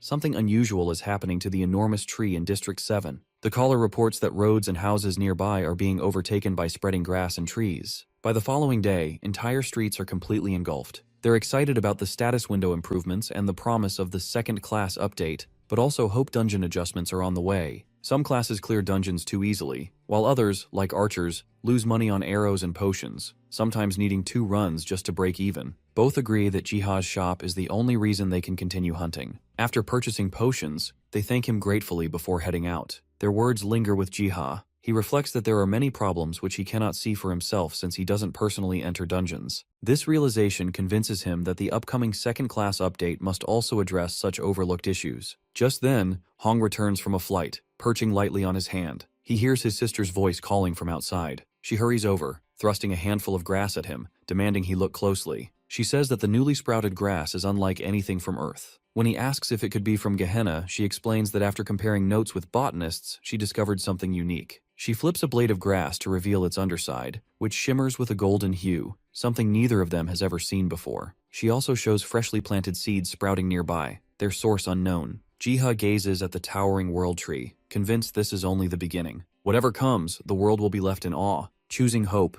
he believes this tree will bring happiness to all. Settling beneath its branches, he opens his status window and reviews his abilities. There, he spots a skill he has never used before, possession. Realizing it allows him to instill consciousness into any being or object in Gehenna, he suddenly becomes aware of the true dangers he has so far avoided by treating Gehenna like a miniature world. Fearful of losing himself, he nevertheless decides to test it. At that moment, a prayer from Estrom village breaks his focus. It is Margretta's prayer that Jiha hears, one offered for her stepfather, Bolander, who still remains in Gemark. She reveals that he was the one who saved her, guiding her through much of her life, and joining the knighthood was possible just because of his support. As she prays, Margretta reflects on the danger he now faces. When she escaped, but he must have realized Ark posed no direct threat to him. Even so, she fears for Bolander's safety. His knighthood role shields him for now, but Bartok's malice could eventually target him. Bartok's power is unchecked because of his family's status as high nobles, the reason why her father, the captain, has likely tolerated his behavior. If Bartok discovers the captain aided her escape, the consequences would be catastrophic. Margretta expresses her strong desire to rescue her stepfather and, if possible, his men. Jiha, recognizing her seriousness, agrees to investigate the situation in Gemark and update her about him. She is amazed by his capabilities, though he says it might take some time, but she reassures him. He shifts his focus on Gemark, where construction and fortification are being done. Bartok berates a weary worker for taking a nap before finishing the wall. The man explains the exhaustion of the workforce, but he coldly dismisses their reasons and commands them to only take rest once the wall is finished. Observing from a distance, Jiha quickly realizes that Bartok is a jerk who is pushing the laborers far beyond their limits. The man's bloated body contrasts cruelly with the food shortages plaguing the region. It is clear that the workers are the ones truly in need of nourishment. Sensing Jiha's anger, Biom nuzzles against him, offering comfort. Jiha strokes him gratefully. The small gesture calms his frustration. He then considers how to approach Bolander discreetly without drawing Bartok's suspicion. His eyes fall on a small hamster scurrying nearby. Without a thought, he activates possession. Now in the hamster's body, Jiha sneaks into Bolander's office. He finds the man buried in documents, muttering criticisms of Bartok's reckless tactics. He seizes the chance. In the hamster's body, he scurries onto the desk and speaks. Bolander startles, recoiling at the sight of a talking hamster, fearing it might be a demon. He tries to calm him, explaining that he is the one protecting Margretta, and urges the captain to at least hear him out. Bolander, still shaken but curious, listens as Jiha explains that Margretta is in Estrom, and that he is the caretaker of the World Tree. He assures the captain that she prays constantly for his safety and wishes to see him freed from Gemark, so he offers to help him escape if Bolander agrees. Bolander questions the feasibility of such a plan, Skeptical and unwilling to trust without proof, he nevertheless finds comfort in hearing his daughter Mary is safe. Yet he refuses to leave, insisting the people of Gaymark still need him. When Jiha presses for clarity, Bolander decides to show him the reality firsthand. Carrying the hamster on his shoulder, Bolander walks through the town. From above, Gaymark looks orderly, but on the ground, Jiha sees exhausted and starved villagers forced into endless labor under Bartok's commands. His attention shifts to desperate townsfolk scavenging for scraps to eat from bones discarded by the elite Solar Knights who consume the best portions. Though unpleasant, it is necessary for survival. Jiha asks if food shortages are Gaymark's greatest problem. Bolander explains it is not scarcity but deliberate control. Bartok hoards supplies to keep power in his grasp. Jiha blames Bartok directly, but Bolander corrects him. Bartok is more than selfish. He acts like a monarch, who feeds his inner circle with luxuries while condemning everyone else to misery. The stark contrast between rich and poor strikes our guy harder than expected. He realizes Gaymark is on the brink collapse, with death and suffering looming if nothing changes. Determined to act, he asks whether Bartok can be separated from his hold on the people. Bolander explains that survival is so precarious to people here that even a single potato a day is enough to keep them loyal out of necessity. So, they need something more than rumors to turn the people against Bartok. Then Jiha comes up with the idea to show people something that would demonstrate the strength of a god. Bolander asks what kind of strength might be possible. He says he will reveal it to him once they are back at the quarters, all while he thinks Pani could help in the success of his plan. Bolander has an urgent meeting, so he leaves Jiha in the body of the hamster to his own devices for a while. So he decides to look around Gaymark, wondering if bringing Pani could truly inspire change in people's minds, or would it frighten them if they're not ready. He realizes he needs to learn more about what would work for the people. He thinks if the miracle that saved Margreta spreads further, momentum could swing in his favor. But his thoughts are cut short when a pair of rough hands snatch him up. Jiha realizes too late that Bartok's men must have been following him. The man thinks Bolander, a man who never showed weakness, is now talking to a rat. This would please Bartok. Jiha panics, realizing he can't exit the hamster's body because his possession skill is too weak at its current level. He accidentally rumbles aloud, making the man suspects the rat is capable of talking, thinking it's a demon. The man decides to report it to Bartok, knowing it could ruin Bolander and give Bartok total control of Gaymark. At that moment, flowers in the garden begin to ring, alerting the nature gods. Biom realizes their master has gone silent since entering Gehenna and suspects something is wrong. Winnie insists they search immediately, and Biom agrees, reminding everyone that the very existence of the garden depends on Jiha. He takes charge, assigning roles to track him down. Meanwhile, in Estrom, Margreta receives a message through a carrier pigeon sent by Bolander. The letter reveals that Bolander has met a man claiming to be Ark's apostle, and admits he had not realized her words were true until now. Yet the man has vanished, and Bolander suspects Bartok's Solar Knight captured him to use as leverage. Margreta blames herself and vows to rescue the apostle no matter what, even if it means cutting Bartok down herself. As she prepares to leave, she finds Pani waiting outside. Stunned by its timely arrival, she mounts and rides hard toward Gaymark. Inside Bartok's office, the knight presents the rat, mocking Bolander for consorting with a demon. The commander is delighted at the chance to smear Bolander's name and promises the knight a reward. Jiha, still trapped, curses his recklessness with the possession skill. With an hour left before it ends, he desperately searches for a way out. But before Bartok can decide how to use this leverage, another knight bursts in, shouting about a monster in the skies. Bartok looks out the window and freezes in shock. The messenger, panicked, begs for his orders and urges him to run. The knight challenges him, asking if he plans to abandon the Solar Knights. But the messenger insists the order survives only if Bartok does. Horror grips Bartok as he recognizes the pony in the sky, the same one that struck lightning to free Margreta. Realizing it has returned to finish him, he bolts in a frantic attempt to flee. Seeing the sudden commotion, Jiha realizes that Pani is here and starts shouting desperately to signal Pani of his position.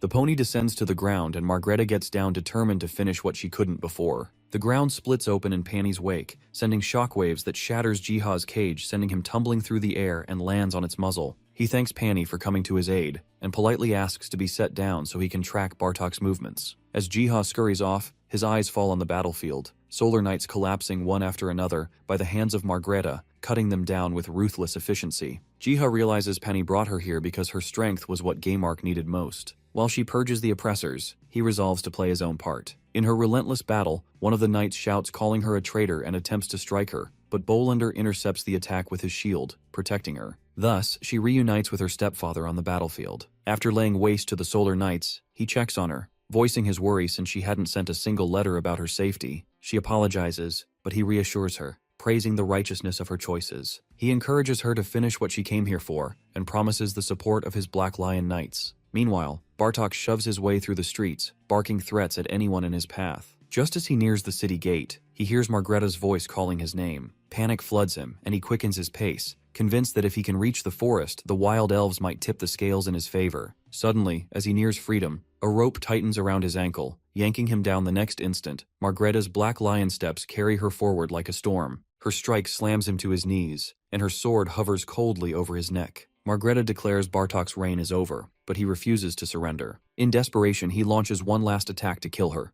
That very defiance seals his fate. She unleashes her black lion claws, tearing through him and ending his life. His final cry echoes through Gaymark as justice is delivered at last. Jiha, who witnesses Bartok's death, feels conflicted. He had not wanted Bartok to die, yet Sunghyuk's warning rings in his mind. Generosity can backfire, and loose ends are dangerous. With that realization, Jiha accepts that the world of hunters is harsher than he imagined. His respect for hunters only deepens, and he resolves to observe their path with sharper eyes from now on. Just as his possession skill nears its limit, Margreta senses something unusual from the nearby hamster. Yet before she can act, Jiha slips free of the body. Turning his focus to Gaymark's displaced villagers, Jiha draws up a plan. Using a map, he directs the Terradrones to locate survivors and guide them to Estrom village, promising honey for each person they rescue. The beetles hesitate, doubting his promise, so Jiha sweetens the offer. He will give them honey whenever they want. With this assurance, they agree. Thanks to their help, the housing and food crisis is solved quickly. Yet a larger issue emerges,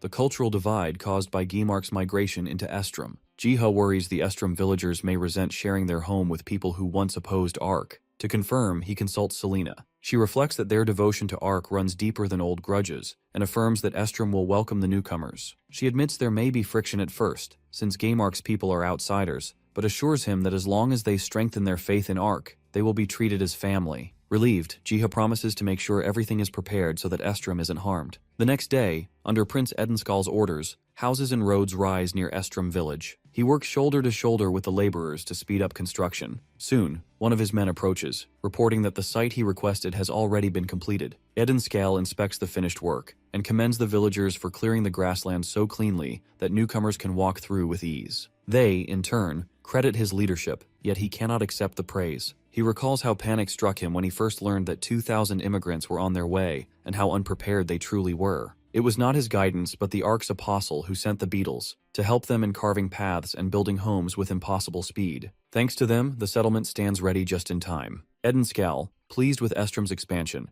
pushes everyone to finish the infrastructure quickly. From the trees, Kreudel and Kreutz watch the sudden commotion. Kreutz suspects the construction is meant to welcome immigrants, judging by the cleared roads and new village rising beside their forest. Kreudel assumes the newcomers must be from Gaymark. Kreutz voices concern about the cultural differences that might arise, but Kreudel insists it is simply Gaymark forcing their way in. He decides to do something in order to keep their ties with Estrom strong. His motivations are only driven by two things: his endless craving for Estrom's salt, which he has already eaten in excess, and his belief that those blessed by Ark might know where the world tree lies. Just then, Jiha, in his hamster form, approaches the elves, startling him by speaking. He extends an invitation for the elves to attend a joint council with the villagers that very night. When evening arrives, both sides assemble in Estrom Hall, their eyes fixed on the entrance as they await the appearance of Ark's apostle. Suddenly the doors slam open and Biom strides in. The villagers and elves freeze, mistaking the apostle's true form to be leopard, until they notice the small hamster perched on him. Jiha calmly explains he is merely possessing the animal, though his true self is not so different from theirs. The meeting begins. Each community shares its current struggles, and together they discuss how best to help Gaymark's people adapt to their new lives. Watching the dialogue unfold, Jiha reflects that this is the first step toward his dream, a Gehenna where every race coexists with respect and unity. He vows to see that future realized, no matter the cost. Sometime later, the meeting comes to an end. Selena rises to thank everyone for attending and expresses her hope to hold more such gatherings, earning approval from everyone. Kreudel, however, interrupts, stating that his purpose was solely to gather clues about the world tree, since resources and materials hold far less importance than it. Edenskal expresses his gratitude to Ark's apostle for making the meeting possible, and Jiha instead thanks everyone for showing up voluntarily. Afterward, he approaches Selena to give her a gift from his garden, a branch from the world tree itself. The moment they hear it's from the world tree, they practically sprint to plant it, throwing up a fence around it like it's a priceless treasure. The elves hover nearby, eyes wide, whispering if it's really from the legendary tree. Within hours, the branch shoots up into a massive tree, leaving everyone staring in stunned disbelief. They are all astonished, as the world tree had burned during the Great War. Kreutz and Kreudel bow before the hamster in respect, thanking him for allowing them to witness the world tree once again. Jiha asks them to protect the tree, and they promise to do their best. The nature gods peer into the miniature world and spot a world tree finally sprouting in Gehenna. Winnie mutters nervously, questioning if it's ready to be summoned. Growler nods, explaining that world trees across different worlds resonate with each other, so they'll need to start cleansing to trigger the summon once Biom returns. Hong asks if they really have to do it. Growler sighs, pointing out that the Terradrones already have enough on their plates. Winnie pipes up, noting there are over 1,000 Terradrones. Surely some of them aren't busy. Growler's patience snaps, and he yells for them to just do it without questions. 2 hours later, Growler, Biom, and Winnie arrive in District 8, only to find the place crawling with monsters. The trio bares their claws, ready to attack, while Biom lets out a screech so loud it practically gives the monsters a panic attack before the fight even begins. Reporter Choi Ji-hoon covers a battle in District 8. 2 monster groups clash, but one, resembling animals, clears the area of hostile monsters while protecting civilians and buildings. Their origins remain unknown, but their actions pose no threat to humans. Jiha watches the broadcast from home, finally realizing where 3 of his pets had gone. Meanwhile, Han Seung-hyuk spots Growler on the news from his own home and immediately rushes out, apologizing to Hyejin for leaving dinner abruptly. He weaves through traffic, the radio blaring news that 2 hours have passed since the mysterious animal-like monsters appeared. Most of the creatures in District 8 have already been cleared out, leaving only the boss, Kango, locked in battle with the animal monsters. The live broadcast shows Kango taking a critical hit from a wolf-shaped creature, prompting commentators to question whether these animals are truly on humanity's side. He screeches to a halt and rushes forward for a first-hand update. Hyunsuk, already on site, glances at Seung-hyuk in surprise and asks what he's doing here. Han explains he wants to speak with the wolf after the fight. Hyunsuk recalls his bond with the wolf and thinks Seung-hyuk has arrived at just the right moment. The battle is almost over, and the Hunter Association is about to intervene. Just as the manager moves to announce Seung-hyuk's arrival, a loud noise rumbles through the air. Both tense, Han comments that he thought the fight was done, and Hyunsuk confirms Kango has indeed been defeated. Then a huge crack forms in the sky. The crack bursts open, revealing the entire Estrom village, now somehow summoned to this earth. They look around in astonishment. Han, recognizing the village immediately, senses the need to protect them and wonders how such a miracle is even possible. He questions whether he might finally meet Edenskal and Selena again. His eyes fall on Edenskal, training diligently with his sword. Han rushes toward him, calling out by nickname. Eddie's head snaps up at the familiar voice, quickly realizing Han is truly here. Han explains, half amused, that while he was once summoned to Gehenna, now it is they who have been summoned to Earth. Eddie frowns, asking what he means. Han gestures toward where Mount Apedo once stood, asking if Eddie can still see it. Eddie, confident at first, scans the horizon and panics when he finds the mountain gone. Han laughs warmly, welcoming the Prince of Estrom to Earth. Unseen by the world, a flower splits open and a hand emerges. An entity steps forth, summoned by the world's collision, emerging in search of Ark's apostle. They all gather in Estrom Hall.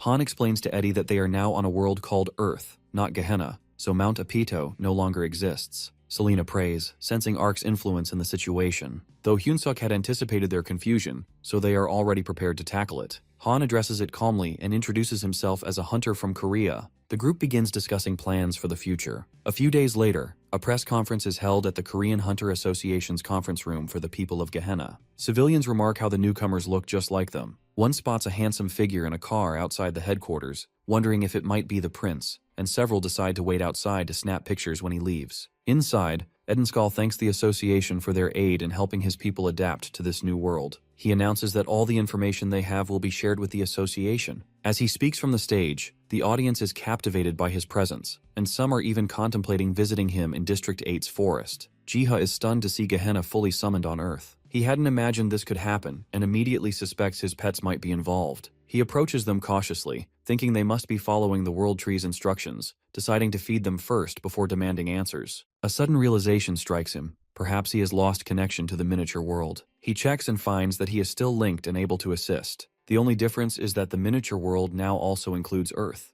Jiha feels as though he has become a god, capable of overseeing both worlds. It dawns on him that he must help the survivors from Gehenna adapt to life on Earth. He knows that managing both worlds will soon make his life far busier. Some days later, Hwaeon guides the Gehenna immigrants around District 7, showing them their pride, Jiha's shop, and the giant tree. The moment they spot it, recognition dawns. It's the World Tree, grown to an astonishing size. Selena recalls the apostle mentioning a world tree in his garden, and a thought strikes her. This could be the very same garden. Afterwards, Hwaeon leads the Gehenna people inside Jiha's shop. The familiar sound of his voice and the presence of Biom immediately strikes Selena. Hwayeon introduces Biom, marveling at its rare color and speculating that Estrom likely has extraordinary animals too. Selena notices a familiar bundle of salt, instantly confirming her suspicion about the apostle. She observes him talking to Margreta, yet he plays the part of a stranger, pretending not to recognize them. He shakes Margreta's hand, urging her to come by more frequently given how close Districts 7 and 8 are. She mentions Hwayeon's praise of his potions and scrolls,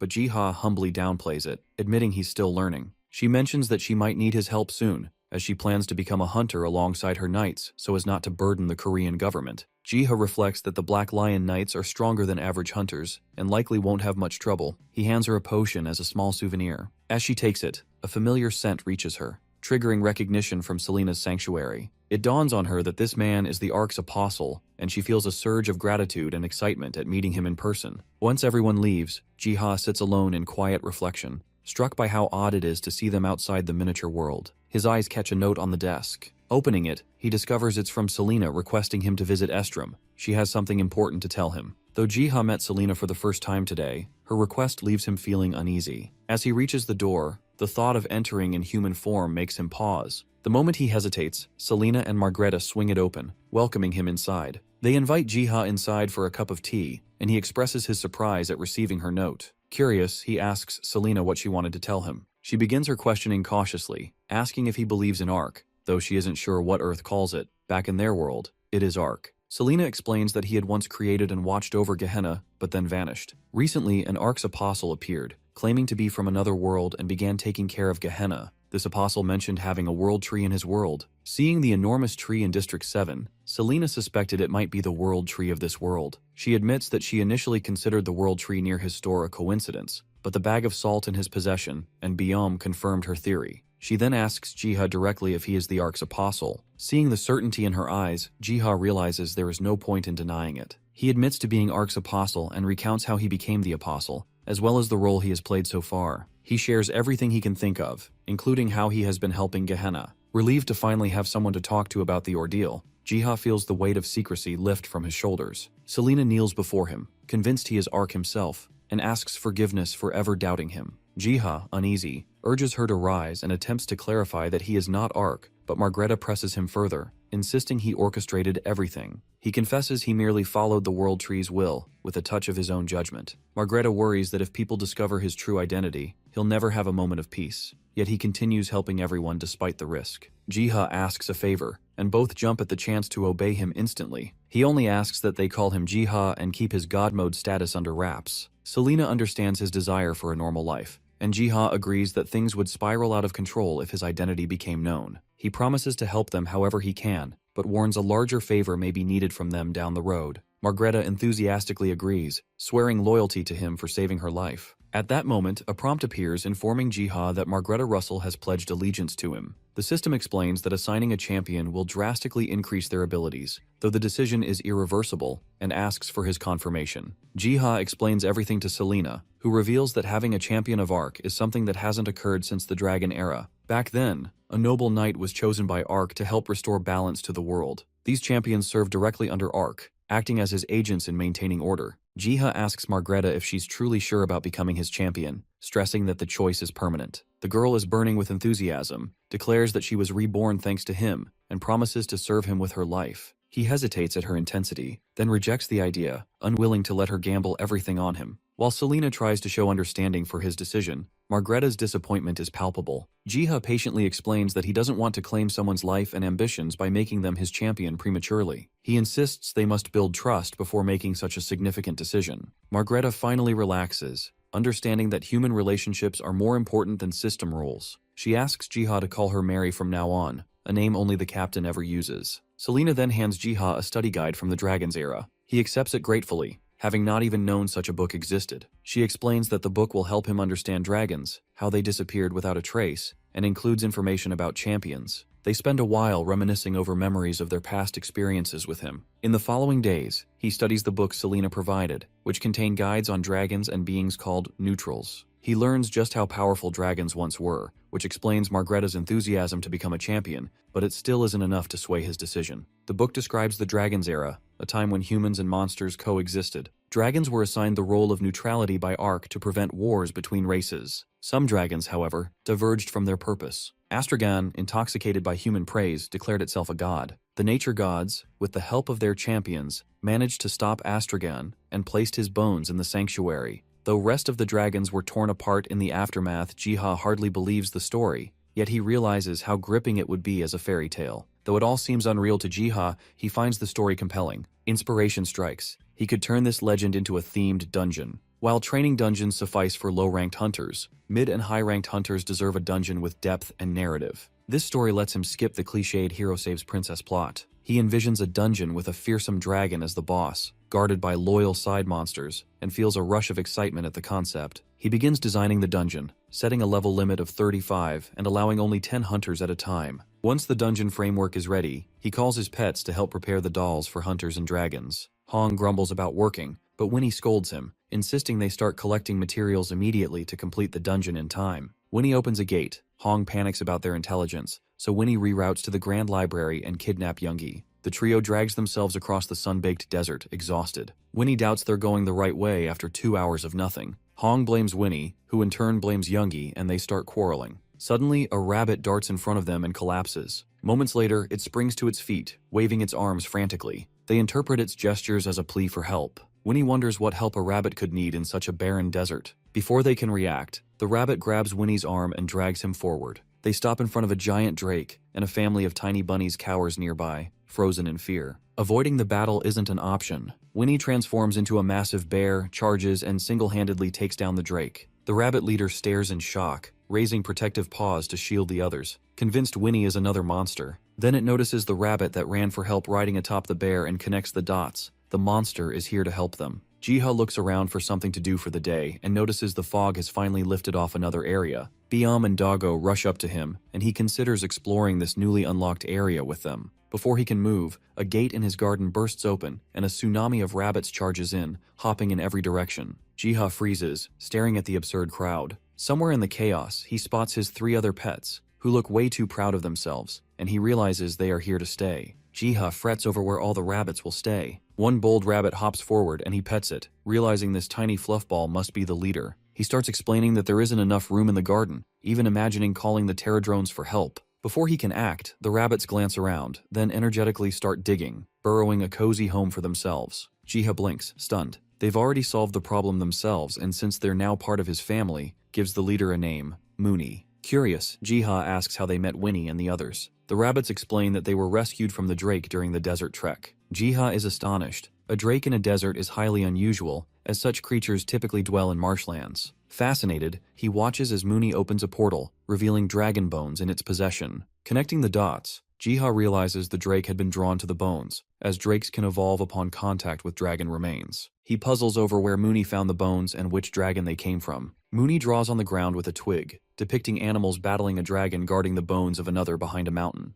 Jiha immediately recognizes the imagery from Selena's guide. The bones must be Astragan's, the Dragon Lord. An idea sparks. He can use them to create a dragon for his themed dungeon. He seeks Mooney's permission, which the rabbit grants with a nod, so he decides to craft a dragon doll from the bones, planning to rely on the Terradrones to make it appear realistic. At that perfect time, he unlocks life creation skill, which allows him to shape materials like wood, clay, or precious metals into a body and imbue it with a soul. Amazed by this possibility, he wonders where he could find a soul to put in the dragon doll. As he ponders, a group of Terradrones arrives, presenting a sphere swirling with energy. Jiha immediately recognizes it as Astragan's soul, and marvels at how perfectly the beetles understood without instruction. He shapes the body using the bones and channels the world tree to erase memories of its tyrannical rule, and leaving an innocent mind within its soul. He then uses the life creation skill to breathe the soul into the doll. The system confirms the process is successful, clarifying the creation now houses a great soul and will act according to its memory. A timer starts ticking, allowing the soul to only remain the body for 2.5 hours. Now all that remains is transferring the dragon into the miniature world. Once transferred, the dragon awakens, feeling as though it has just emerged from a long, deep slumber. Sensing something unfamiliar inside itself, it resolves to observe cautiously. Taking flight, it scans the barren landscape for the Empire's capital but sees only wasteland, leaving it confused and disoriented. Suddenly, a massive swirling portal appears. Unable to evade it, the dragon is sucked inside, panic and disbelief filling its eyes. The portal spits the dragon into a completely different world. Meanwhile,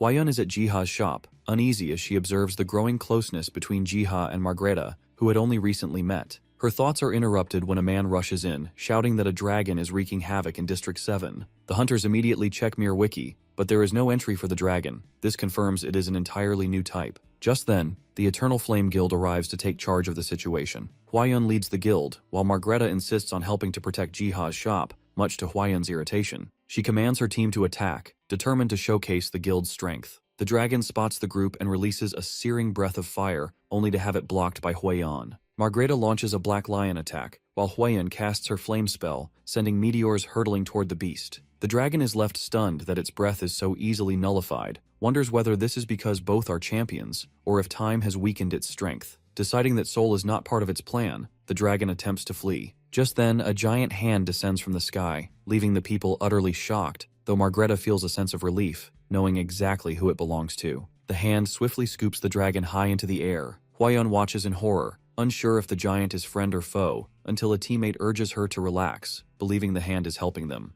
Jiha relaxes after stopping what could have been a catastrophic disaster. He had been with Margreta and Hwaeun when the monster appeared. They both rushed toward it, which he got the perfect chance to sneak into the garden and yank the dragon out of the miniature world. Once the adrenaline fades, Jiha perks up, knowing immediately that his animal companions orchestrated the event. A dragon appearing in District 7 without a dungeon break is impossible. He asks his pets who opened the gate, letting the dragon through. Winnie hides behind Panny, sniffling with tears running down its face, and confesses it had only meant to bring Astragon to the garden, accidentally sending it to Earth instead. Seeing the little bear so upset, Jiha imagines Baeom must have already scolded it, so he scoops the bear up in a hug. While Jiha tries to calm Winnie, Astragon awakens in the garden. The familiar scent of the world tree draws its attention, and it halts beneath the towering tree. Seeing the red dragon awake, Jiha approaches cautiously, and the dragon questions him about his identity. Jiha introduces himself and confirms the red dragon's identity as Astragon. The dragon answers with authority, insisting he be treated with the respect he deserves and dismisses him as a kid.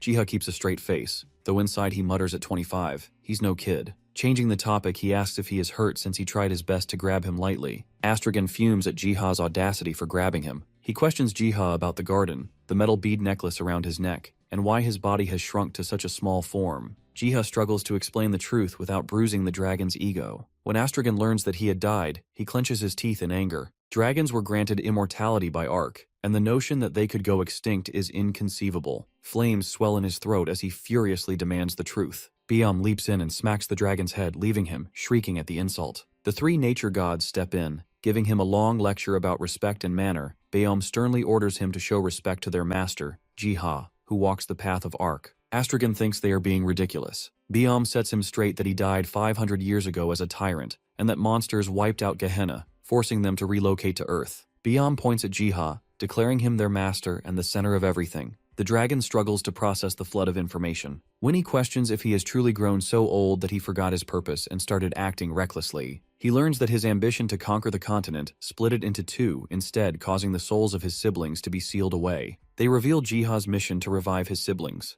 To make him face the truth, the Terradrones present records from Youngi's library detailing his age of tyranny. Astragon had long believed Ark abandoned him, but reality strikes, he was the one who abandoned Ark. Youngi explains that Astragon was the first dragon chosen as an enforcer of sacred laws, and urges him to forget the past. He has been reborn. His body is weak, as Jiha's life creation skill cannot fully replicate his former strength, but he will grow stronger in the garden. Resigning to the truth, Astragon bows to reality, acknowledging Jiha as his master and asking for a new purpose. He recalls how Ark once bestowed unique roles upon the creatures of Gehenna, elves meant to live in harmony with nature, dragons tasked with enforcing the sacred laws, each guided by Ark's will. He insists that without purpose, they are nothing. Jiha counters that purpose need not be complicated. He can simply become part of the garden, living a peaceful life. A gentle breeze passes through, and Astragon admits to himself that this place might not be so bad. Jiha finally names the dragon, deciding Astragon is far too long and settling on Yang instead. The cat, ever the practical one, reminds the dragon that while he has done well, he should be careful not to get carried away. Yang finds his new mission far too simple. Being asked only to join the garden for free feels unworthy of a dragon. He presses Jiha for a greater purpose,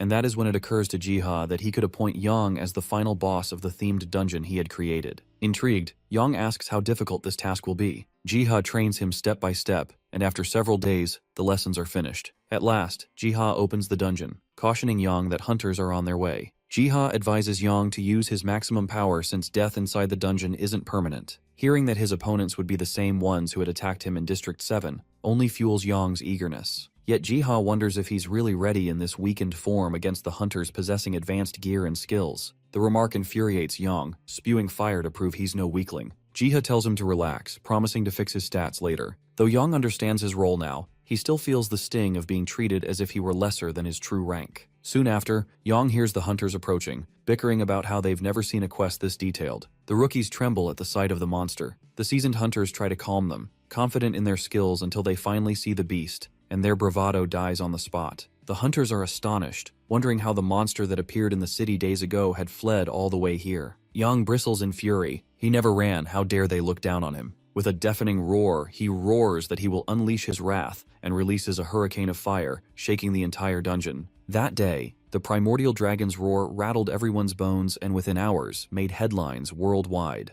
News anchors claimed the District 7 dragon had holed up in a training dungeon where Han Sung-hyuk's supposedly unbeatable team went after it and got flattened. The dungeon has been placed under investigation. Meanwhile, Cha Hwayeon rallies her guild for a second attempt, urging them to carry resistance potions, scrolls, and other essentials. On a live broadcast, the news anchors invite Kim Hyun-suk to shed light on the dungeon. He explains that the dungeon appeared suddenly and has already gone viral worldwide. When pressed about the boss monster's classification, he clarifies that the system itself identified the quest as Red Dragon, confirming it to be a dragon-class entity. He further explains that every challenger who enters receives a special buff called Hero and a temporary title, Dragon Slayer, marking this as the first ever true-themed dungeon. The anchor presses for details on potential rewards. Hyun-suk predicts they'll be nothing short of amazing, given the dungeon's brutal difficulty. Meanwhile, Jiha's sister's team is hard at work planting when Min-seok walks in with food. Kyungbaek nearly weeps with relief, saying he was starving. A brief argument breaks out between him and Sun-young over the work, but Min-seok steps in to ease the tension, inviting everyone to sit down and eat. The food has everyone drooling, and Sun-young calls Jiha over. He walks in, apologizing for being late and thanking Min-seok. Mid-meal, Kyungbaek squints at Jiha's arms and asks if he's been working out. Jiha denies it, claiming he only has time for his shop. But Kyungbaek presses further, poking at his chest and exclaiming in disbelief at how solid his muscles feel. The others eat without much thought, but Jiha grows uncomfortable as Kyungbaek refuses to stop. Sensing this, Panny rushes over and jabs its horn into Kyungbaek's face. Though secretly grateful, he gently scolded the little beast not to go around stabbing people. Sungho joined the teasing, noting that Jiha looked more fit than him, and asked again if he was secretly training. He flatly denied it, still playing dumb, while Sungho tried to encourage him not to be embarrassed about his physique. However, he stubbornly plays dumb. Unfazed by the commotion, Growler plants himself before the TV. Breaking news interrupts: an earthquake, magnitude 9.5, at Yellowstone. Ki Hyun-woo reports live from the scene, calling it pure chaos. When drone footage fills the screen, Growler stiffens and begins to growl. On the screen looms a massive tree, its branches warped in darkness,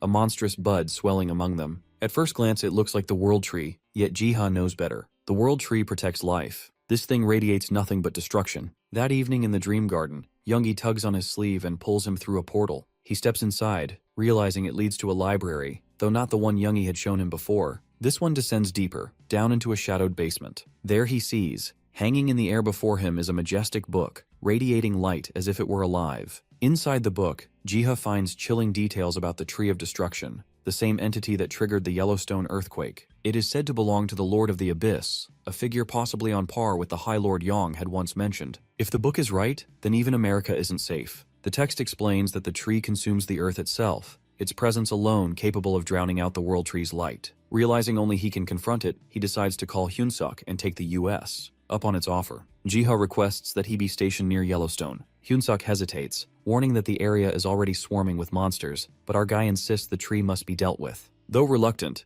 Hyun-suk recognizes he wouldn't insist without a reason. Hyun-suk decides it's wiser to keep an eye on Jiha and quietly assist him rather than press for answers he won't share. He arranges his stay in a nearby town called Casper, just outside Yellowstone. To ensure security, he insists on escorting him personally and promises his safe return, a condition Jiha accepts. The nature gods listen in on Jiha's call, a wave of relief washing over them. At last, he's chosen to go on his own, otherwise they would have dragged him there by force. Winnie presses for immediate preparations, yet Biam waves her off, claiming it's easy. The Terradrones will take care of the monsters and shield Jiha, while they deal with the tree. When Winnie questions who will be by Jiha's side during the journey, Bayom dismisses the concern with calm confidence, insisting he's already arranged the perfect escort. Jiha packs his bags and departs for Incheon International Airport. Upon arrival, he is greeted by Ashley from Hunter Management, who introduces herself as his guide and coordinator in the US. While outwardly professional, she inwardly marvels at finally meeting one of Korea's rising hunter stars,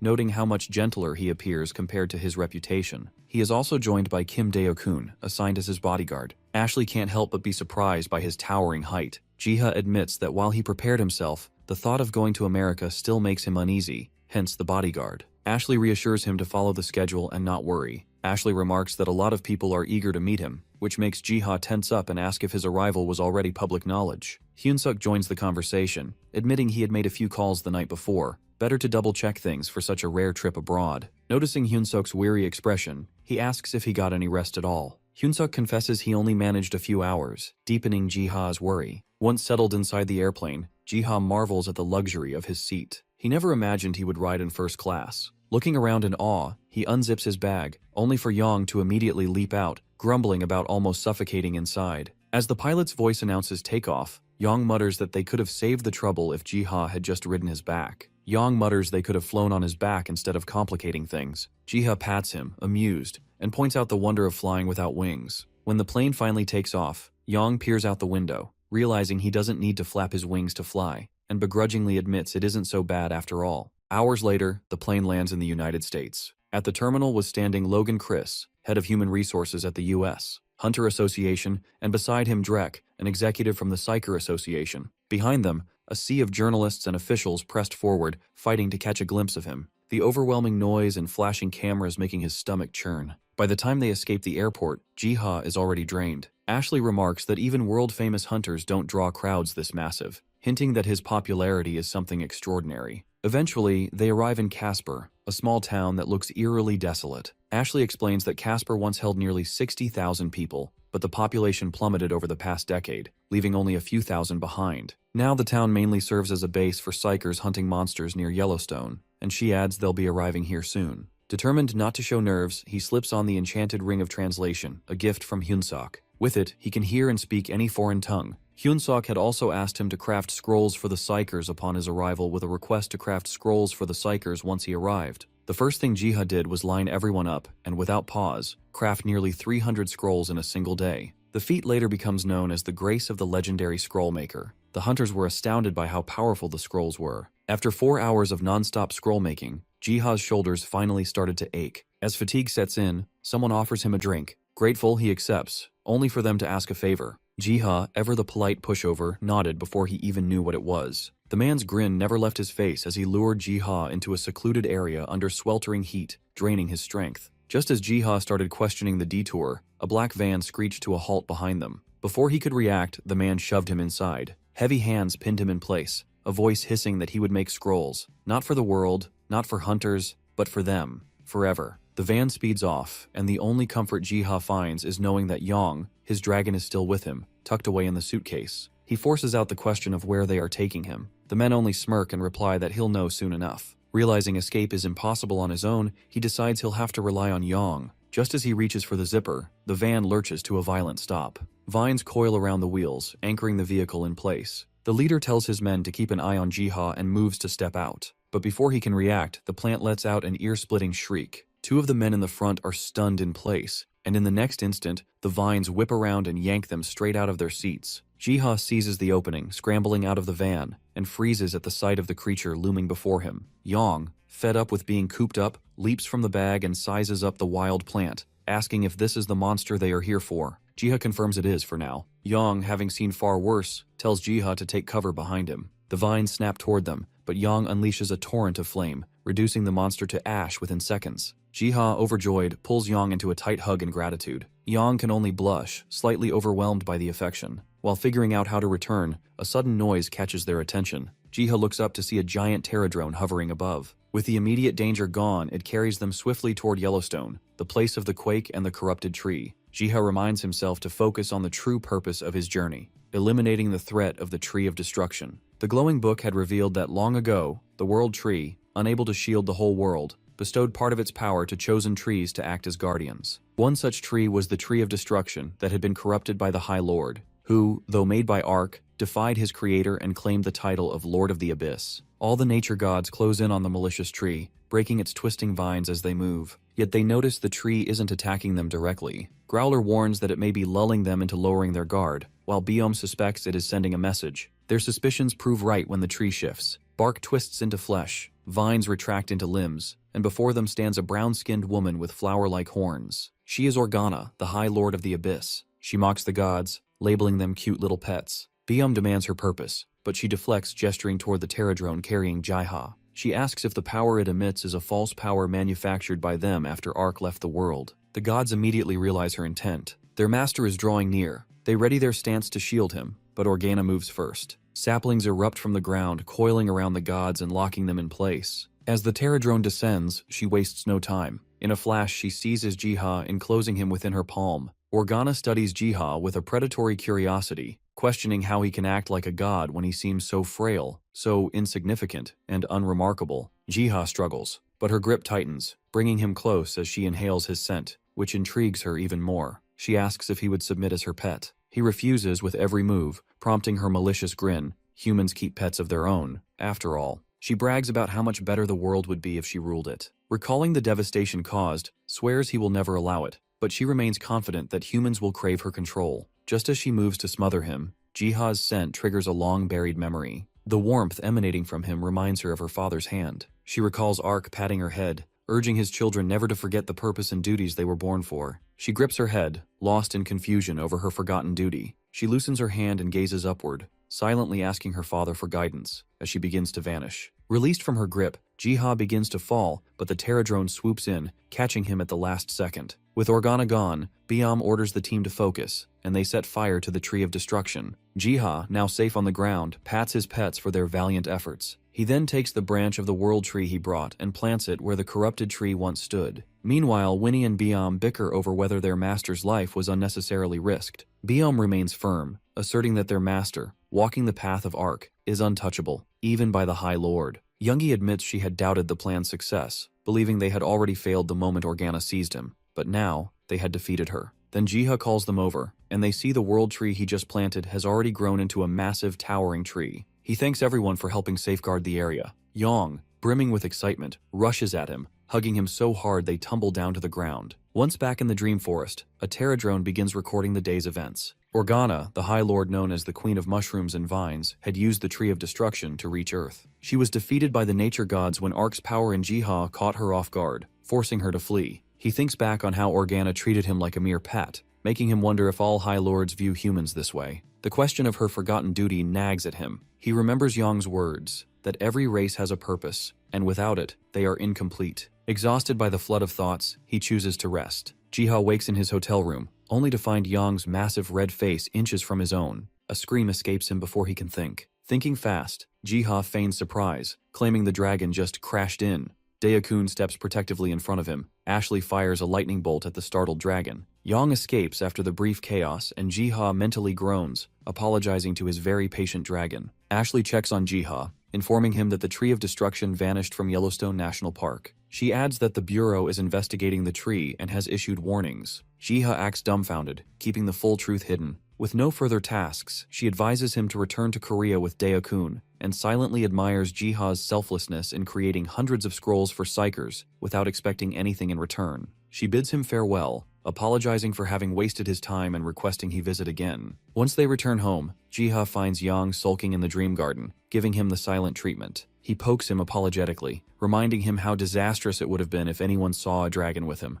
Yang scowls but reluctantly accepts a loaf of meat as apology. Jiha flops onto the ground, thinking he's starting to feel like a dragon babysitter, and wonders where the prideful, arrogant dragon he knows has gone. He refocuses on the next task. The rabbits have done their part, unearthing the bones. So he assembles them into dragons, breathing life into their forms. One by one, several more dragons awaken around him, their eyes glowing with renewed life. Jiha's life creation skill upgrades to level 2, allowing him to handle more complex creations. The Dream Garden is too small for all 48 dragons, and their energy exceeds what the Terradrones can manage, so he decides to relocate them to a nearby sanctuary spacious enough for them to roam and play freely. Trying to gather their attention proves impossible. Every dragon is busy doing its own thing. Yang finally transforms into his full, fearsome form, instantly intimidating them into obedience. Jiha can hope they can coexist without killing each other. Later at the sanctuary, the rabbits have dug yet another deep hole, as they so often enjoy doing, and they have uncovered numerous dragon bones. This hole, however, drops deeper than any before. Curious, Jiha jumps down to investigate and finds himself in a vast underground labyrinth. He notices the walls feel unnaturally constructed, and the entrance seems designed to trap or protect something. He chooses to gather knowledge before venturing further.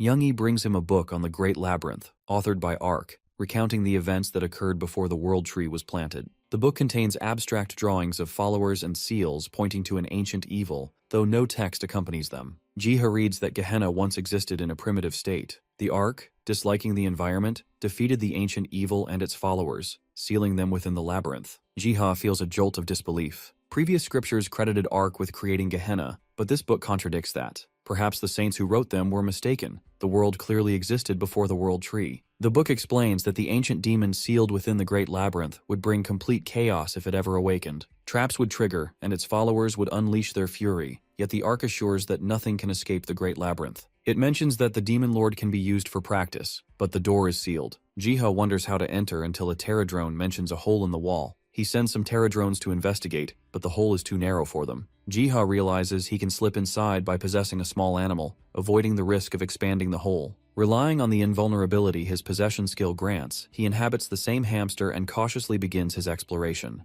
Meanwhile, Jiha's animal companions fear the awakening of the Demon Lord, exhausted from their encounters with the previous 33 lords. Winnie wonders if there were many ancient demon lords, and Youngie says roughly 100 survived only after destroying each other. Winnie assumes the demon lords will avoid conflict with the hunters, yet Biam points out that a few might seek negotiation. They find it entertaining to watch the lords attempt to escape, as long as no chaos spills into their world. Biam is confident Jiha can manage them effortlessly. No creature has entered the labyrinth for ages. Now the demon lord has awakened, sensing a new guest. He commands his followers to capture Jiha, who remains unaware he is encircled by malevolent forces. To bring him, one tries to stomp him, but its hoof bends like rubber against a protective barrier around him, screaming in pain. Jiha barely notices a sound and decides to take a quick look before returning to his world. Another monster's machete snaps in half mid-swing, and the little hamster escapes, leaving the followers fumbling after it. Crichton, chief of staff to the Demon Lord, reports that they have identified the intruder, a small hamster. Yet every time the soldiers try to attack, they end up injured. The hamster is so untouchable that even the traps are not triggering on it. The Demon Lord realizes this is unusual. Normally, Crichton would capture any intruder with ease. He orders Crichton to open a path to the throne room and use the soldiers to lure the hamster so he can see it for himself. Crichton hesitates, aware that the heart of the labyrinth lies within the throne room, but the Demon Lord repeats the order, leaving no room for refusal. Drawn by curiosity, Jiha steps into the throne room, though every instinct warns him against it.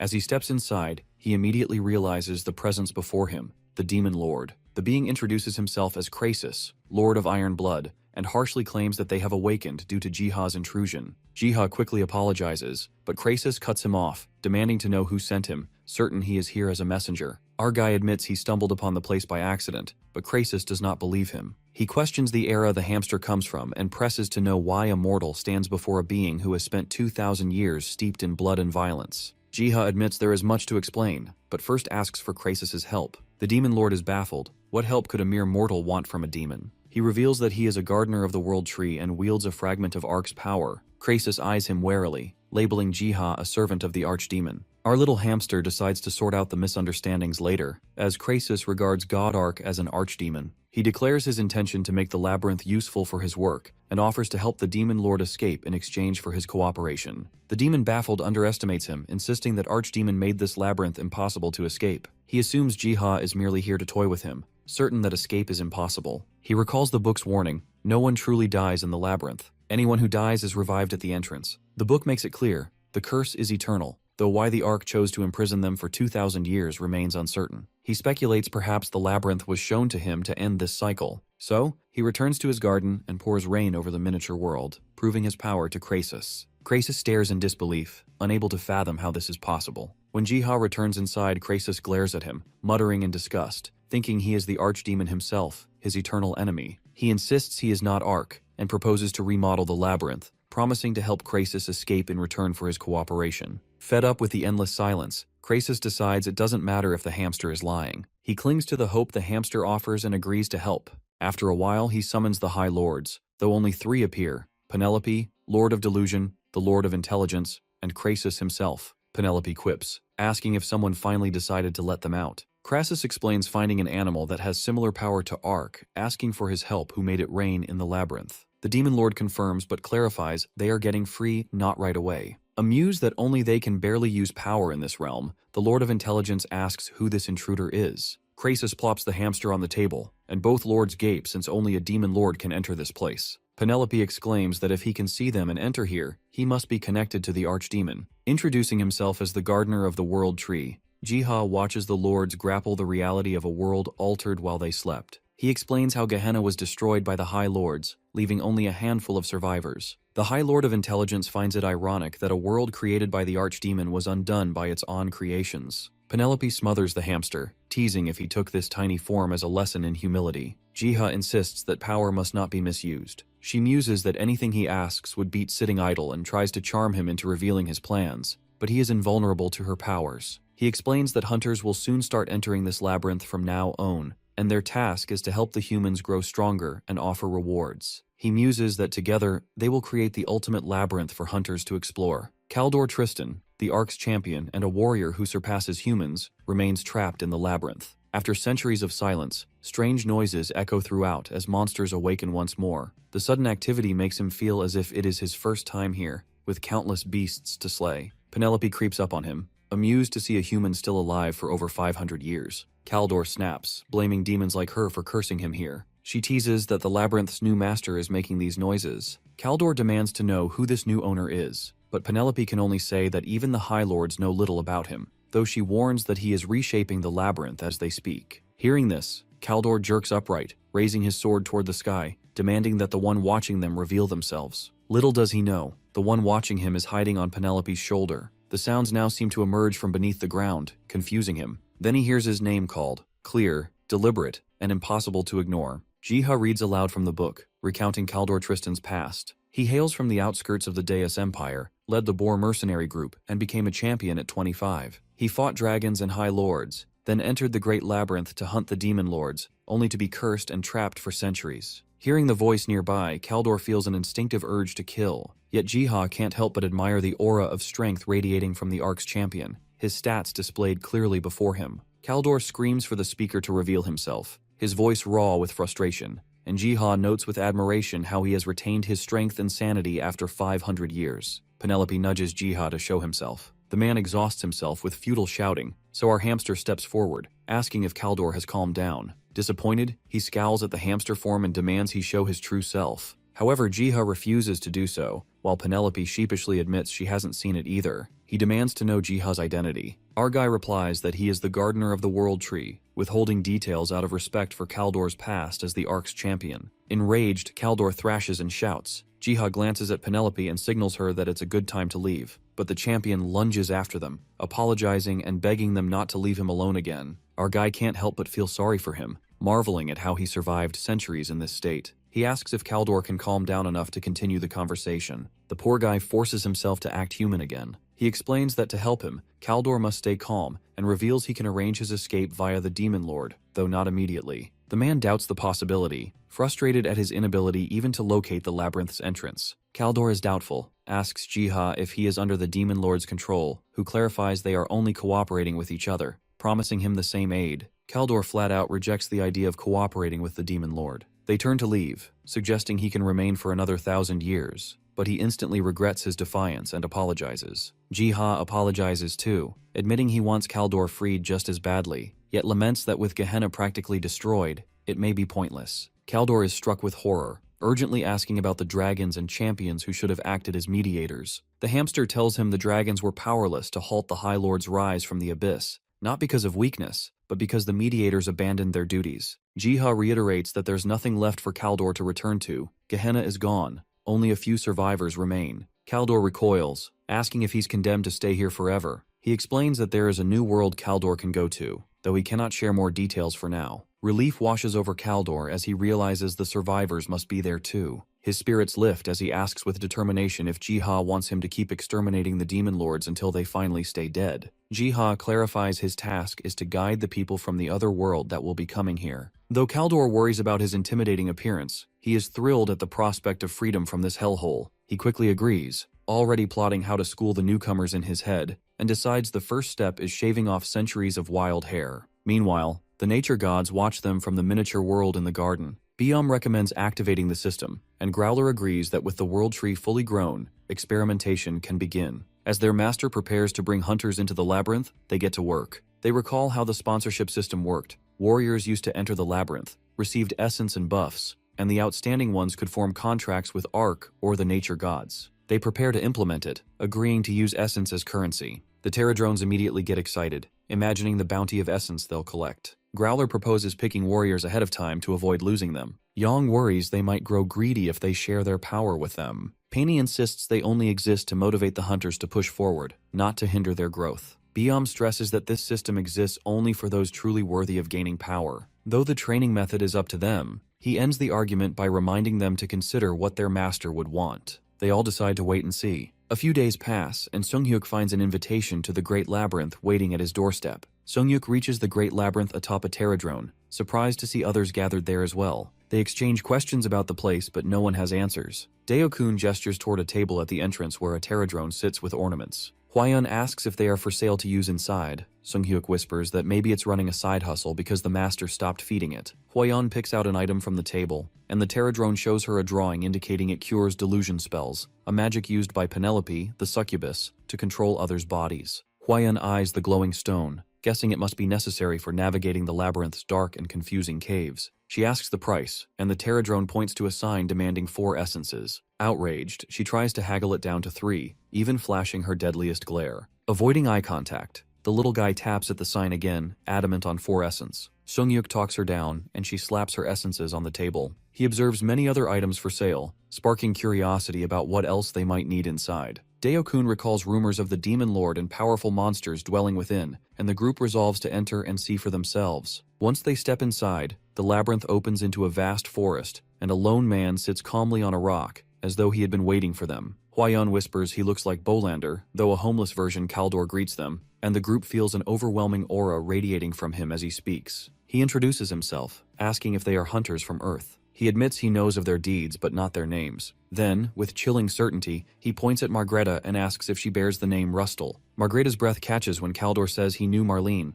a champion who bore an uncanny resemblance to her. The truth dawns, and she demands to know if he is the Ark's champion. Kaldor admits he is, though he has been trapped here for 500 years. Daokun recalls vague stories of such a title from centuries ago, while Hwayeon remains skeptical, doubting any human could live that long. Kaldor dismisses their concerns, reminding them that if they wish to enter the labyrinth, they will have to place their trust in him. Sunghyuk feels as though the man radiates danger, but somehow doesn't feel like an enemy. Daokun challenges him, demanding proof of his claim to the Ark's title, declaring his own loyalty to the Ark. He tosses his axe, and it crackles with raw energy, and when it crashes down, the earth splits open under the blow. Everyone is stunned by the sheer power. Kaldor asks if they are ready to begin a proper conversation. Han acknowledges, resolving to uncover the labyrinth's secrets and Kaldor's role later. They follow him into the forest. The mention of Ark's champion stirs something in Margreta, for it was once the proud title of her ancestors, a legacy she aches to reclaim. She resolves then and there to prove her worth in the labyrinth to claim the title for herself. When the fight begins, the monsters prove no match. Sunghyuk's blade and Hwayeon's fire magic cut them down with ease. The ease of the battle unsettles him. It shouldn't be this simple, but then he senses an unseen presence observing them. Notifications swarm in.